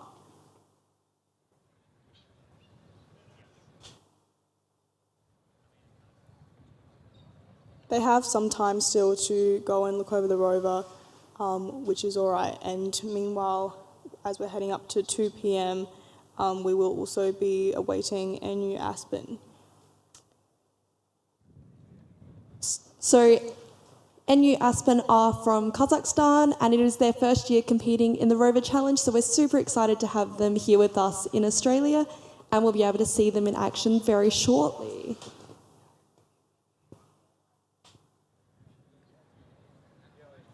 So Mia, coming on to commentate for the Rover Challenge for the first time in the booth today, how are we feeling? I am very excited. It's fantastic to be able to see this view. We've got a pretty good view here from in the commentary booth where we're able to see over both of the pitches and be able to tell you a bit about what's happening, use some of the stuff that we've learnt in our degree to be able to explain what might be going through the team's heads, how they might be approaching these challenges as well. So very excited to be sharing that with you today. What do you think is the most important thing to do when, I guess, some things don't always go to plan? That's something that we see a lot in engineering, and this idea of having a contingency plan, particularly in civil engineering, we talk a lot about factors of safety, and that's about making sure that there's always more protection than what you think you need, more backup plans than what you think you need, and that's something that our teams would absolutely have been incorporating today. Obviously, a lot of this is trial and error, and a lot of these teams will be trying new things for the first time. So things may not always go to plan, but what we're really looking for is how they're picking themselves back up, troubleshooting, and coming back better for the next challenge. Absolutely, that's the correct mindset to have, Mia. And yeah, it's really important to not give up, as we were speaking about this morning. We're just having a look and see what the judges are evaluating. So we were talking about RoboGals a bit earlier, and one of the things that a lot of RoboGals groups will do is doing regional challenges. So for many RoboGals groups, it's incredibly important, this idea of equity, and that applies not just to inspiring women in STEM, but also to inspiring regional students who may not get the same opportunities or the same number of opportunities as students in metropolitan areas. And actually, Profe joined us for a regional trip back in 2024. Profe, can you tell us a bit about that experience? Yeah, the trip was super, definitely learned a lot from it. I really liked going out to these rural places, as you said, maybe with less privileges as we normally know. But you really see the kids work on not giving up and continue to code and continue to fix and revise what they do with the robots. And it's a really important thing that you see, because even university students now would do very similar styles of revising, re-editing, and so being able to train that up at a young age and being able to see that is really great. And that's similar to what me and Georgia were talking about this morning. We're passing down knowledge to generations so that we can keep developing and learning new things. Amazing, thanks Profe. Can see a bit of movement happening in the tents and on the field. Yeah, it looks like Swinburne might be packing up, so that might be their run for today. Still a really great effort, Swinburne. I think the judges might still be able to give them some points, so it's not all a loss, but a really good effort, guys. Absolutely. Don't underestimate the difficulty of that ramp. That is a really difficult stage, particularly with such a high centre of gravity on so many of these rovers.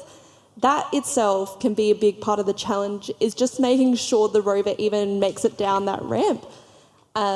With that high centre of gravity, the tipping the rovers are very prone to tipping, so being able to navigate that, absolutely we'd be looking at points for that as well.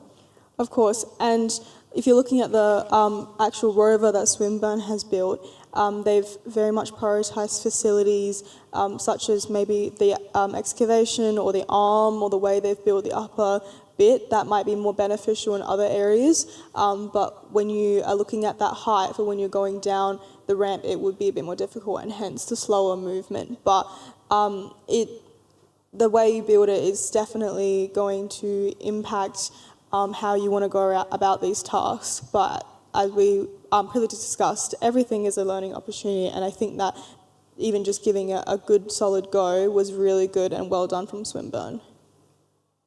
Absolutely, and we can see the team out here still having a look, playing around, trying some new things, which is all about that engineering process as well. So really encouraging to see. Yeah, even though they have a little bit of an intervention here, they still have some time, so seeing what they can hopefully pick up from that.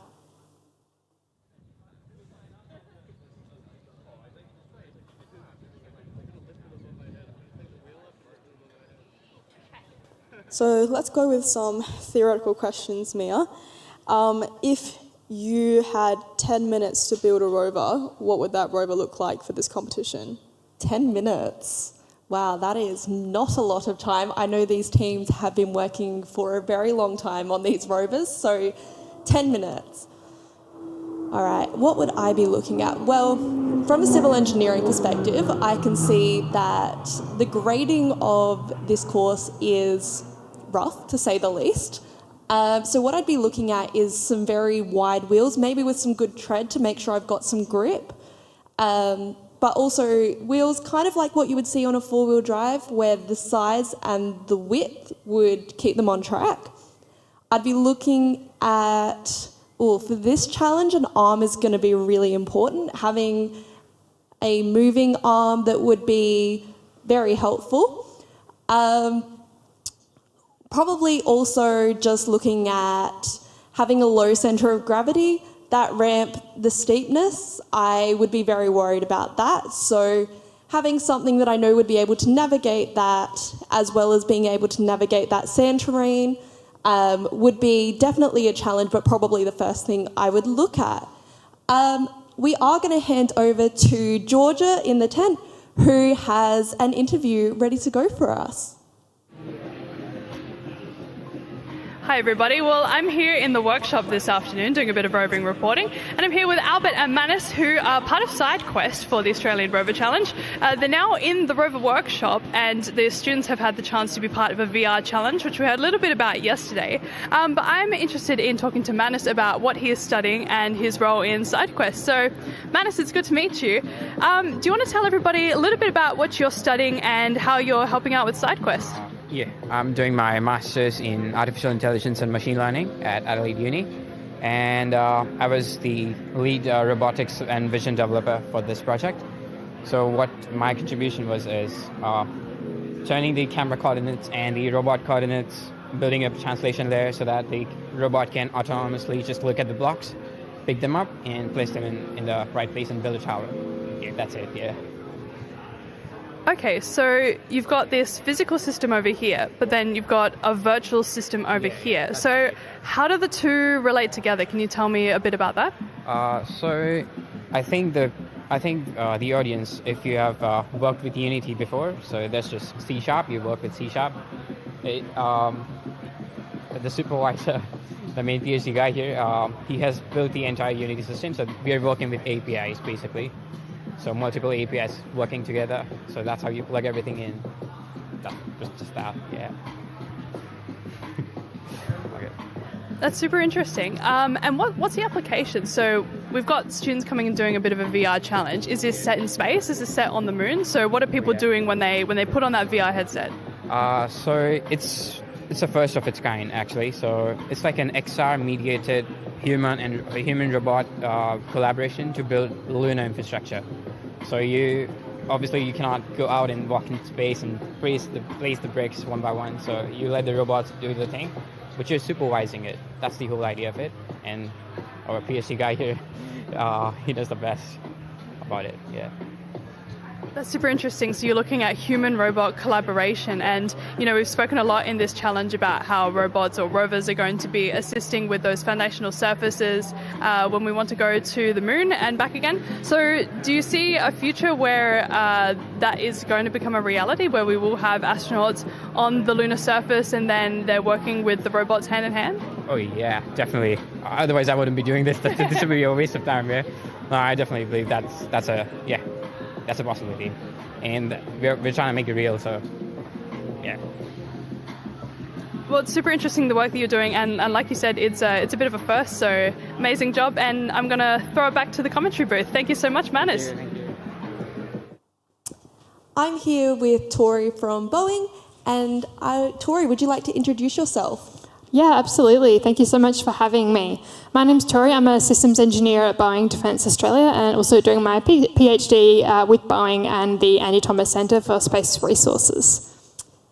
Fantastic. So, Tori, today we are witnessing teams competing in the mapping and autonomous task. In your view, how critical is the application of autonomous technologies and systems for the return missions to the moon, especially before the first human landings? And what role do you see these technologies playing as we anticipate a new wave of landers and rovers reaching the lunar surface? Yeah, it's a great question. I think there's a lot of really important reasons for having autonomous technologies on the moon, but I'll focus on just two, and I think that's the reliability of systems that we send to the moon, but also how autonomous systems can support the safety of our astronauts, as well as the breadth of exploration we're able to achieve. And I think everyone here knows that operating on the moon is incredibly difficult. It's a really challenging environment, from the harsh lighting, the terrain itself, the features on the terrain, and autonomous technologies can really give us the ability to explore those both before we send astronauts there and whilst we have astronauts there, and help them complete tasks and take on work that can be performed by robots and other autonomous technologies, so that we can keep our astronauts not just safe, but also doing tasks that humans do really well. Crew time is incredibly valuable, probably one of our most valuable assets on the moon. So how can we utilise these autonomous technologies to do things like inspections or repairs, maintenance, upgrading systems, so that our astronauts maybe can focus on doing really specific science tasks or being able to adapt to procedures and change things ad hoc as they go. So they're really important for astronauts to have on the moon before and during.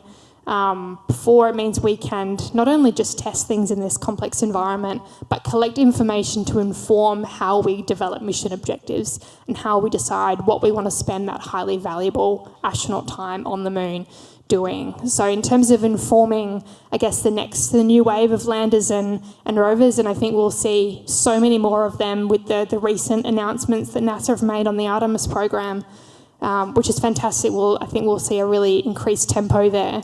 The work that's been done here and the research done by all of these different universities really is going to help contribute to that effort.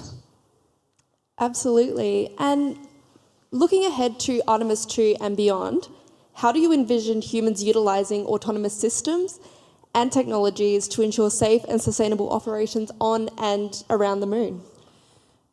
Yeah, I think, delving into some of the specific tasks in thinking about what can autonomy provide us to help keep humans safe, and what can they add to the tasks that humans can do.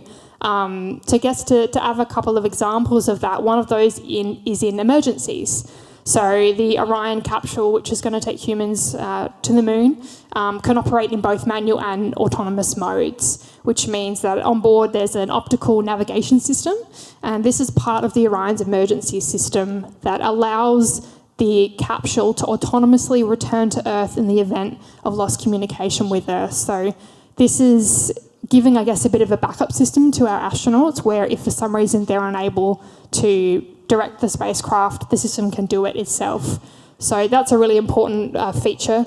We're also looking at navigation. So navigation on the moon will be really important for making sure we're, landing in the right spot, we're exploring in the right spot, conducting science in the right place.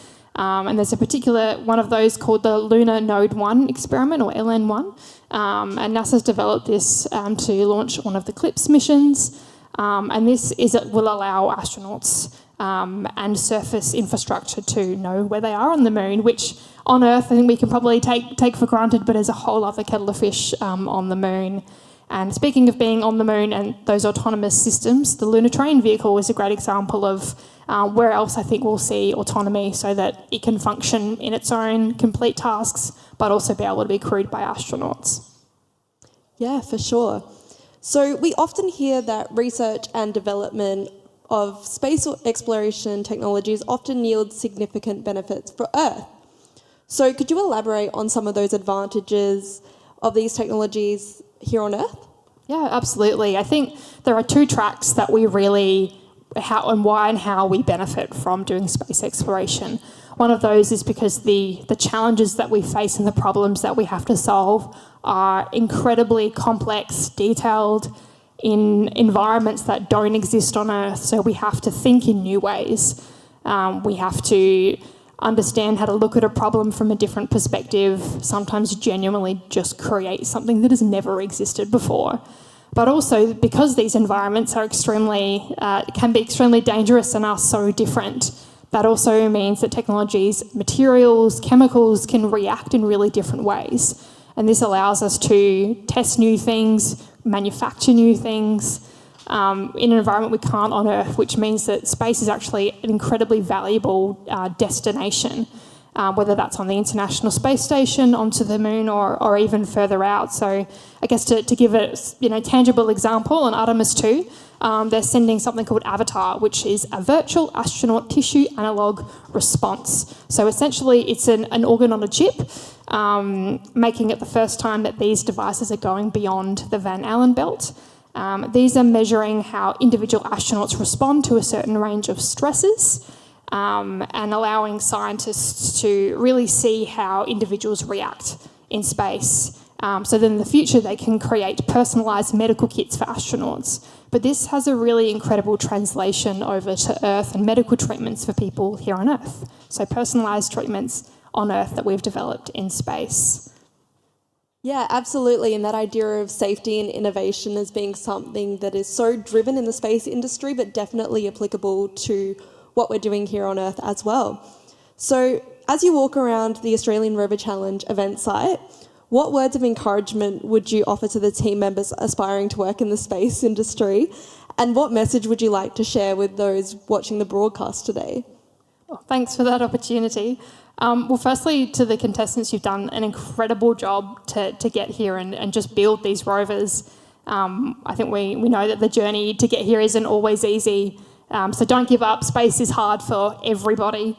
It takes that, failing and getting back up again and solving new problems, but also knowing that relying on your teammates is usually the best way to go. Space is probably the ultimate team sport. It requires a bit of everyone in every single way. And to those watching, thanks for supporting the Rover Challenge, because it's these events that create the next generation, not just of a space workforce, but of a generation that can solve the critical STEM problems we have now and into our future. Well, thank you so much for joining us here in the commentary booth today, Tori, and for being here at the Australian Rover Challenge to support these teams. It's because of the work of our sponsors that all of this can happen, so we're really grateful to have you here today. Thank you so much for having me. We will hand over to Georgia, who is on standby with another interview. Well, hi everyone. I'm back here in the Rover workshop with Stevie from the Indonesian team Rival. Now, they competed this morning in the post-landing task, so I'm here to find out all the goss about how that went and how they're feeling about the task tomorrow. So thanks for joining us again, Stevie.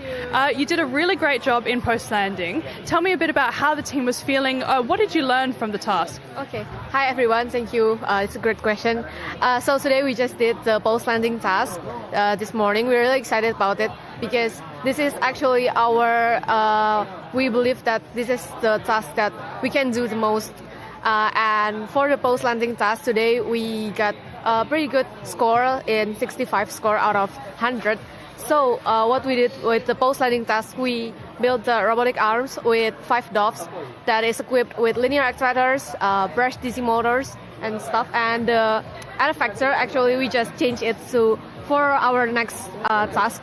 So before we change it, we use a gripper, not the scoop one. We use gripper that can grip and interact with the buttons that is equipped in the processing plant. And in the processing plant, we just interact with about 3 buttons, and it's really excited. That's all. That's awesome. So you've built this purpose-built robotic arm, and are you also going to use it for excavation and construction tomorrow? You said you were changing over the bottom there? Yeah. We're using this arm again for the excavation and construction task tomorrow, but we changed the manufacturer with the scoop one, so it can scoop sand and pick up rocks, hopefully. Yeah. That is really interesting. And how do you feel about being here in Australia? You were saying that you found out about the Australian Rover Challenge because you were trying to find a Rover Challenge in the area. Are you enjoying it so far? Yeah, we're really enjoying this Australian Rover Challenge. We enjoy Australia itself, the Adelaide, everything in here. We really enjoyed it, and we're really excited because this is our first international competition, and we find this Australian Rover Challenge, and people around here is really nice to us, like they all helping us so much, so we're really excited. That's so awesome. And you were saying that this whole rover is purpose-built for the Australian Rover Challenge. So you've not competed in any other challenges. It's all for this. That's an incredible achievement. What have you been most excited about being part of the team? Okay. So what I've really excited about is I'm really excited to join. I'm the electrical staff of the team. So I really learned so many things for the Australian Rover Challenge, especially for the battery management. I am responsible to arrange the battery, because we are flying overseas, so there are restrictions from the flight for the battery, to hand carry the battery. It is 100 WH maximum capacity, so we need to research how to create the battery so it is able to fly overseas, like that. That's a really important task, so you've got a lot of responsibility in the team. Well, thank you so much for joining us, Stevie. It's great to hear how the team is doing. I mean, you've just smashed it so far, so you should all be incredibly proud, and welcome to Australia. We're so happy to have you here. Thanks to the rival team from Indonesia, and I'm going to throw it back to the commentary booth. Thanks, Georgia. Really well done, rival. That was a great interview. Really enjoyed hearing about your journey to the Rover Challenge here. So we're past 2 p.m. now, and I think we've got Enu Aspen from Kazakhstan with their rover on the field.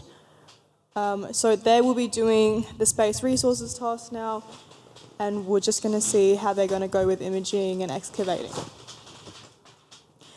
We had Tori on before, as well as for the interview that Mia did with her. Tori is a really influential woman in STEM. Really loved having her as a system engineer from Boeing. She's one of the amazing examples that you can see of women in STEM, as we were talking about earlier. She was actually on the panel for the Women in STEM panel event held by the Space Society, which I have a large involvement in as well. And they are super good at doing industry events to connect students. So if you're viewing, if you're in the audience today for the Rover Challenge and you're wanting to find your place in space and find how you can get involved in the space sector, check out AUSS.Adelaide on Instagram. And definitely follow along with the events there, and that's a great way to get started on being in this space sector.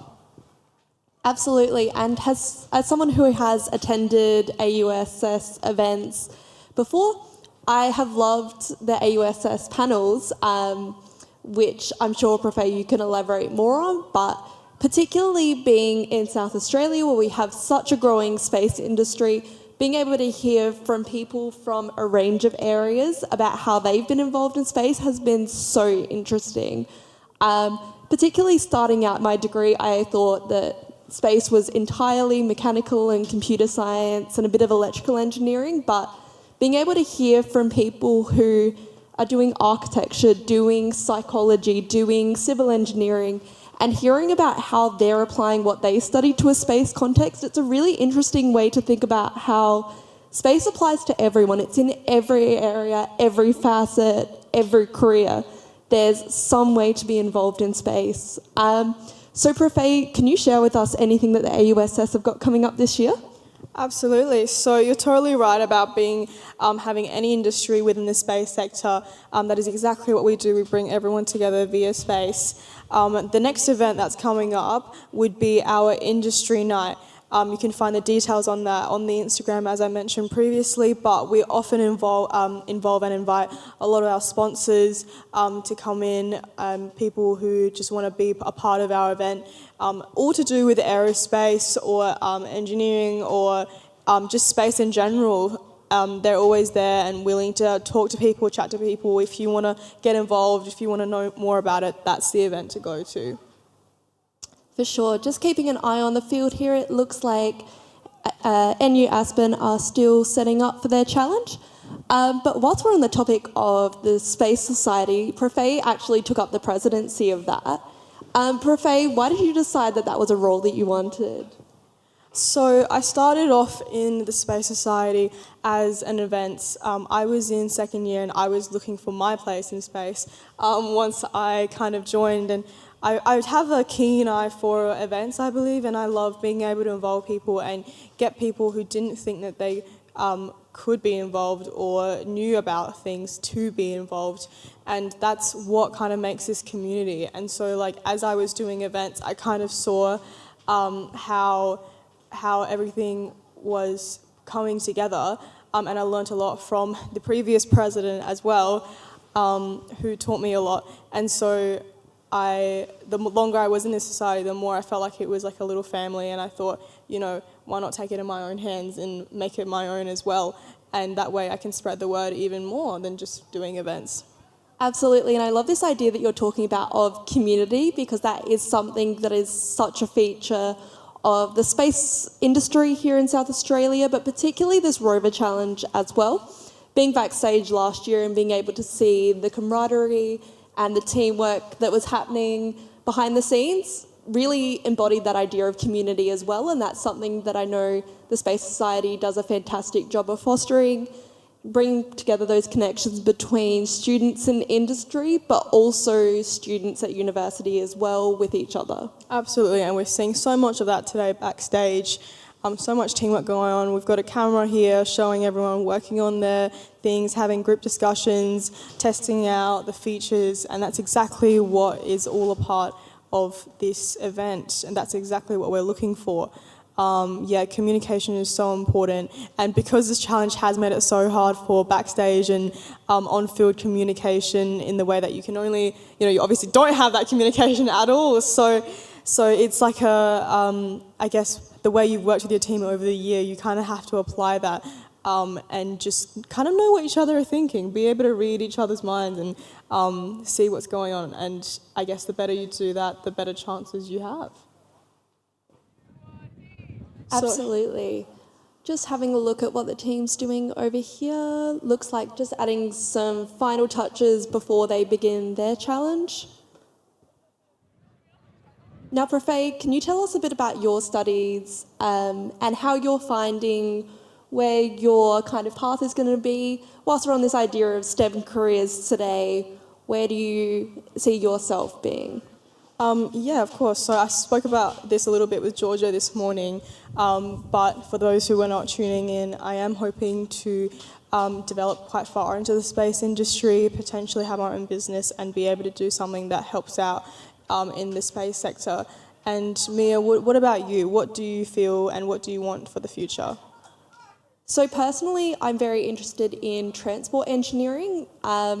At this point, a lot of my work experience and kind of interest is in transport engineering on Earth, but absolutely looking at this idea of transport engineering in the future on surfaces other than Earth is definitely going to be a big challenge for civil engineering, and one of the first things that will have to be set up before we even look at starting to colonise or set up communities in space as well.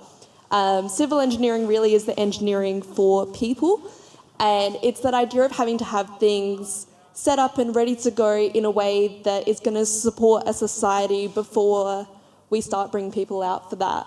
You're absolutely right, Mia, and that's why it's so crucial. We have another interview lined up with Georgia backstage in the workshop, so very excited to see what we've got there. Over to you, Georgia. Well, hello. I'm joined here in the Rover workshop with Campbell Peck, who's the Director of Space at the South Australian Space Industry Centre, one of the sponsors of the 2026 Australian Rover Challenge. So, Campbell, it's great to have you here. How have you found the environment so far at the Australian Rover Challenge? What have you enjoyed seeing? Georgia, it's great to be here.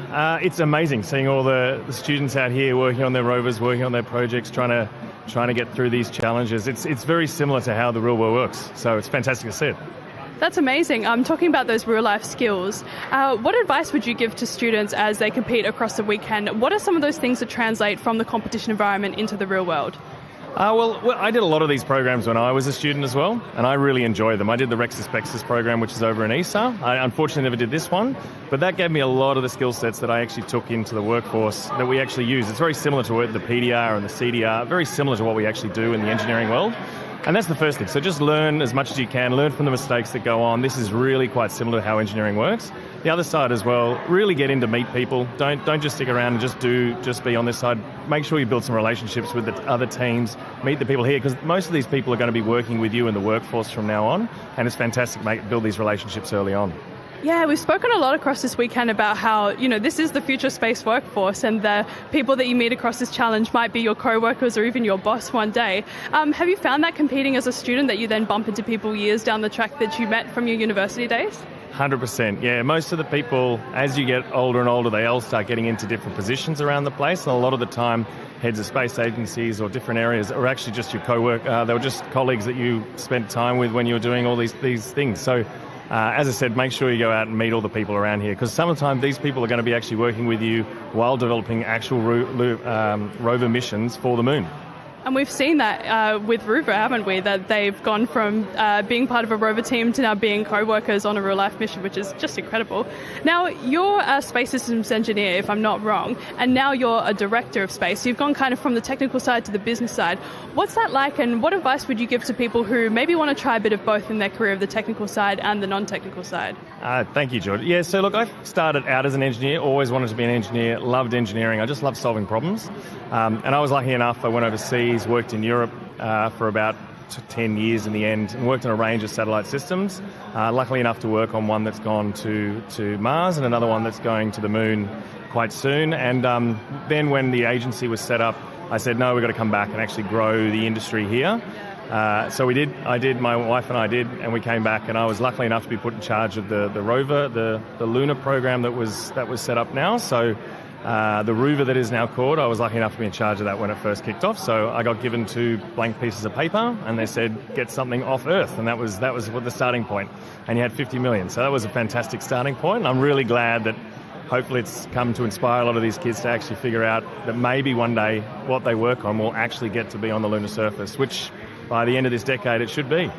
It's amazing to see your passion, through your decades of experience. It's still so exciting sending something to the moon or to another planet, and that never gets old, and that's amazing to see. So thank you so much for your time, Campbell, and for coming out here today and supporting these students. We appreciate it so much. So thank you very much, and I'm going to throw it back to the commentary booth. Thank you, Georgia and Campbell, for that amazing interview. It's really inspirational to see what we do in the space sector, and Campbell, your leadership skills are definitely admired here today. So we're going back on the field. Looks like we're still reviewing the Aspen rover, but I have some notes a little bit about the Aspen. So the name Aspen is actually defined as sky from the country of Baikonur. I hope I'm saying that right. There's a beautiful cemetery in the student team competing in a lunar simulation because the country launched humanity's first space travellers. So that's a really beautiful origin for the name of their rover. Absolutely. So Aspen are in their 2nd year. They have a CDR score of 21.9, which shows how well they understand the technical requirements. But obviously this field test is going to be a measure of how well they execute that today.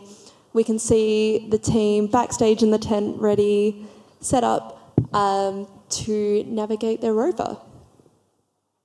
Absolutely, and just reminding everyone who's just joined us for the second half of the day, it's important that the teams aren't fully, they don't have to use their whole time slot given to operate their rover. They're very able to refine it. And here we've got on the screen some of the code that's been programmed into the rover and some troubleshooting here, and that's so important. Can you tell us a bit about coding difficulties, Mia? Yeah, for sure. Very lucky to be able to see this. It shows us a bit of the backstage of what's happening and how the teams are operating before their challenge begins. Looks like they're doing some error testing just to do their final checks before they begin the challenge.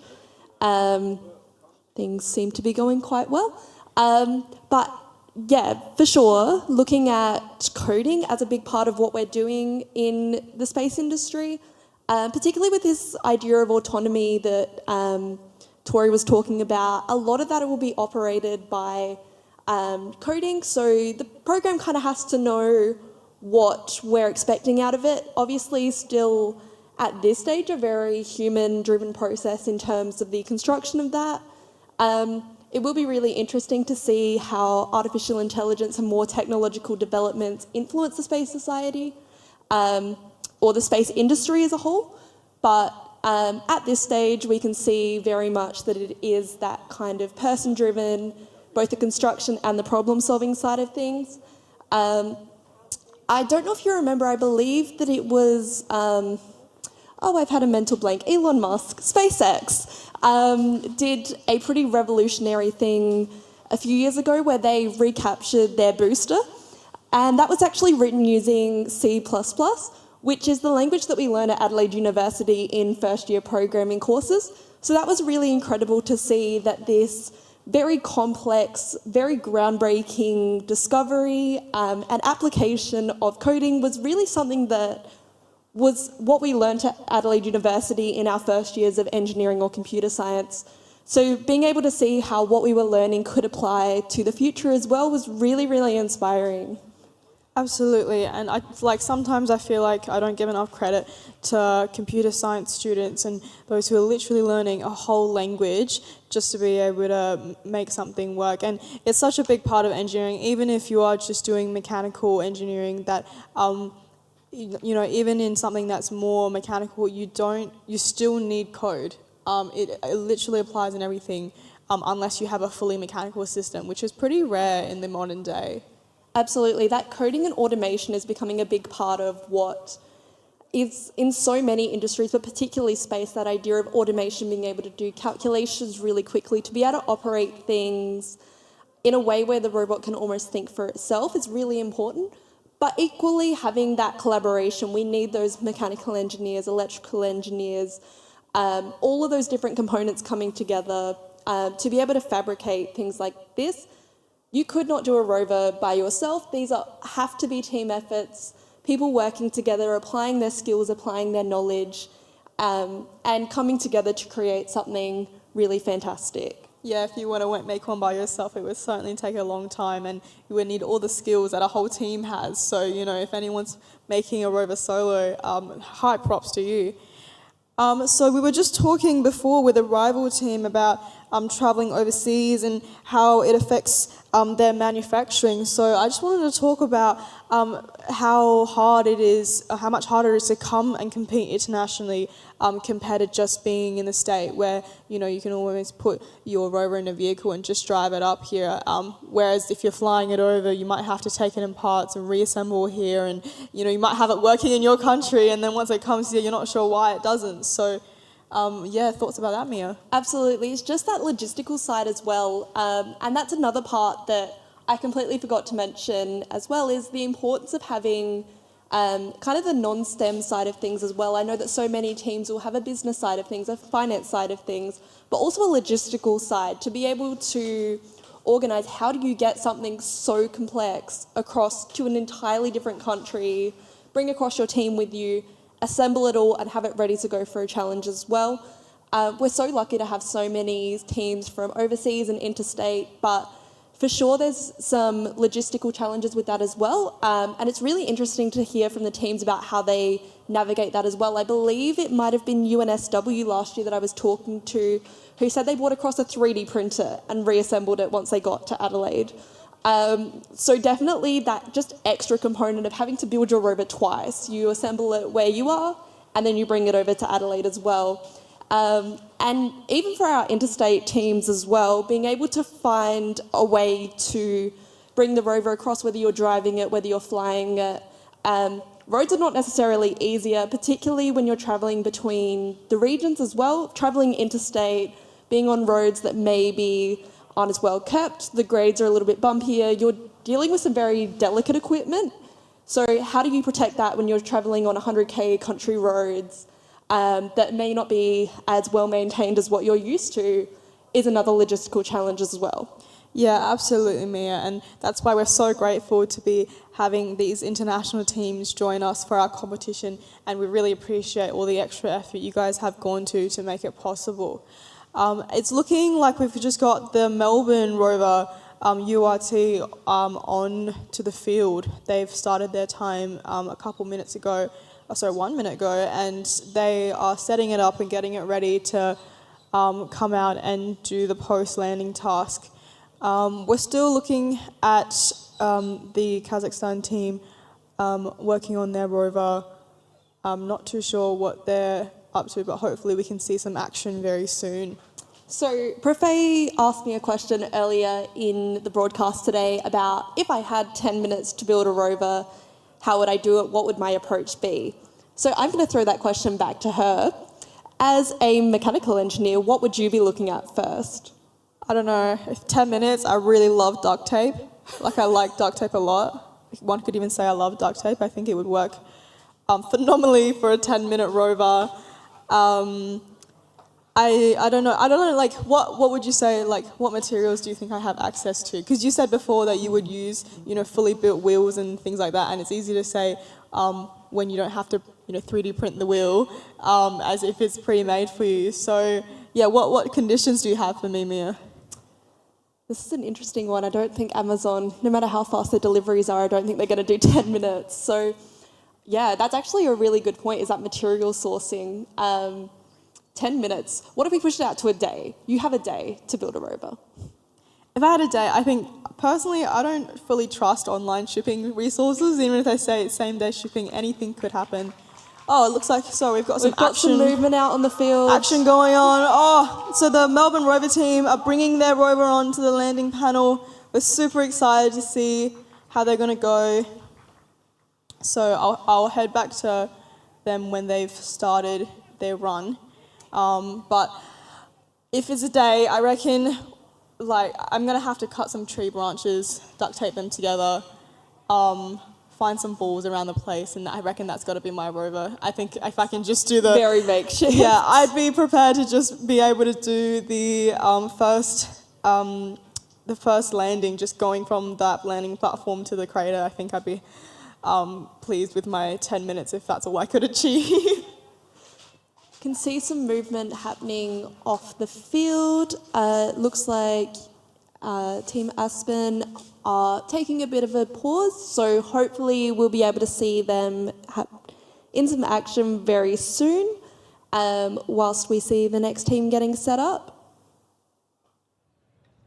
Yeah, so it just looks like they might be checking all the wiring, making sure that it's all in place. And it's such a stressful situation because, if you miss something and you start your run and you start to run the rover, it feels really hard to kind of take in when you realise that you've missed something. So that's why it's so crucial for all the teams to be super thorough with their checks before they start their run, and that way they can really give it their best go. Absolutely, and these are such long-term projects as well, not just in the past year since the last Rover Challenge, but it's the accumulation of years of knowledge from participating in Rover Challenges. So really is a high-pressure moment, and I do feel for the teams because I know how exciting this is, but also how nerve-wracking as well. Yeah, of course, and especially because the teams only get one run. So, if they don't manage to make that run, even if it has worked during testing, if it doesn't work at this final stage, then they have to wait another year before they can try their system again. So it's really crucial that we're careful. But it seems like most of the teams have been doing really well and making sure that it all works as planned and just persisting over and over, which is really inspiring to see.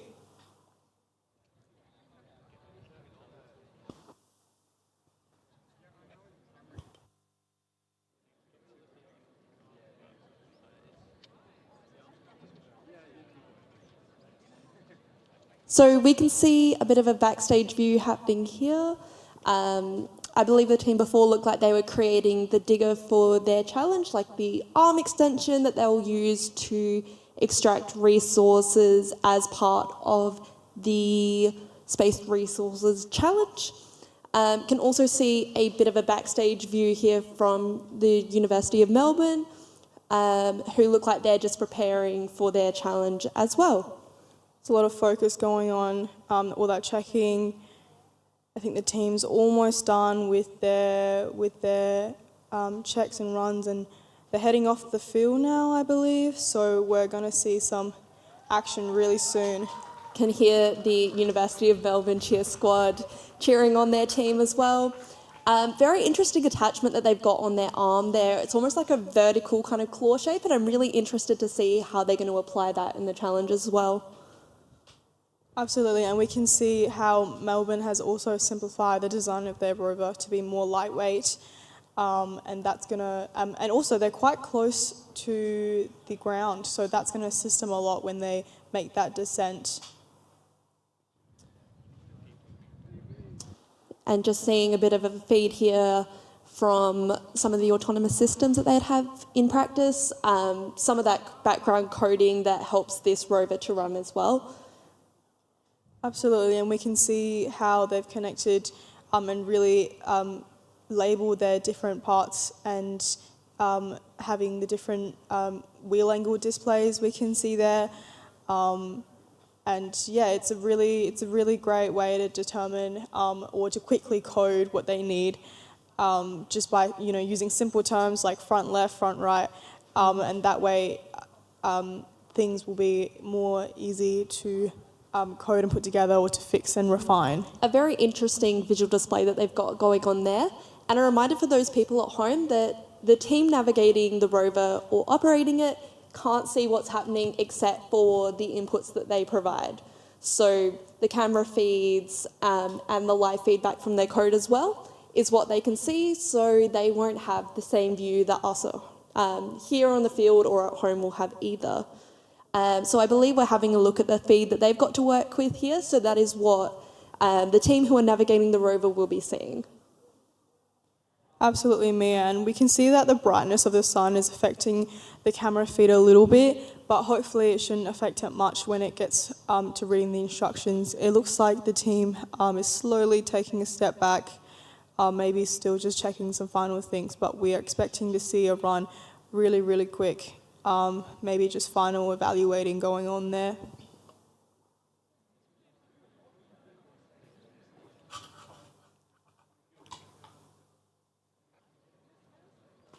I believe the Kazakhstan rover may have been taken off the field while we were having other interviews. I'm not too sure what's happened there, but maybe they would have had to finish their run for that event.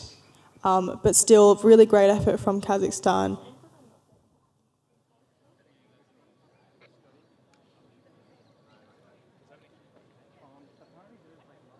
A little bit of stress coming here from Melbourne. Sending words of encouragement, guys.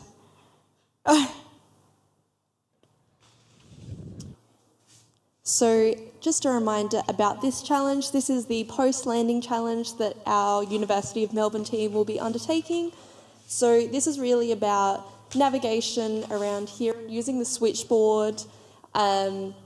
So having a look at the breakdown here on the screen, just disappeared from us, but for anyone interested, that was the breakdown of how points are allocated within this challenge. But we're really looking at navigating to the switchboard, using the switchboard. Here we go. So, as we mentioned before, it's a 100-point check per task, and they have an extra 25 points for meeting weight and simplicity requirements. So we've got the 20-point system check. If they were able to do that correctly, that's 20 points to them. If they're able to successfully evaluate the site, that will be another 30 points.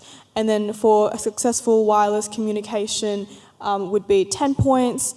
And then being able to actually process the samples they're taking successfully will be 20 points. And we remember seeing those hose connections earlier in the day, front and back, for another 20 points. And we could just see the team taking off now, navigating it quite slowly, making sure that they're overcoming that first obstacle to get started in the challenge. Very supportive team, cheering them on from the stands as well. And they've fully landed onto the surface. Really well done, Melbourne. So now we're keen to see what happens next, but this means that their communications and drive systems are working as they want it to.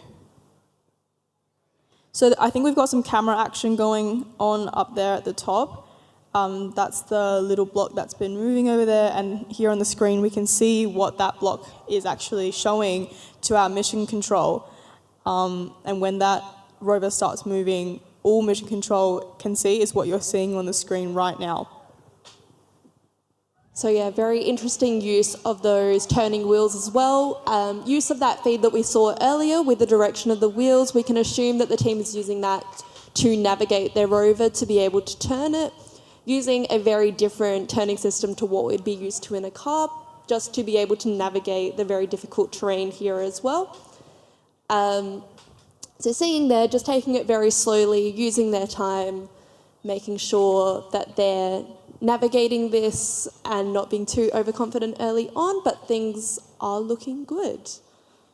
It looks like they may be attempting to make a run around the landing there, slowly making sure that nothing is going to go wrong. Yeah. You may have been able to see when we saw that backstage view earlier as well, that use of a joystick as well. So using something that the team would be very familiar with, can see it there again now, using those controls to be able to navigate it as well, using technology that is available and that we'd be familiar with, is a really interesting way of tackling that too. Looks like there's some strategy talk going on in the back here. As we were talking about before. Oh, and have a look at this setup right here. So we've got a lot of complicated systems on this rover, but we're looking at the arm, and we can see that breadboard there with the connections on it, and that's how they're connecting their code to their arm and to their robot, almost like the brain of the robot, Mia. Yeah, for sure. Having a look, we can see their feed here. And really interesting, they seem to have the coordinates of where they're positioned as well. So they can use both the visual feeds, but also the feedback from their code to work out what's going on without actually being able to see where their robot is positioned, or their rover. And that's where we go back to that testing that we talked about before. They would have had a good idea of where their arm is or where their camera is based on those coordinates that they would have tested when making sure what those coordinates actually mean in terms of where it actually is. And so that's how people back in mission control can figure out how their rover works when it's running in the competition and they can't see it directly. Really interesting design of these wheels too. You can see the kind of ridges. Appears to be maybe 3D printed, but using those ridges to be able to grip onto the sand and have better control of their navigation. We can see these very small turn adjustments and the University of Melbourne cheer squad. We have a sign back there. Team. Well done, guys. It's exactly the spirit we like to see here at the Rover Challenge. A really great example, and that team support is so important for those who are performing on the lander and also backstage. And of course we have the team who are backstage navigating. But really these rovers are a huge team effort, and there are so many people involved in the creation of the rover as well. not just the operations. So everyone has their role to play on the team, and it's lovely to see everyone continuing to get involved throughout the challenges as well. Absolutely, and before you can maybe see on the Rover how they've built their structural systems. They had the, I believe, the metal pieces cut out, so you can see even though it's not a solid attachment, they've definitely done some structural analysis to use a lighter material. So by cutting out those holes, they can make the system lighter but still just as strong. And that's something that, you know, is really great engineering and has been truly thought about to meet those requirements of this competition.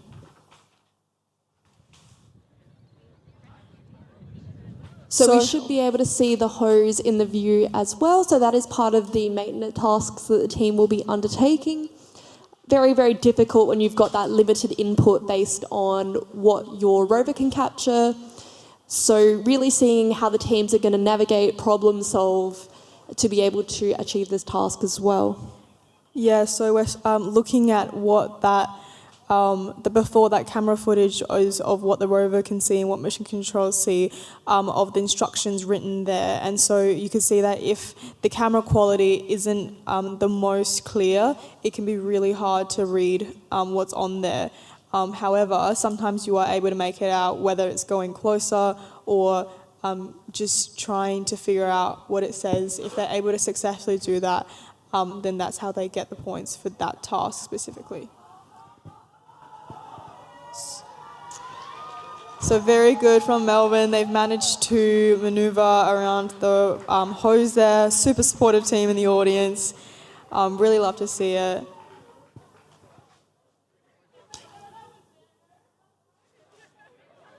And yeah, you really want to make sure that the connection is super stable.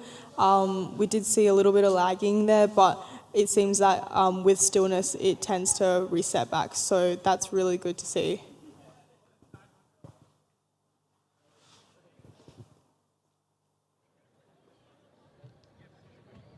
We can see that there are still very minor movements occurring, but that will absolutely be a useful tool coming into play later in the challenge, particularly with some of those where we're requiring input into the panels, or if we're looking at grabbing things, moving them around. We can see those adjustments happening on the robot as they go for the challenge.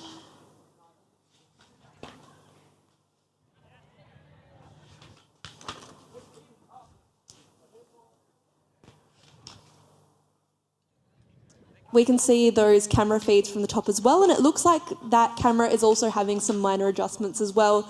So the control team behind the scenes are able to move that camera around, see what's happening, and get a better idea of their surrounding environment so they know what the best way to tackle that's going to be.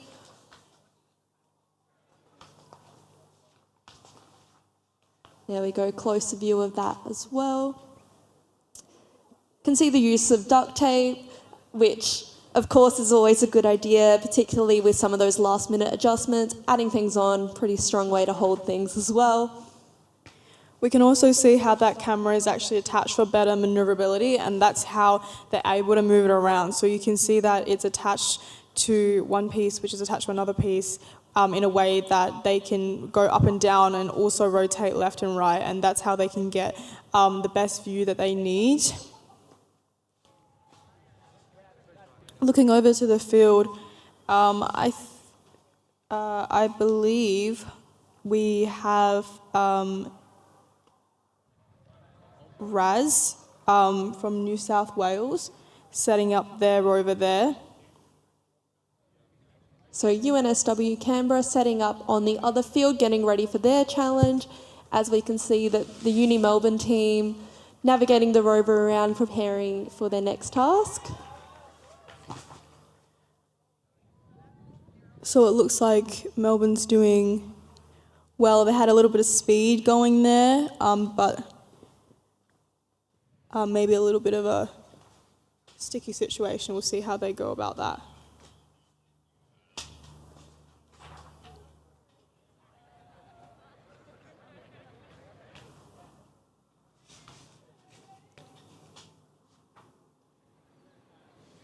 So UNSW here, we can see on the screen, they've set their rover up.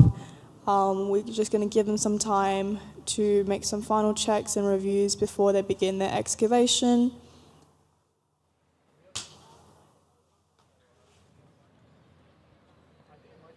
So this rover here, the UNSW team RAST, standing for Robotics and Autonomous Systems Team, have named their rover Marvin.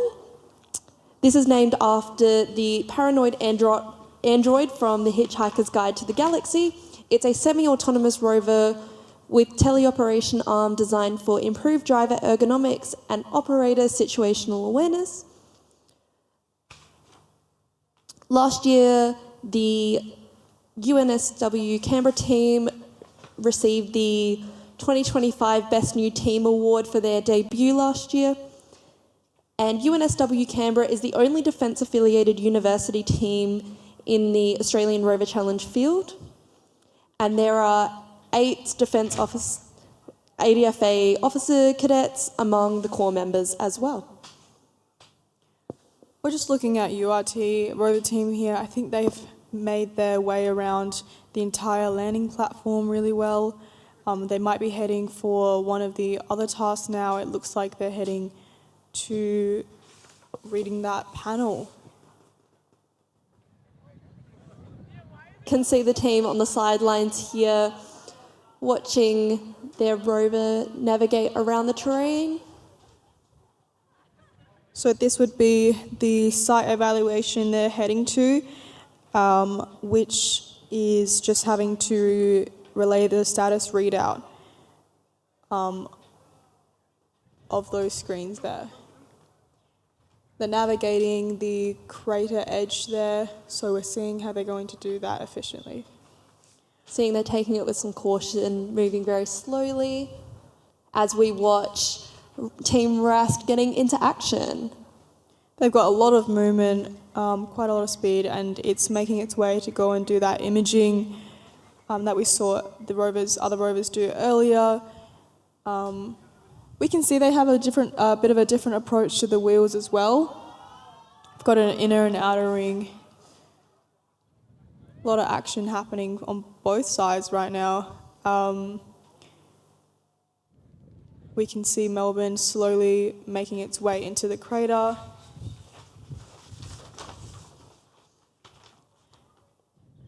And I think the back wheels have successfully made it into the crater, so now we're just going to see how they're going to go about with reading that imaging.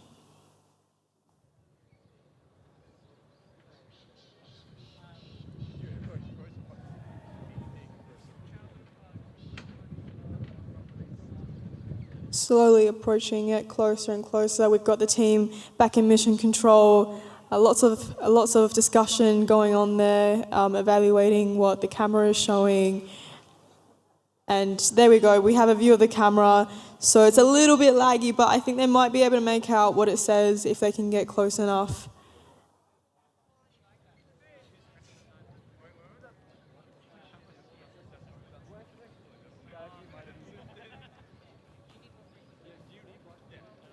They've managed to do a good tilt, so I think they will be able to decipher that very soon.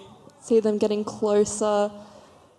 I think if they can stabilise their connection, they will be able to read that successfully. So that's really well done to Melbourne.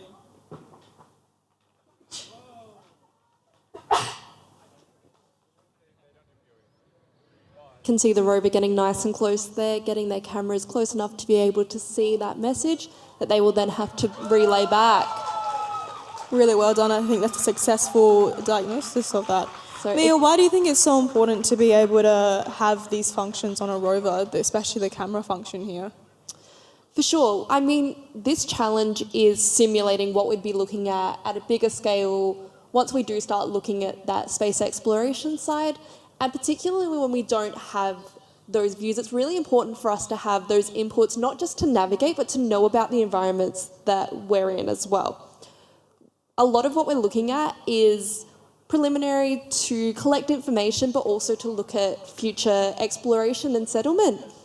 And we really need to know what's happening in these environments. So particularly this task here, the post-landing challenge, is a really interesting one in terms of looking at how do we continue services, how do we navigate, how do we continue to do all of those tasks that have become so essential for human survival, but also the lives that we're used to. Things like gas maintenance, things like being able to read messages and be able to see in detail what the environment around us is like. It's going to be so critical for looking into the future, being able to collect information and to be able to relay that back to Earth so that we can send up these rovers in preparation for the future to know what kind of environment we might be looking to send people into in the future as well. Absolutely. Speaking about those cameras, we get a good view of what the RAS from UNSW is seeing through its cameras here on the big screen. So they've actually managed to be over one of the excavation sites, and I'm sure they're figuring out how they're going to lower their excavation tool into the site. Sorry. No, you're all good. So our RAST from UNSW Canberra team is unlike any of the other ones here at the Australian Rover Challenge because their membership includes 8 trainee officers from the Australian Defence Force Academy. These are individuals whose professional training emphasises operational discipline, systems thinking, equipment management under pressure, and mission planning, which are things that we can really expect will translate well to the rover environment. So definitely a team to watch. I think I've got a sensor there. That's that.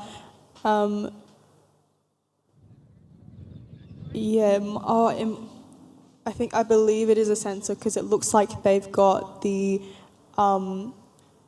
excavator on the left side there, but on the right side there, I think that might be what they're using to image and evaluate the material of what's in that soil and how much water there is. And we can see the navigation of that sensor on that movable arm piece. We can see those micro adjustments with the wheels to get into the right spot and be able to relay that information back. Yeah, exactly. And so once they've picked which site they believe has the most water ratio, they will be able to excavate it. We've got a bit more movement happening here on the Melbourne rover. I believe they've successfully completed the reading of that instruction. So now they're heading over to the broken down rover, which they have to evaluate and image as well. So seeing the Uni Melbourne team navigating with some speed, navigating the craters that we're seeing and moving on to the next part of their challenge as well. I have to say they're doing a really good job at moving around that slump of the crater. So Absolutely. they're heading over to the corner there. Can see that they've got a good balance where they're high enough that they're not getting stuck, not getting caught on any of the craters or having their equipment damaged, but still having that low centre of gravity, which gives us some more stability as well. I'm quite impressed with how well that camera's done. As you can see, there are definitely moments where it does have quite high clarity. And so as long as they can get close and wait for that camera to fully process the image, then it would be a very successful task. And we've got a great view of that broken down rover here as well.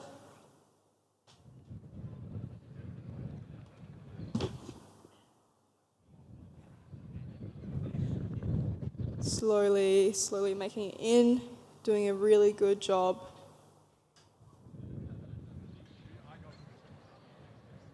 And again, seeing those adjustments of the wheels to be able to turn the vehicle, work out what the best path might be, the one that's going to prevent the rover from getting stuck.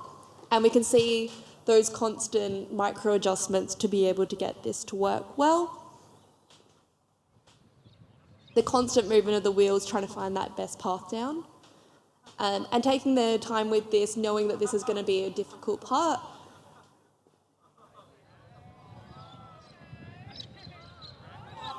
seeing some interesting strategies happening. We've got some interesting expressions here on the field. Some stressed faces. With hope, though, with hope.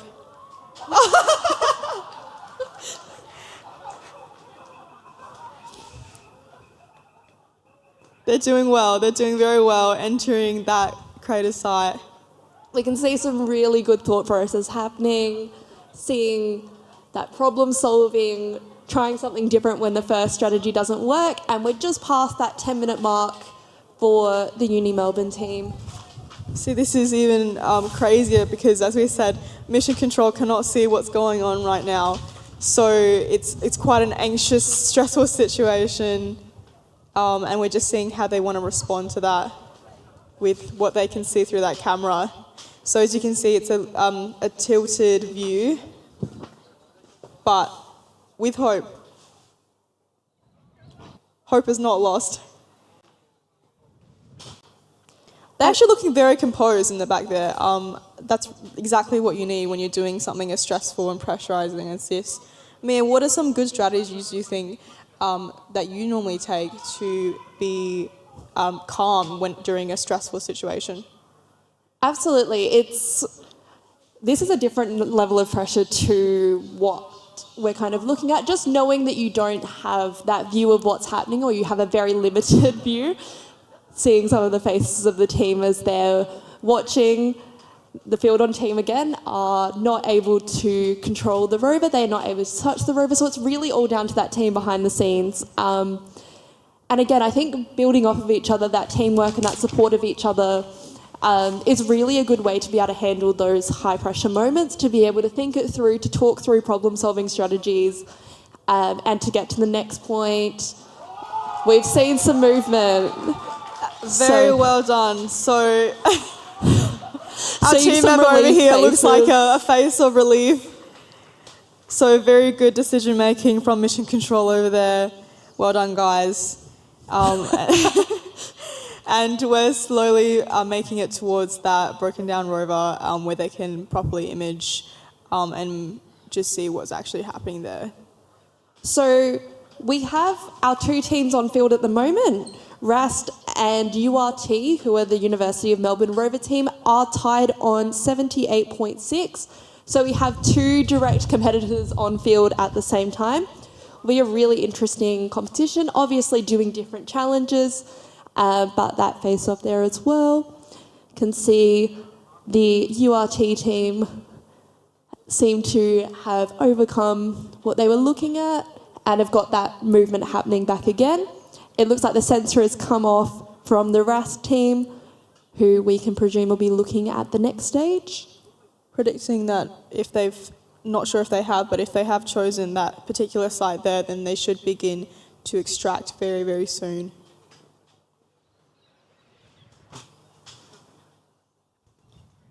So yeah, sure, these two teams are watching each other quite closely.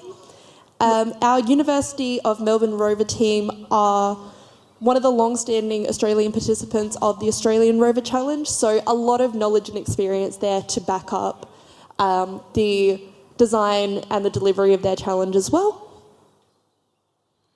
They have competed at every competition since 2022, so many, many years of coming out here to Adelaide University for this challenge as well. That's exactly the level of commitment and dedication we like to see. And with every year, they'd be getting more experience, more knowledge, being able to troubleshoot, see what worked, see what didn't, and be able to build on it for the next year or two. So it looks like Melbourne's getting extra close to this rover, which might be exactly what they need. We had a little flash over there from the mission control of the UNSW rover. I think they're evaluating the data that they've received from that sensor, so we'll see shortly if they make any movement. Still eyes on Melbourne. So the URT team from the University of Melbourne are consistently in the top half of all performances here at the Rover Challenge, and we're really seeing some of that troubleshooting experience coming into play here. Can see why they've been such strong competitors. And here we go, view from the URT team camera. It's gone a little bit out of focus, so... I like how this camera always ends up being focused though, like even though it's moving around, they can, you know, instead of being laggy, as soon as they kind of keep it still, and they've hit the stop, it looks like, so... Something's going on the field here. We'll see if we can have a look at what's going on. So yes, all of the rovers are programmed with an emergency kill switch in the situation that something does need to stop. Ideally not used, but definitely some of that safety programming that we've got in the background that we spoke about earlier, really important to make sure that the rovers stay safe, but more importantly, the team stays safe too. So they've had an intervention go on here. So we're looking at, behind the scenes of mission control. Lots of cheer from the crowd here. We love a very supportive team. So the use of that emergency kill switch does end their time here, but I can hear lots of support happening from the stands as well. So well done to the UR team as we watch them carry their rover off. We've got mission control on the field, checking out the rover. I believe, they have a little bit of time left, I believe, so I think they can still try and run it if they want to, but they have gotten some points deducted for the intervention. Nonetheless, really good effort though, and it was really exciting to see how it made it over that crater, even though it was such a close call. So yeah, really amazing to see.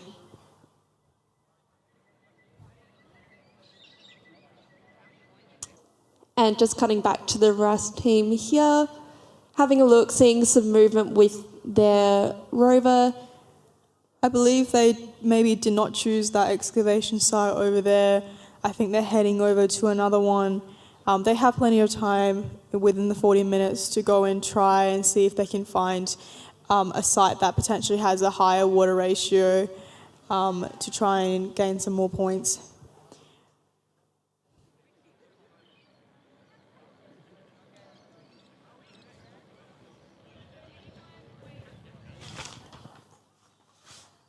We've got mission control backstage here.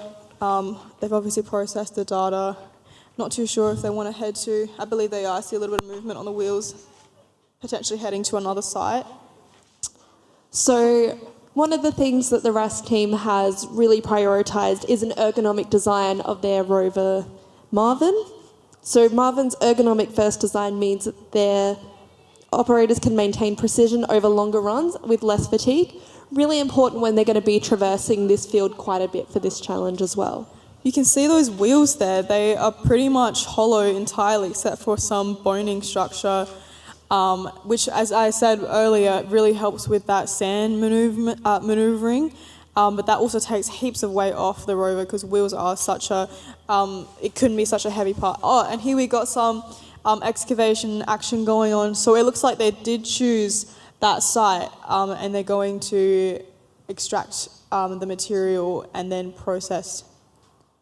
So they've opened up their excavator here, and what I believe they're going to do is obviously lower it, but we see how accurate it is and how deep they can go with that. And we can see that almost claw design. If you've used a claw machine in an arcade before, it really seems to have that similar kind of shape to their digger as well, to be able to extract that sample too. As we mentioned, this is RAS's second year in the competition, with their debut year being last year. So it'll be really interesting to see how they apply those learnings, that problem solving and improving on what happened last year. So really keen to see how this challenge plays out. I've noticed that this year the excavators, a lot of the teams have used a similar approach in terms of using that kind of claw or double scooping excavator, where they actually capture and fully enclose the material that they've managed to excavate, whereas maybe in previous years they've used like a scooper system, which might not always work as effectively. So it's really promising to see that so many of the teams have kind of learnt from that and try to innovate something that works a lot more efficiently. And seeing these camera feeds here, we can see that the team have really taken this strategy of more input the better, just as we watch the next team get ready and set up. But that idea of having as much vision and as much input as possible into their decisions is a really interesting one to see how they approach this challenge. So here on pitch A, we've got UQ Space with their rover. They will be doing the post-landing task now. So we're really excited to see how they want to do their run. We can look at their rover, which is actually really small compared to the rovers we've seen so far. It's super compact, which is exactly what they're looking for this year. So I'm sure they've gotten a lot of brownie points on that. So yeah, UQ did the space resources yesterday, and this is their post-landing run. They officially start at 3:15, so they've got 4 minutes until their 40-minute timer starts. And now we're heading back to pitch B over here, looking at the UNSW rover. That excavator has been opened, but we're seeing what they're going to do with it next. I'm worried that it might be something that they're not planning for, but hopefully they resolve it in the mission control very soon. Can see the team watching very closely with the behind-the-scenes team doing what they can, seeing lots of collaboration, lots of troubleshooting. Looks like some of the camera feeds might be off. Trying to get as clear a vision as they can on what's happening on field. Yeah, so they can absolutely see that their excavator has opened. I think they're just trying to figure out how they want to lower that and collect a bit of tension over there.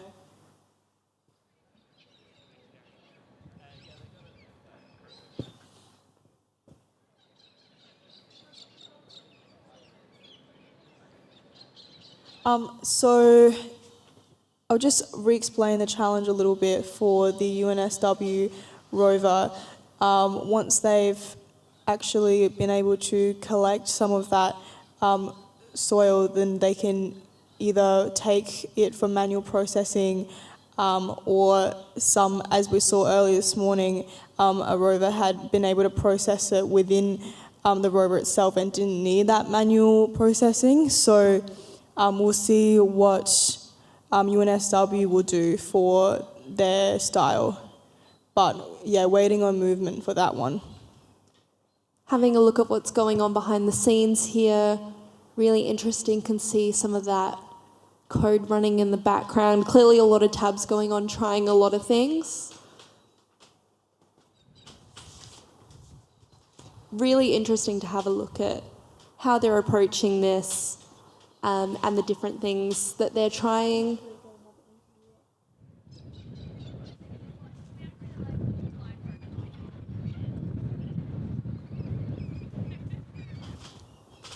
And this challenge here that the team are undertaking is really about simulating one of the big challenges in space, which is finding sustainable water sources. That water is not just a way for us to sustain life, but also proof of potential life as well. So we have a lot of reasons when we're exploring outer space to be looking for that water, but most of it will be frozen. So that's where that processing comes in. We're having either a station to process at or an onboard processing facility. It's going to be really important to be able to create fresh water as well. And I feel like similar techniques that they've been using for the processing is used for things like mining as well, where they're looking at soil even on Earth. I mean, obviously this is for conditions of the moon, but when you're on Earth, there's so many things that they also need to be able to use sensors to evaluate without humans going into the site, which definitely avoids a lot of danger and safety requirements. Absolutely. There's so many things in our world where sensors and being able to send in an autonomous vehicle or a semi-autonomous vehicle will be so critical. to be able to avoid putting human life in danger. Space is just one of those. So again, talking about that application of how what we learn in space and the innovations can really be put into practice into what we do here on Earth as well, as we see UQ Space getting set up for their challenge, getting the rover set up on the ramp, and just unclipping everything, getting ready to start their challenge, as we see some movement back over on pitch B, with the RAS team navigating their rover, potentially just looking at some minor adjustments. Looks like the sensors going back. Maybe just collecting some more data that got missed, or trying to find some other information. So the time for UQ has officially started at 3:15. I believe they're doing some final checks. Hopefully Mission Control is setting things up, but we're almost ready to descend that ramp. Wishing you guys all the best.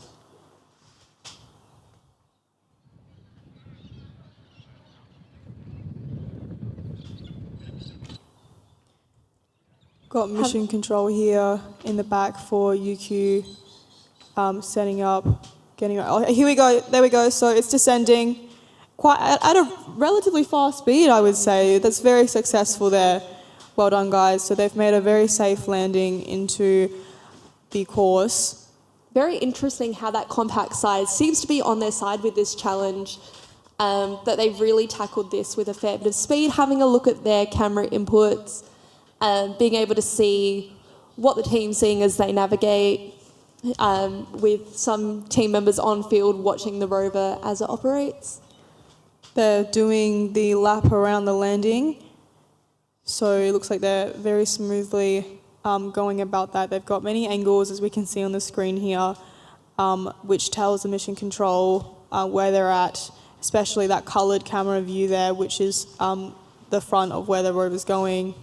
Really seeing a lot of speed with this, I think, possibly the most that we've seen this afternoon on this post-landing challenge. So really interesting to see how they're navigating this task. Yeah, definitely. And I believe they actually might be going for the hose. And yeah, it looks like they've hovered over it and they're going to try to do that task there. We've got a bit more movement over there on pitch B with UNSW. They're making some more movement around, moving also relatively fast. RAS team taking on some of these craters. The wind's picking up quite a bit. We're getting a lot of birds and sand going everywhere, which is, I'm very glad it isn't actually really affecting the rover's performance. But gorgeous to be set out here where we're surrounded by nature out here up at Roseworthy at the Adelaide University campus, as we watch both teams tackle their part of the challenge. Lots of movement happening. We can see that UQ's got a movable arm. I believe that's a camera. So a really interesting strategy there to move the camera rather than the robot closer. So it looks like UQ is headed for the site evaluation, trying to read off what's on that screen correctly to the judges. Let's talk about the design of the UQ rover. I just keep noticing how minimalistic it is. And as I said before, because it is so small, they don't need too many complicated structures. You can see how the wheels are connected by that one beam there. And really what's poking out of that box is only the things they need, like the arm and the camera, which is great engineering when it comes to simplicity. Yeah, for sure. And that dual lever arm that we're seeing that the camera's mounted to is a really interesting approach, where we've seen other teams maybe getting close as they can with the physical rover. Being able to keep the rover at a distance and just move the camera is a different strategy to what we've seen, and we can see them already moving on from that challenge. So 4 minutes in and making a lot of progress. That speed they've got there, as we mentioned earlier this morning, is so helpful for the rover to be able to use their time efficiently.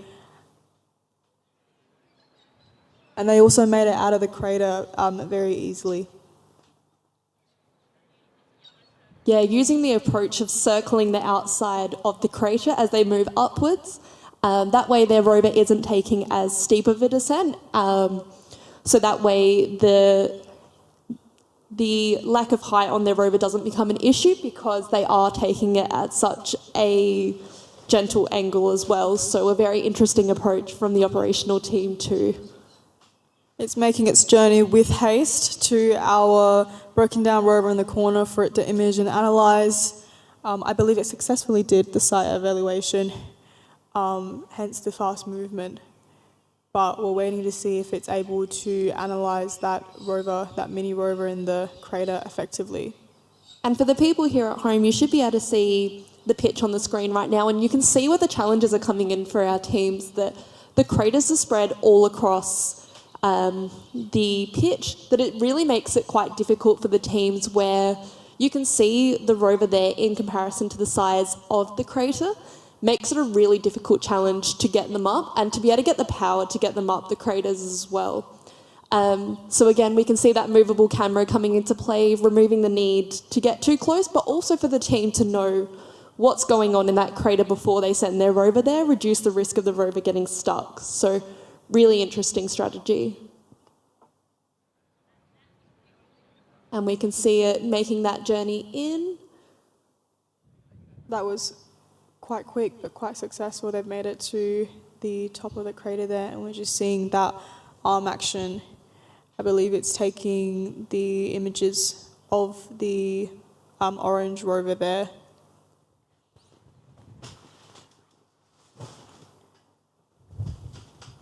So slowly lowering itself into the site to make sure that it doesn't tip over. We've got that camera view here of what it can see. Looks like the camera that's mounted behind the arm is actually really helpful as well. It's able to get a better view of what the arm is approaching to, which is a really great camera placement, as not all the teams had that. A lot of the teams had the camera just on the arm, so this is a really great approach as well. And the rover once again tackling the crater with ease and speed and moving on to the next challenge now. It was very quick, very well done by UQ. We're able to quickly image that rover. We'll head back to pitch B to see how UNSW is doing. It seems like they've done a little bit of a lap around, and I believe they probably have sensed and excavated a few sites.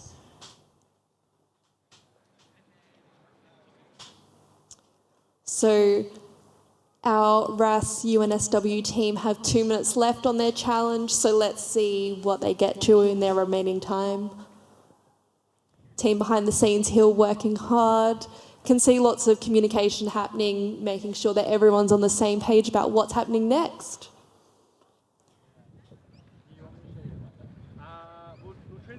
Got some camera action here. I think sensing still, making some adjustments. Meanwhile, UQ has actually headed over to the processing plant. So they have to, as we mentioned before, perform 6 maintenance jobs using a robotic arm or otherwise, and they have to pick 6 of the jobs, 6 out of the 9 jobs to complete in order to get those points. It will be 30 points total, and they can achieve 5 points per maintenance job. So we'll see what they head for first.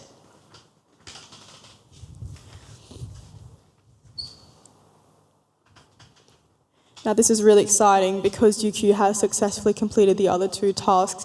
If they are able to successfully complete this one as well, that means they were able to achieve the full 100 marks, 100 points for this task, which is very, very impressive. And they have so much time remaining. They have 30 minutes remaining. So they've managed to actually do 3 of those other tasks within 10 minutes, which is a very insane achievement. And very well done UQ, especially for having such a simple rover. So it just looks like it's been thought out really well. So it looks like it's heading for the keyboard. It has the... I think it's using the point. And again, to this is such a collaboration between all of the teams that would have gone into it. There's very small, minor movements. You can see the spacing between those keys are so minimal. So to be able to get the precision that's needed to be able to type out the message is really very fine motor movements and very good control over the Rover as well. So it's really a display of the craftsmanship that went into that and the level of skill of the operator and detail-orientedness of the team as well to be able to get those very minor adjustments. UQ's got very clear cameras as well. Can see some action happening over on pitch B. We can see some team members out on the field. So I believe that may be the conclusion of RAS UNSW's time. So well done to UNSW Canberra, the RAS team, for their work on the challenge. Some final evaluations by the judges.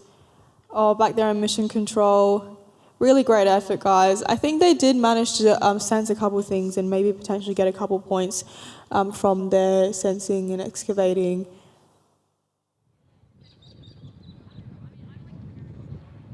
Back here to UQ space, we can see still typing the message in on that keyboard, tackling that part of the task.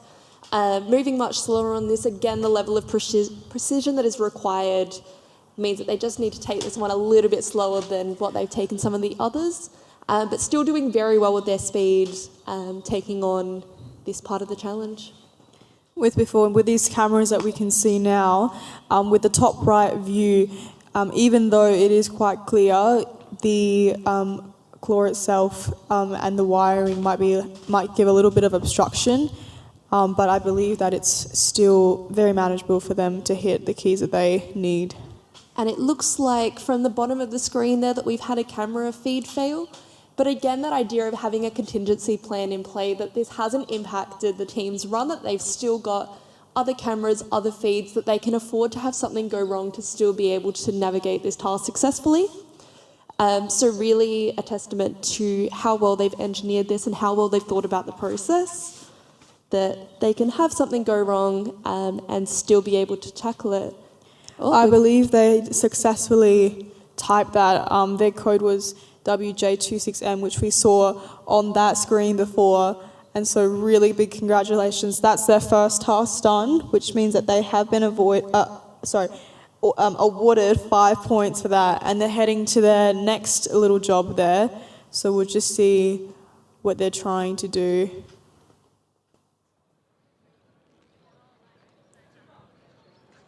Looks like they're headed for the buttons. I thought they were heading for the joystick. So they're headed for the buttons now, which is really good. With that, they should, I think they have to press the lower blue button. Can see the concentration there from the team behind the scenes. The operation really is a team effort. One person holds the joystick, but we can really see that collaboration happening with the team that has helped this be so successful so far.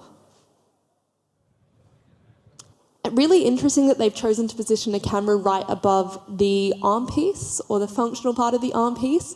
Really gives them a good view of what that arm's doing, which is so helpful in this challenge where the details are so important.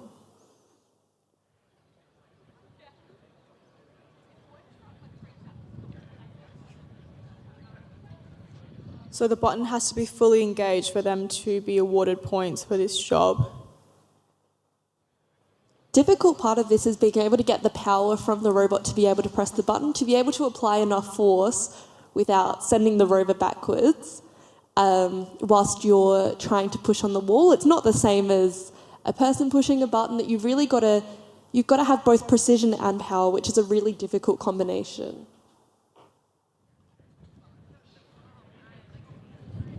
I think they potentially might not actually be going for the buttons. I think they might be going for the rocker switches.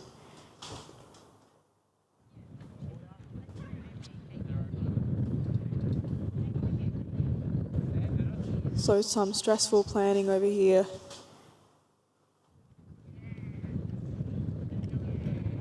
can see the interesting claw on that as well, that it's got the claw shape, but that it's also got a precision point on it as well. So being really multifunctional, being able to use it to grab things, but also to be able to achieve this task as well, where they're able to press the buttons, to be able to apply a lot of force through a small area, to have that pressure on the buttons.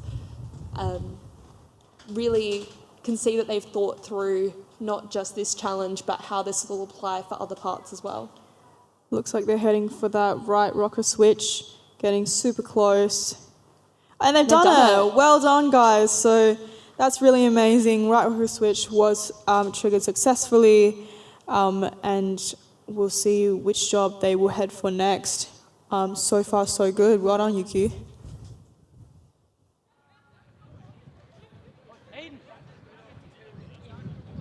Lots of concentration going on in the back here. Got a time check of 3:30, but UQ still has plenty of time for their run. So now they're going for that lower blue button that they have to press. And I believe that was an easy press. Well done, UQ. So I think that has actually triggered. We're just seeing if the judge considered it so. We can see RAS UNSW carrying their rover off the field. So congratulations to that team for completing their Space Resources Challenge. Really good effort, guys. It was awesome to see the sensor go in use and the excavator and its action there. As we can see, the rotation of the claw on the UQ Space team, really that application of all the moving components of this, it's really impressive to see how that's all come together. The movement of the wheels, the movement of the arm, of the claw. There's lots of different mechanical components to this, and they've done a very successful job of bringing it all together. Just wanted to say a final congratulations to UNSW Canberra. They are our last team for today who is doing the Space Resources task. UQ is also our last team today doing the post-landing task. So if they're able to complete all of their jobs within the correct time, then they would have had a very successful final run. Looks like they might be going for the joystick here. Let's see. Yep. So with the joystick, for them, they have to move it diagonally down to the right, and so 5 points for only moving to the instructed direction. If any other direction is triggered, they only get 3. So it's hopefully they are able to just get exactly what they need to get that full 5 points. So getting the right movement, getting it right first try. So again, we can see the slowing down, the looking at a strategy for this, taking their time, making sure they get it right. They've got grip, slowly but surely. So we've got that downright method there, which is actually really effective for when you have to go diagonally. And sometimes you do have to make those negotiations. Oh, I think they might have see what their camera feed is showing, but they might have to try that one again. Seeing the team discuss it.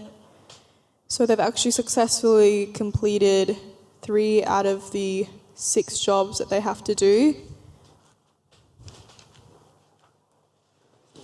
So it looks like, I think they did successfully do it. You can see the light triggered there on the bottom right. That's very well done, UQ. Thumbs up. So they definitely successfully completed that.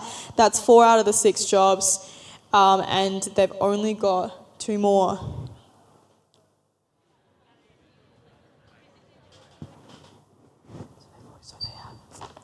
So 3:55 should be their finish time, as they started at 3:15, and they're doing very easy on time. 20 minutes to finish their last 2.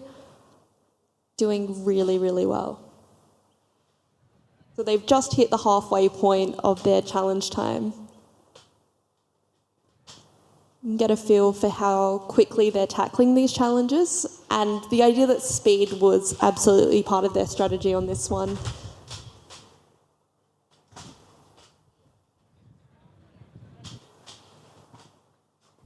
Oh, they've grabbed the hose. So this part of the challenge is a complicated one, but kind of simulating that idea of reconnecting services. So this is simulating a gas hose. We'd be looking at attaching a connection and then plugging that into the switchboard. And you can see that arm, their claw that's grabbed it, that twisting movement coming in helpful to get the right direction, tipping the sand out. Really well done. So we'll see how they plug it in. And as we mentioned this morning, they don't actually have to do too much with that hose as long as they can get it onto the panel successfully and it doesn't fall off as they move their rover back. That's all they need to do to successfully complete that job. Part of the challenge as well is making sure that their wheels aren't impeding the movement of the hose. So making sure that their wheels aren't running over the hose or they're accidentally overturning their rover. Again, using those sensors, what they can find from their camera feeds or from any other information that their rover's giving them to make sure that they're getting to the right spot and not accidentally tipping their rover in the process. And we can see that connection point there just to the right of where that sign is. Team has a very clear view of what's happening. Those camera feeds coming in really handy to be able to see what's going on. And just getting those movements, the small adjustments to be able to get this in the right spot. Super intense. And as it approaches, it seems to have pretty good aim. Lining it up.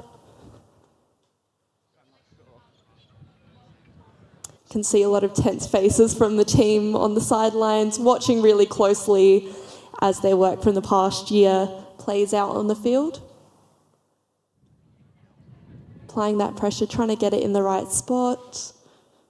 Looks like they've done really well with the tightness of the grip as well. So they've actually managed to hook it on now, and all they have to do is just release the claw without touching that hose otherwise. And I believe they've done it. Well done, UQ. So very successful connection there. Campbell in the audience, very proud. See some happy faces from the team backstage as they've completed that challenge, which means that they're left with one to go. And with that grip that Profe was talking about, that's where the material selection for the rover comes in really important as well. Having, not just the mechanical components, but also the material composition of the rover that makes it light enough to qualify for the challenge to do well at the weighing section, but then also to be able to have the right material to grip onto that cord. Something like a pure metal might have slipped. So having maybe those ridges, maybe the use of another material that could grab that a bit better. You can see the team's really thought about not just the bigger movements and that element, not just navigation, but also really the details of the challenge and how they were going to approach that as well. Absolutely right, Mia.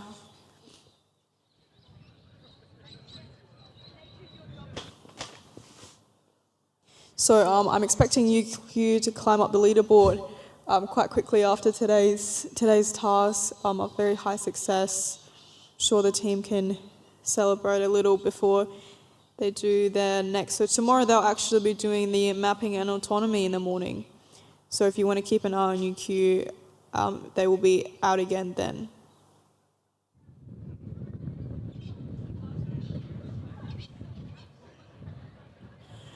So while we're waiting for UQ to successfully complete another task, Georgia has another interview for us in the workshop from the University of Melbourne. So over to you, Georgia.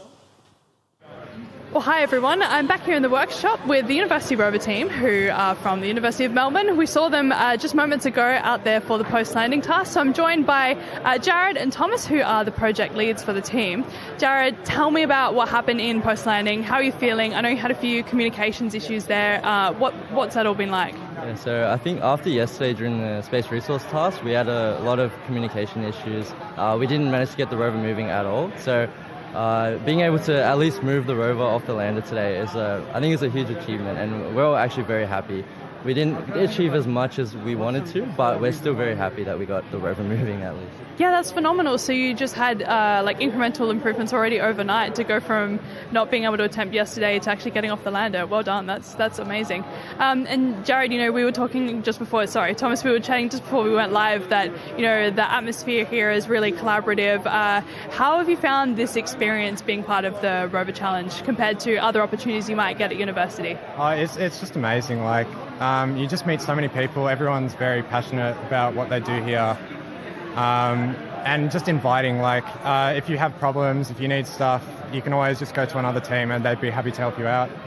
And I think the sort of atmosphere as well, it incentivizes a lot of innovation in what we have to do, like quick fixes, if stuff goes wrong, just trying to problem solve, just if stuff goes wrong. So it's been, on that regard, just an amazing experience that you wouldn't find anywhere else, especially not at uni. I think it's that saying of diamonds are made under pressure, right? So even though it's a very high pressure environment, at least it seems to be one that's really collaborative. And I just love the fact that people help each other out, right? I think that's something quite unique compared to other engineering competitions around the world. And what are your backgrounds? Like, what are you studying currently? So I'm in my final year of electrical engineering in my undergrad. That's my, I'll be doing masters as well soon. So I was the former electrical team lead. Yeah, and I'm studying a Masters of Mechanical Engineering, and I'm hoping to sort of specialise in aerospace within that. And I guess my role in the team at the moment is sort of more the manufacturing lead. So with some of our rover and our linkages and stuff like that, I've been sort of overseeing, make sure that they've been manufactured correctly, and that's been a great experience as well. And have you found, you were saying that you've been part of the team for about 3 years. How long have you been part of the team, Thomas? Just 2 years. So 2 years, yeah. Still, I guess I know my way around the team, but I'm not as experienced as Jaren here, so... Need another year to get to that veteran level. Yeah. But do you find what you've learned through the Rover Challenge, have you found that seeping into your degree? Do you approach courses in a different way, or just your design thinking? Yeah, absolutely. I think... So what this project teaches us is not just the technical side of engineering, but it's also everything around it. So, getting all the components together, like the supply chain and that kind of thing, I think is really invaluable and definitely we don't get any experience with that in our university. Yeah, that's really true. On putting together a bill of materials and doing the procurement side is not something you would really get until you're on a project like this. Yeah, it's so true. And what about yourself? Yeah, it's just the practical aspect. It's just a lot of the sort of hands-on stuff we do, like using machinery. Like I've learned through this team to use CNC milling machining. So that's been a wonderful experience, but it's something I wouldn't have gotten just by not doing anything at uni without joining this team. So, it's just been, as Jaren said, invaluable just to helping me develop as an engineer and sort of, thinking around the design process and how you go about sort of designing and building what you want to build. Yeah. Yeah, I mean, that's exactly what we want to hear is, developing, growing skills and hopefully having fun experimenting with space robotics while you're at it. Well, thank you so much for joining us, and I'm going to cut back to you guys in the commentary booth. Thanks so much, Georgia. We're cutting back over to UQ Space, who are now finishing their final challenge. It was great to hear from URT about the positivity of the team and how they're rebuilding from challenges that they've had earlier in the competition. We're watching UQ Space here doing the gas connection on the landing platform. So just watching how they're going to approach this.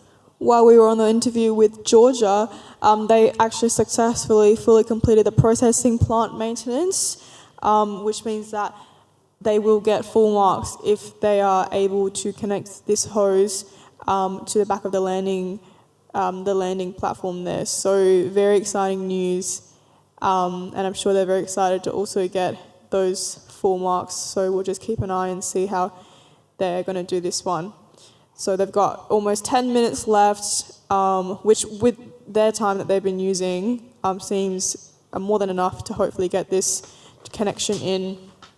But they really have done everything record time, and it seems that everything was completed very smoothly and exactly the way they wanted. So hard work pays off, hey? It's been great to see the crowd today. We have a huge team watching, not just from the Rover teams, but from other members of the public as well coming to watch. We've had schools coming throughout the week, which has been particularly exciting, is being able to foster that excitement in primary school and high school students to know that this is an option for them once they leave school as well. Being able to inspire that next generation to consider robotics, to consider STEM, engineering, and all of those fabulous things that have made today's challenge possible.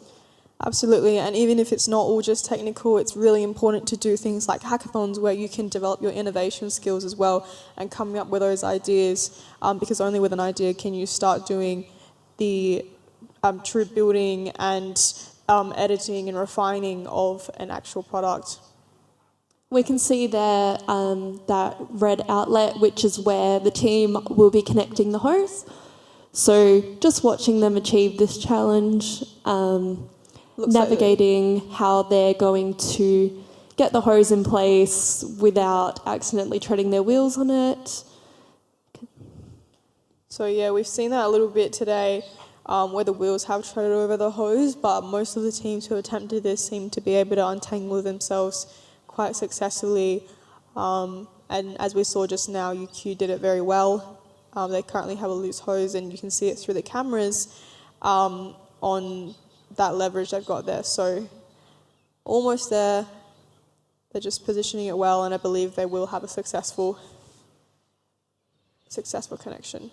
Can see our officials there watching closely. They'll be here throughout the week, making sure the team's doing the right thing, that they've achieved the challenges in the way that they need to. Our judges making sure that the competition runs smoothly, so we thank them for their work throughout this week as well.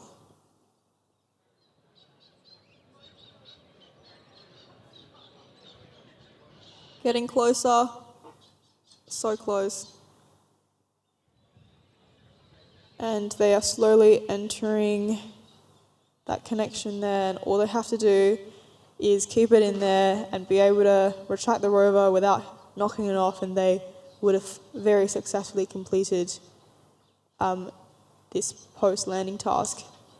Reminder that this team do finish at 3:55, so they still have about 8 minutes left, so they've really got some time to take on this challenge if they need it. Well done. I think they've very successfully done that. Lots of applause from the audience.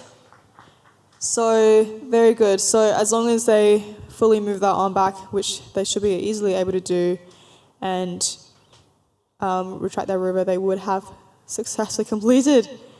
We've got some relief going on in the mission control room.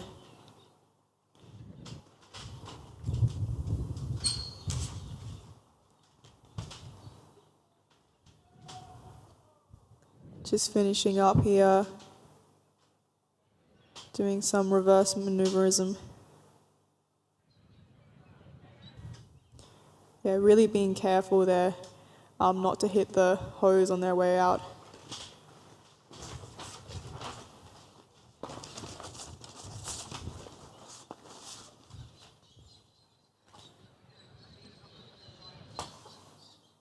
Very well done. Look at that. So they've managed to leave that area, even though tread on the hose, not to pull it off. And I think all they have to do is go back to this original position. No, I don't think so. I think that's it. They're done. So they've done a very good job, successfully completed all of those tasks, having a little victory drive around the course. Yeah, absolutely. Really good. Well done. Can see well done, UQ. The judging and the UQ space team following it around. Oh, hang on. It's heading back to the control panel. We'll just have a look and see what it's doing here. Maybe it hasn't fully completed that yet, completed the full processing plant. Again, team still has time, so they can go back and make these adjustments, finish off what they need to finish with their remaining time. So I believe what they did was they went back there to do the other hose connection because they had so much success with this one, which is, I think, a good tactic that they wanted to use to make sure. I think they only have maybe a few tasks left. We're just going to see what the Rover is headed to do. Having a look at the team discussing here, can see problem looks like it may have been here, and we can see the team having a discussion, working together about how they're going to do this. It's been really encouraging to see the collaboration happening today. We know that it's been happening behind the scenes, but to watch it all play out today has been great. When things have gone well, the team has been able to celebrate together. When things haven't worked, being able to troubleshoot, to bounce off of each other, and to be able to support each other when things haven't turned out the way that they wanted. And that's one of the things that's so encouraging about the Rover Challenge, is the amount of camaraderie, the amount of support that the teams give each other. Really part of that space community and building that up here as well, which we love to see. I think the Rover's deciding on which task it wants to do. Potentially it has more than one task left.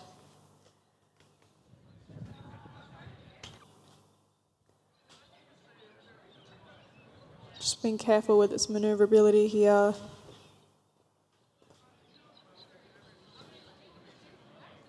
There's really gentle movements. We can see the arm going back, that kind of crane movement.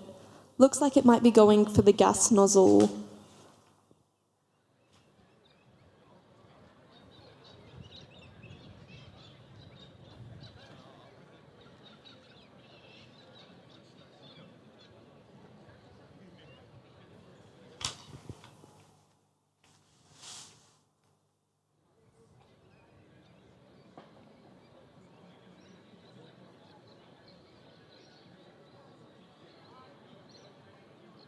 So with the team still having 4 minutes left on their time, just seeing what adjustments they're making as they go through, making sure that they're using their remaining time effectively to get the maximum number of points that they can.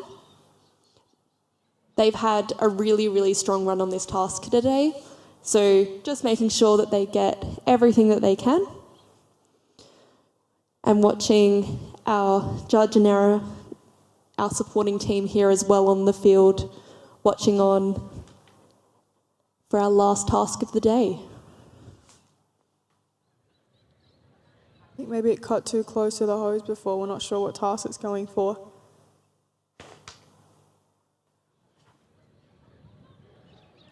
Making some movement over. I'm looking at the task that they have to complete. So out of their 6, they've had the keyboard type, they've had the right rocket switch, the lower blue button, and then moving the joystick diagonally down right. So Looks like they're going for the power switch potentially. Yes.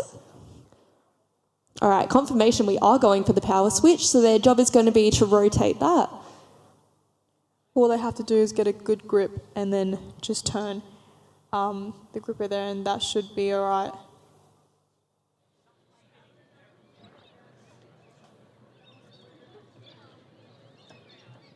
So time getting tight, but they're doing well.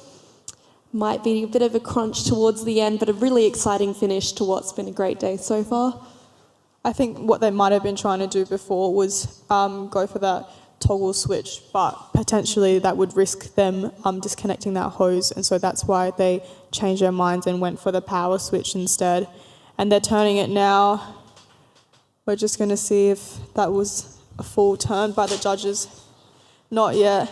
It has to be a full spin, so we're watching. They might give it another go. They've got a minute left, so you guys are definitely still okay to go try for those 5 points. We've got some nervous faces behind the scenes, bit of that crunch time with a minute to go, so we'll have to see, can they get it done in the last 60 seconds?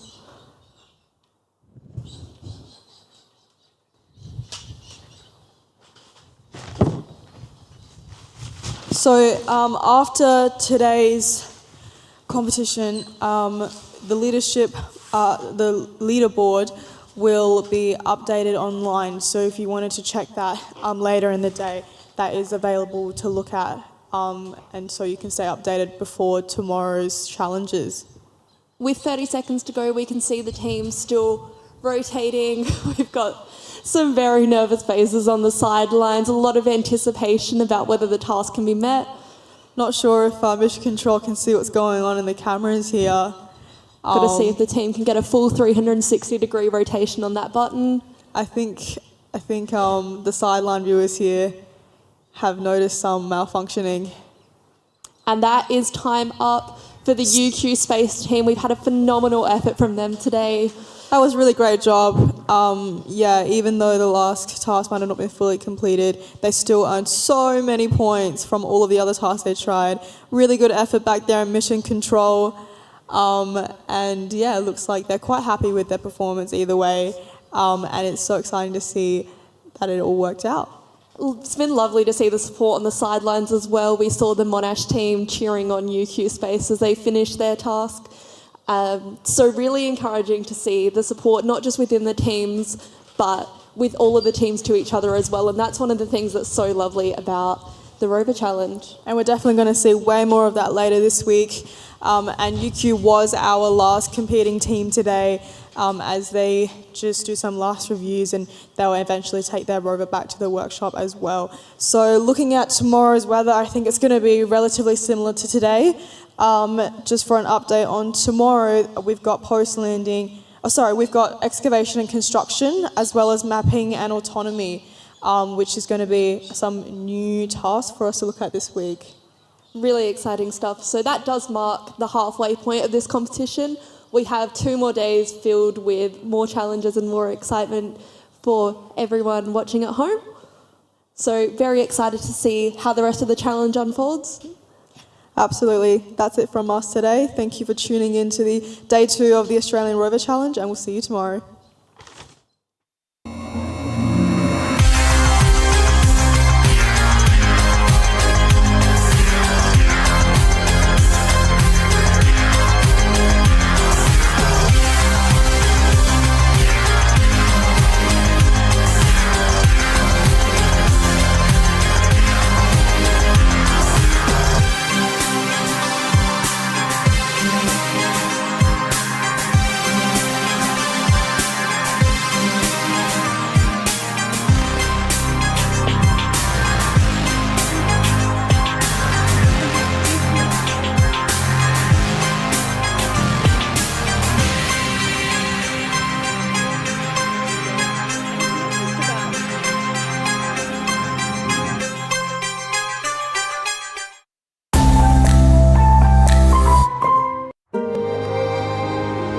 What if the next space race took off from our state?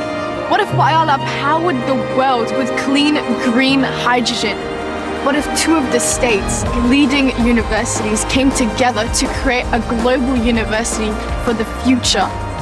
Welcome to Adelaide University, a defining mark in our state's story of firsts.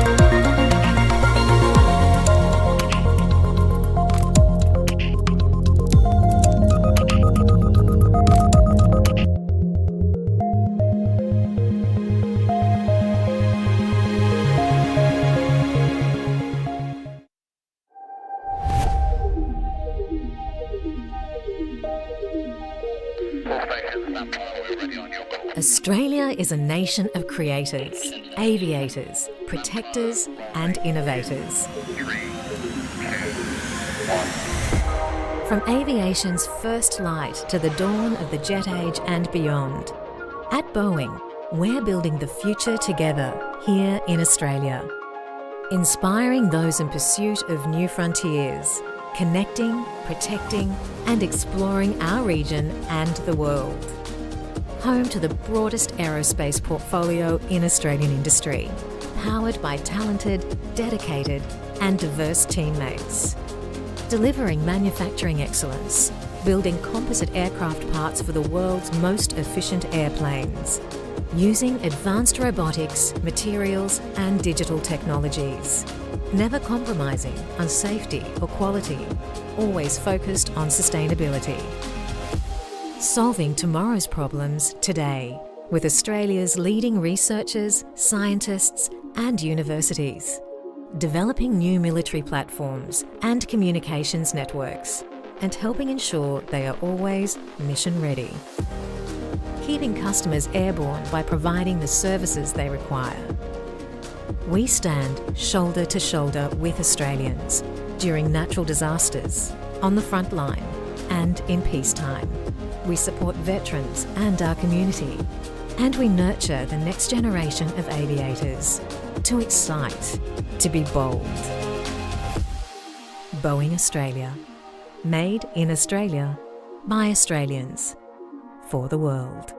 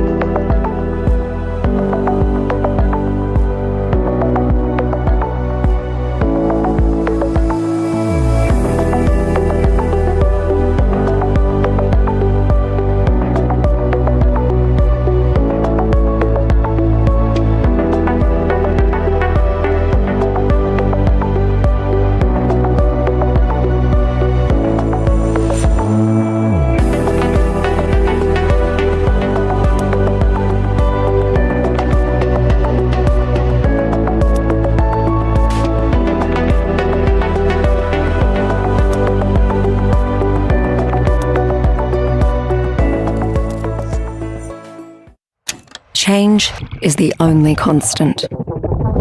The question is, who is leading it and why? Because purpose is everything. It's the bold ambition needed to take on the multi-generational challenges before us. It's the creation of a contemporary and accessible education ecosystem to drive greater social cohesion and prosperity. It's reimagining partnered research of focus at scale to become an engine for growth.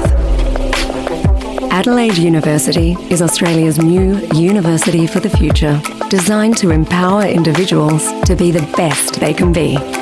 With more than 180 years of collective experience and achievement, Adelaide University will leverage the capabilities and resources of its foundation institutions to launch bright futures and breakthroughs.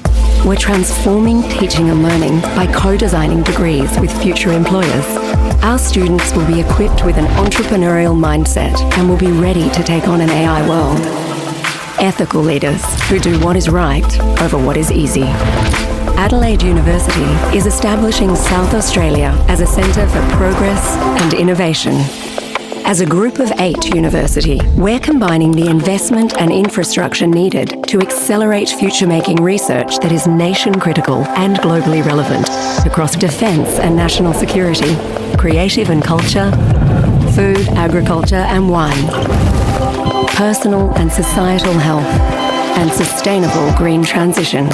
From society to seas to space, we're partnering with industry, communities and regions to create impact that transcends borders and time. As an exemplar for excellence and equity, we bring together the esteemed and enterprising to prepare a diverse next-generation workforce that's adaptable and ready to respond to an ever-evolving world. To provide a nation-leading student experience that unlocks individual potential and passions. To connect an inspiring global community of over 400,000 alumni. To contribute an estimated $4.7 billion a year to our national economy. And to deliver value across the full chain, from research translation to commercialisation. Adelaide University is a force for positive change. Together, we'll shape what's next for a better Australia and a better world.